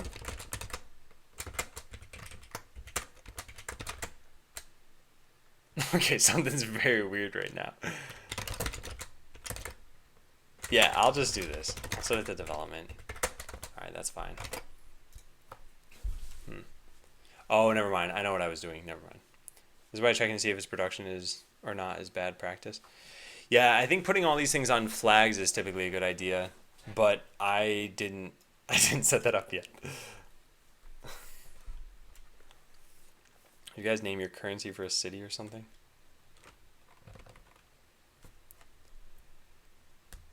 Alright, I'm gonna run this again.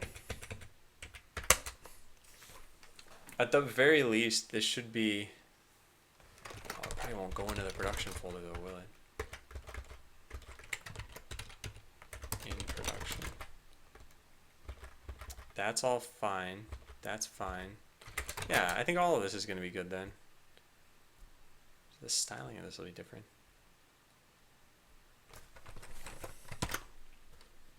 Hey, Bukhar. Welcome back. Okay, so that worked on this. Let's just take a look at the source now. Is this even proper? Yeah, I guess so. It's not great, though. So, alright, I could publish this now. I do want to check one more thing. Can I set this back? This is probably going to cause things to break. It would be doubloons. Yeah, games have had a lot of different names for currencies. And I think sometimes it's like, alright, that's fine. Like Gil. But, I don't know, like Phantasy Star Online had, what, Mesita, I think? Some of those things are just strange. And that's probably because it came from Phantasy Star, but granted. It's still a weird name. Alright. So internal server error, password's wrong. That's all fine. I didn't type in the correct password. What's confusing to me is that this isn't breaking right now. So what was the problem when I tried to run this online? It said that it couldn't publish a certain topic. And it's still saying that. I haven't changed anything though. VO Adam.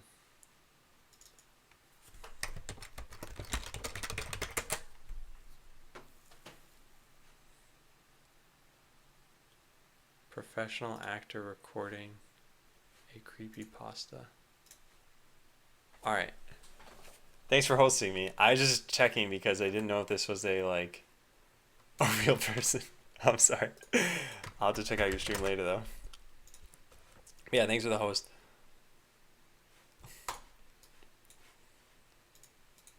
Professional actor. Yeah, I'll definitely have to check out your stream. Okay, So do I even bother re-uploading this or no? I really, really want to have you guys try this out. I didn't change anything meaningful though. That's the issue here. I changed source maps. Was that couldn't have caused this, right? That should be 10, not a real person. No, what I meant is some people make names with Adam in the name, and like tons of people end up hosting me for one person as just a way of saying hi, basically. So I thought it was someone who was just already watching the stream and is like, oh, I'll go make another account. So hi, I'm guessing your name is also Adam. Okay, that's the only thing I can think of here, though, is that source maps are what changed this. So here's what we can do. We can just revert all of this and try it out with source maps set correctly this time, and if it works, it works.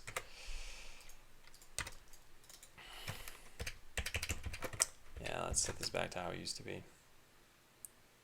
How is this a difference, though? It should have always been set to this. All right, let me try publishing it now. So, oh, this is going to complain to me. Yeah.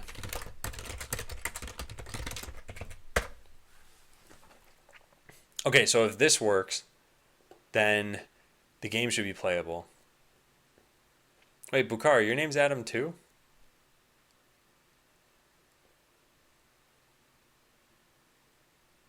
Oh, VOs for voiceover.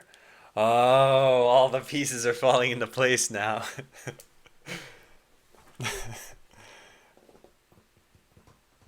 Do programmers ever use mechanical keyboards? Yeah. So I have a mechanical keyboard too. I just don't use it because a lot of people, well, not a lot, but a few people on the stream are bothered by the amount of clickiness. I'm already a very loud typer. I like smash my keyboard when I'm typing regardless of the keys. So a mechanical one, or at least the one that I have, is just way too noisy.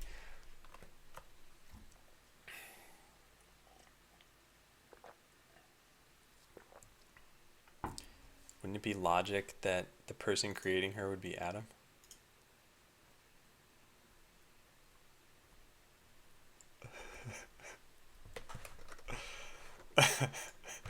Okay, let's just try this out. Thanks for the follow, Adam. It didn't work. Yeah, so it didn't have to do with source maps. Well, this is frustrating.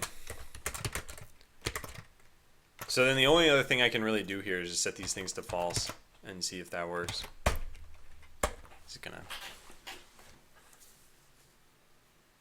This is gonna cost me money. AWS is gonna say yes, yes, we finally got him. Look at how many put requests he's doing.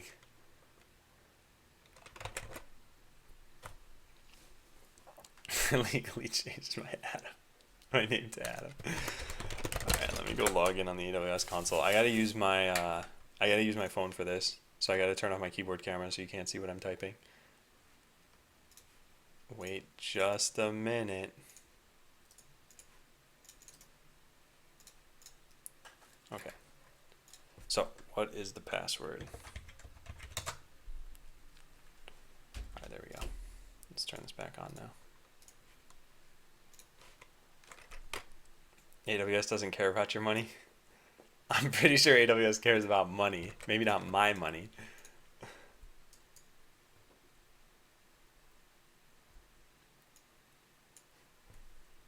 Oh yeah, you were literally talking about just me. Okay, great. So this is online now. Now what is the...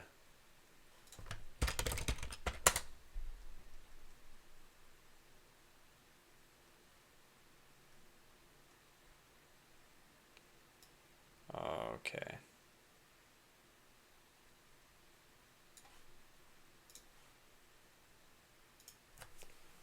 So... Yeah, alright, the game's online. You guys can try this out, I think. I mean, let me try it out and make sure it's actually working. So let's just put down some really basic bots here. Mr. Zaps, what is he doing? No, I don't want that. I have the... No, what am I even doing? I made the defense on like a totally different account. So I wouldn't be able to set this unless I hack my own server. So let's do the more reasonable thing here. And let's lose the game. Okay, now we refresh the page. And so for anyone who... Oh, let's just make a defender bot here.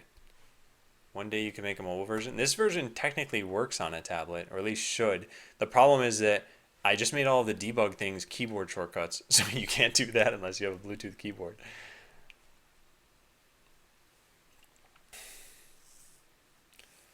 Okay, so let's make a new thing here. I'll just call this Defender. Momo Wow. Thanks for following. I like your name. All right, so let's create a new script here. We'll just call this Defender bot, and I'll just make something really basic. Like, let's go with artillery, missiles. I'll go with sensors. We'll make a very small chance to move. So if percent chance 10, and we can move, then let's move. And that's it. You know, let's put all these other things on here too. It's not like it really matters.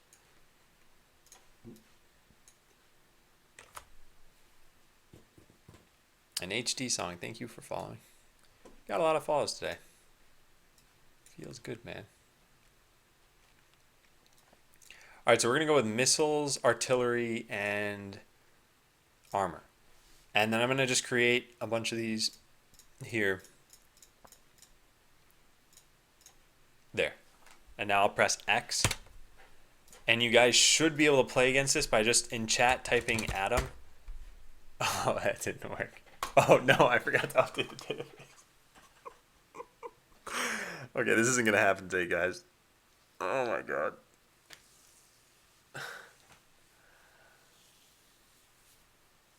Or I could fix it.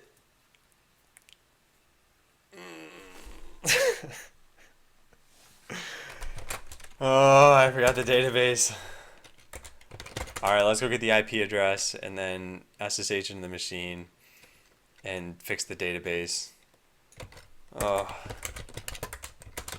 This is not going to be good. Alright, so screen. We got to connect to MySQL.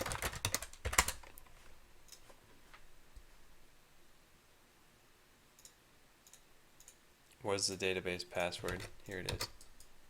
Okay, so I'm in the database. Now use botland. No, I can't do that. Oh, yes I can. Okay, I gotta be careful at this. MySQL, add a column. We gotta do this exactly correctly. Alter table, add column. This guy's mad that I'm changing the column. Look at that. He's like yelling at me. You can't change the column. Stop it. What are you doing? You gotta work for Callahan to do that. All right. So here we go. Alter table users. Add don't screw up. Serialized defense. Text. Oh, I think it worked. All right, let's press the X key now. Successfully saved. Select serialized defense from users where ID equals 1. Hey, it worked. It worked. So I should be able to type in my name now. Nice. Okay, Hideo, you can try it out. You can try beating my defense. Oh man.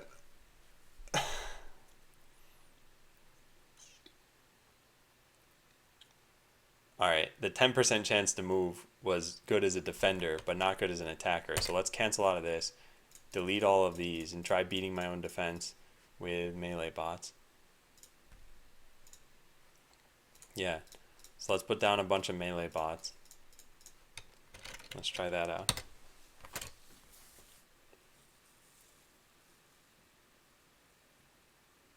Wow, that defense is terrible. Hang on, how many bots do I have? 1, 2, 3, 4, 5, 6, 7, 8, 9, 10, 11. How many do they have? 10. So I should not have this 11th bot. That's why it was a bad defense, guys. It's just outnumbering them. EJ. Okay, no, this defense just straight up loses to teleport and yeah, okay. I have like all of my bots are still alive. In fact, I think this is just the counter to this defense is what I put down here. After your name, shouldn't the defense be auto-imported? Yeah. Is that not working, Hideo?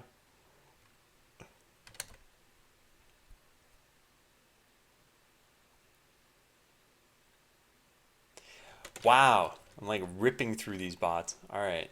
We need to lower this down. So I think with 6 bots I can beat all 10 of these. Just because of how powerful Zapper is and because they're doing basically nothing to me with their artillery. Yeah, in fact, I could probably make this even better if I change the script to, let's do this, set attack priority. Let's choose, oh, that's not going to matter actually. Never mind, cancel. Just refresh the page, EJ. That's it, it's an existential crisis. It puts the JSON in the console, but nothing happened on the screen. So, let me try this out. Let me try it in a new tab. If I connect as Adam2 and I hit play, so in the console or in here, I'm just going to type Adam.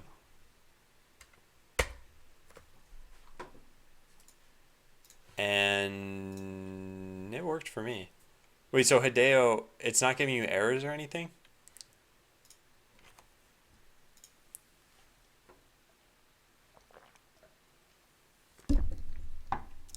Because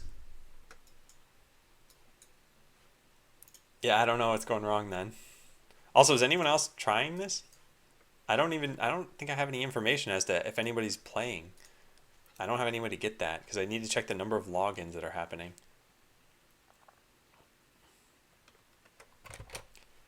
You know what I could do? I could SSH into, oh, I'm already there. DL deploy logs. All right, so let's see. EJ rules is playing. Error in get defense. Select serialized defense from user where ID equals 1. Bad field.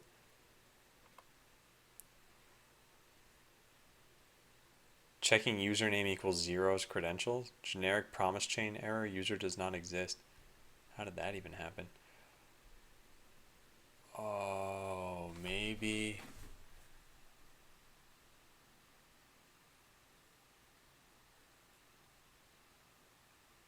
Hideo. Yeah, I'm not sure what's going wrong. EJ, was it working for you? Are you able to just type in my name and get the defense that I created?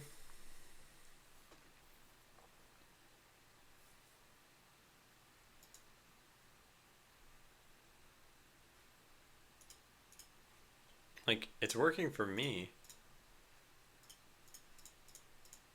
Oh, this part just broke completely. But why? Must be because the bot has an invalid script. Ah, move to enemy side doesn't exist. Yeah, let's update that. It works? Okay. So Hideo, it's still not working for you? So I can put these bots down now.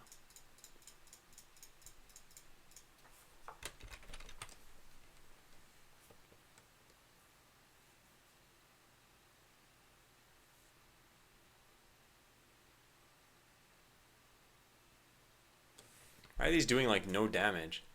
They're artillery level 3. Also, there's another script I have that's apparently not working. No. Gonna try to make my defense and try yours after. Maybe it'll work magically. No error on the console. Yeah, and clearing cache and everything, I guess. Although, yeah, that must have worked because you're not getting the same error you were getting before. Okay, did you make a defense? Can you try, before doing anything else, can you try just pressing X, Hideo? Like, make any defense, actually. Just put down any bot and then press X. I want to see if it's going to work. So if I type Hideo here, currently you have no defense. I should be able to just keep doing this, and I'll see when you've updated yours. Cleared cache incognito mode, yeah. Alright, so yeah, put down any bot. And then press X.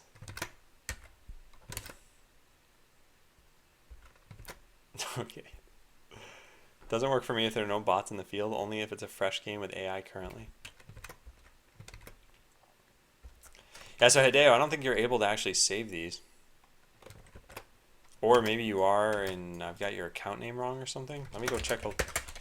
Select name from users. Wow, that's a lot of names. Where's Hideo? Yeah, it's Hideo. Maybe capitalization matters? It shouldn't. No. No, capitalization doesn't matter. Okay. Yeah, so I need to know who's actually made a defense. So select name from users where serialized defense not equal to null. Not equal to null. How do you do this?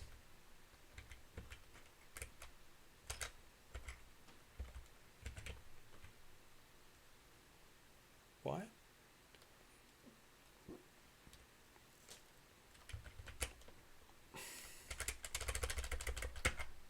How do you do this? Why is it not working? Just made an account and doesn't work. So Joe, what are you trying? And Hideo, did you end up saving in defense? You have to literally say is not null. Oh, thanks, restarted.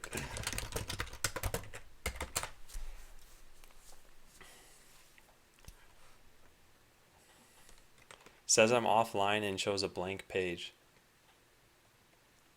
It says you're offline and shows a blank page. Is there anything in your console? If you press F12, do you see any errors? And what browser are you trying in? So, yeah, I'm still the only person with a defense, I guess. Huh. I suppose one of the other things I should do is kill this game server. It has no purpose for living here.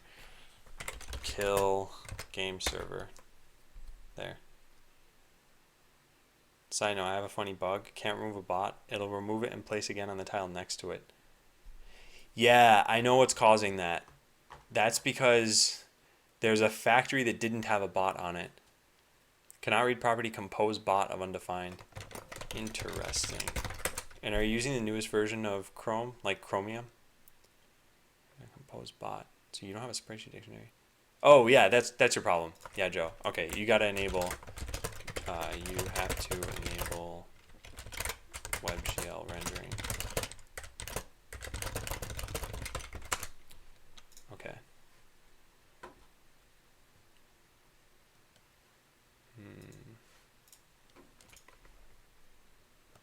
Well, in Chrome flags, or yeah, I think that's the only way you'll have to do it.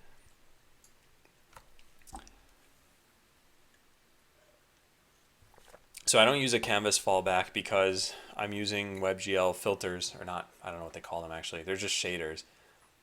But Pixie exposes them as filters, and they're pretty slow in the canvas. They actually don't exist in the canvas. You managed to save your defense?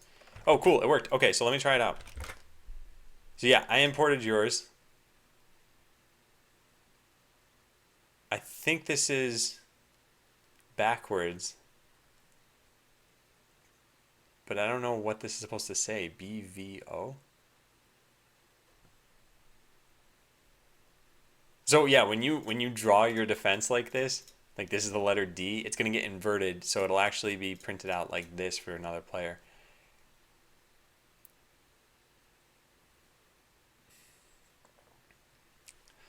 Okay. So is your defense like a real defense? Because there's actually a lot of bots. I'm just gonna put down random bots here. But at least exporting it for you worked. That's good. So if I were to play this, yeah, it's like impossible for me to figure out what's going on here. And you won. Congratulations. Oh, that was bug? But I couldn't remove a bot for the G. That's pretty funny. Alright, let me connect here. So Uglify broke again. I gotta fix that. Do I have any reflect bots? Reflect, yeah, here. Okay, so if I import your defense, Hideo, and then I just put down a bunch of bots here, they should destroy your bots. I'm gonna put down just that many. Yeah. ripping them to shreds. Look at me go.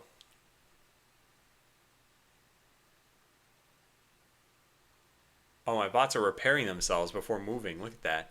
They're healing their own life. Then once they get to a high enough number, they'll move over.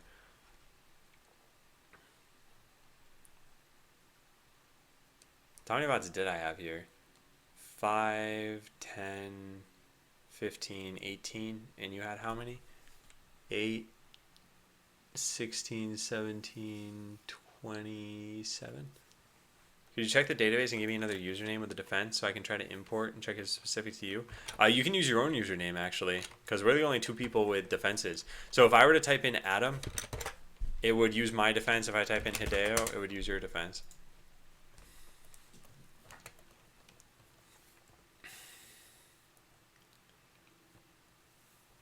So I got to add in a bunch of metrics. Add in metrics so that I can see who's online. Graphics features status WebGL hardware accelerator. WebGL is enabled. Let's see. 3JS WebGL render test. I wonder if there's. Yeah, does this work for you?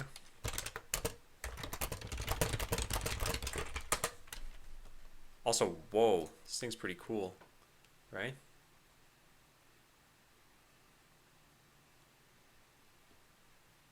Neat. They had color in the other one, though. Oh, that's how. Wow. Looks so cool. It's like a goldfish.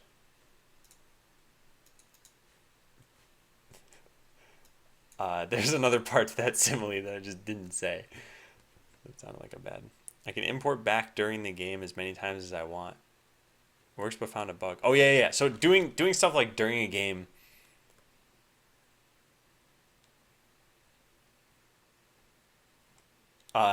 Doing stuff during a game is probably gonna be broken. Yeah, definitely. I'll write this down anyway. But it's not something that I really plan on fixing right now. I know, EJ. I don't know what I'm even doing anymore. Also, wow, kazoos.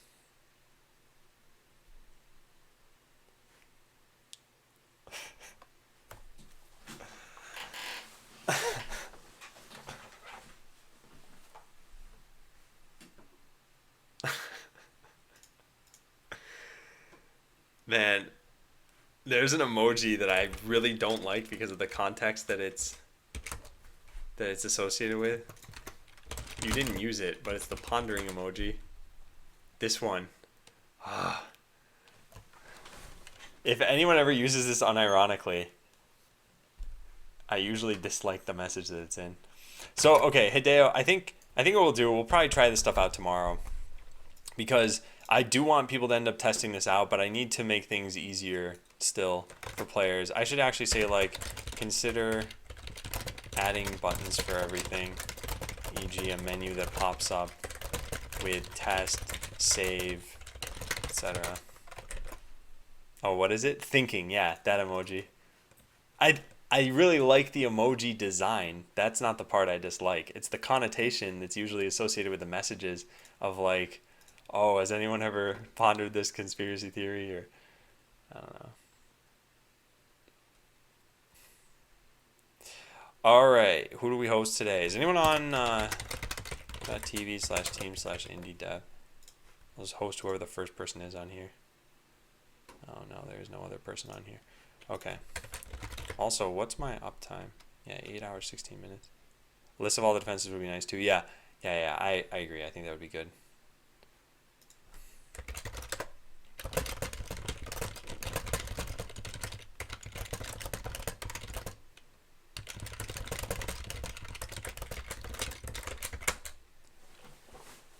Cannot initialize shader.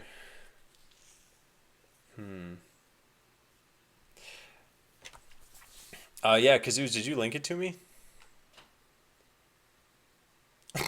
Triggered. Joe, I don't know why that's happening, and I'd probably have to look into this tomorrow, I think. Yeah, I'm sorry I can't help more right now. I'm not sure why the shaders wouldn't work either. But yeah, if you're online tomorrow, I'll have to take a look. Print screen.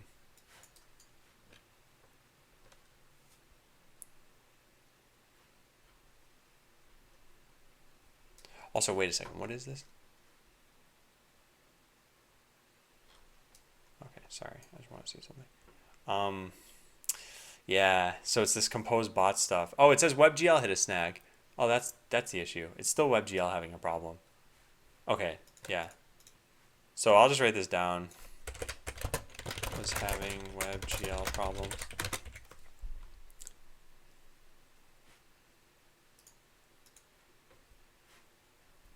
Okay, yeah, Kazoos, I'll check it out. I'll check it out later. All right, yeah, I'm gonna just I don't know. I guess I'll host Chronic Sauce. Yeah, let's go with Chronic Sauce. All right, cool. Thank you guys for watching today.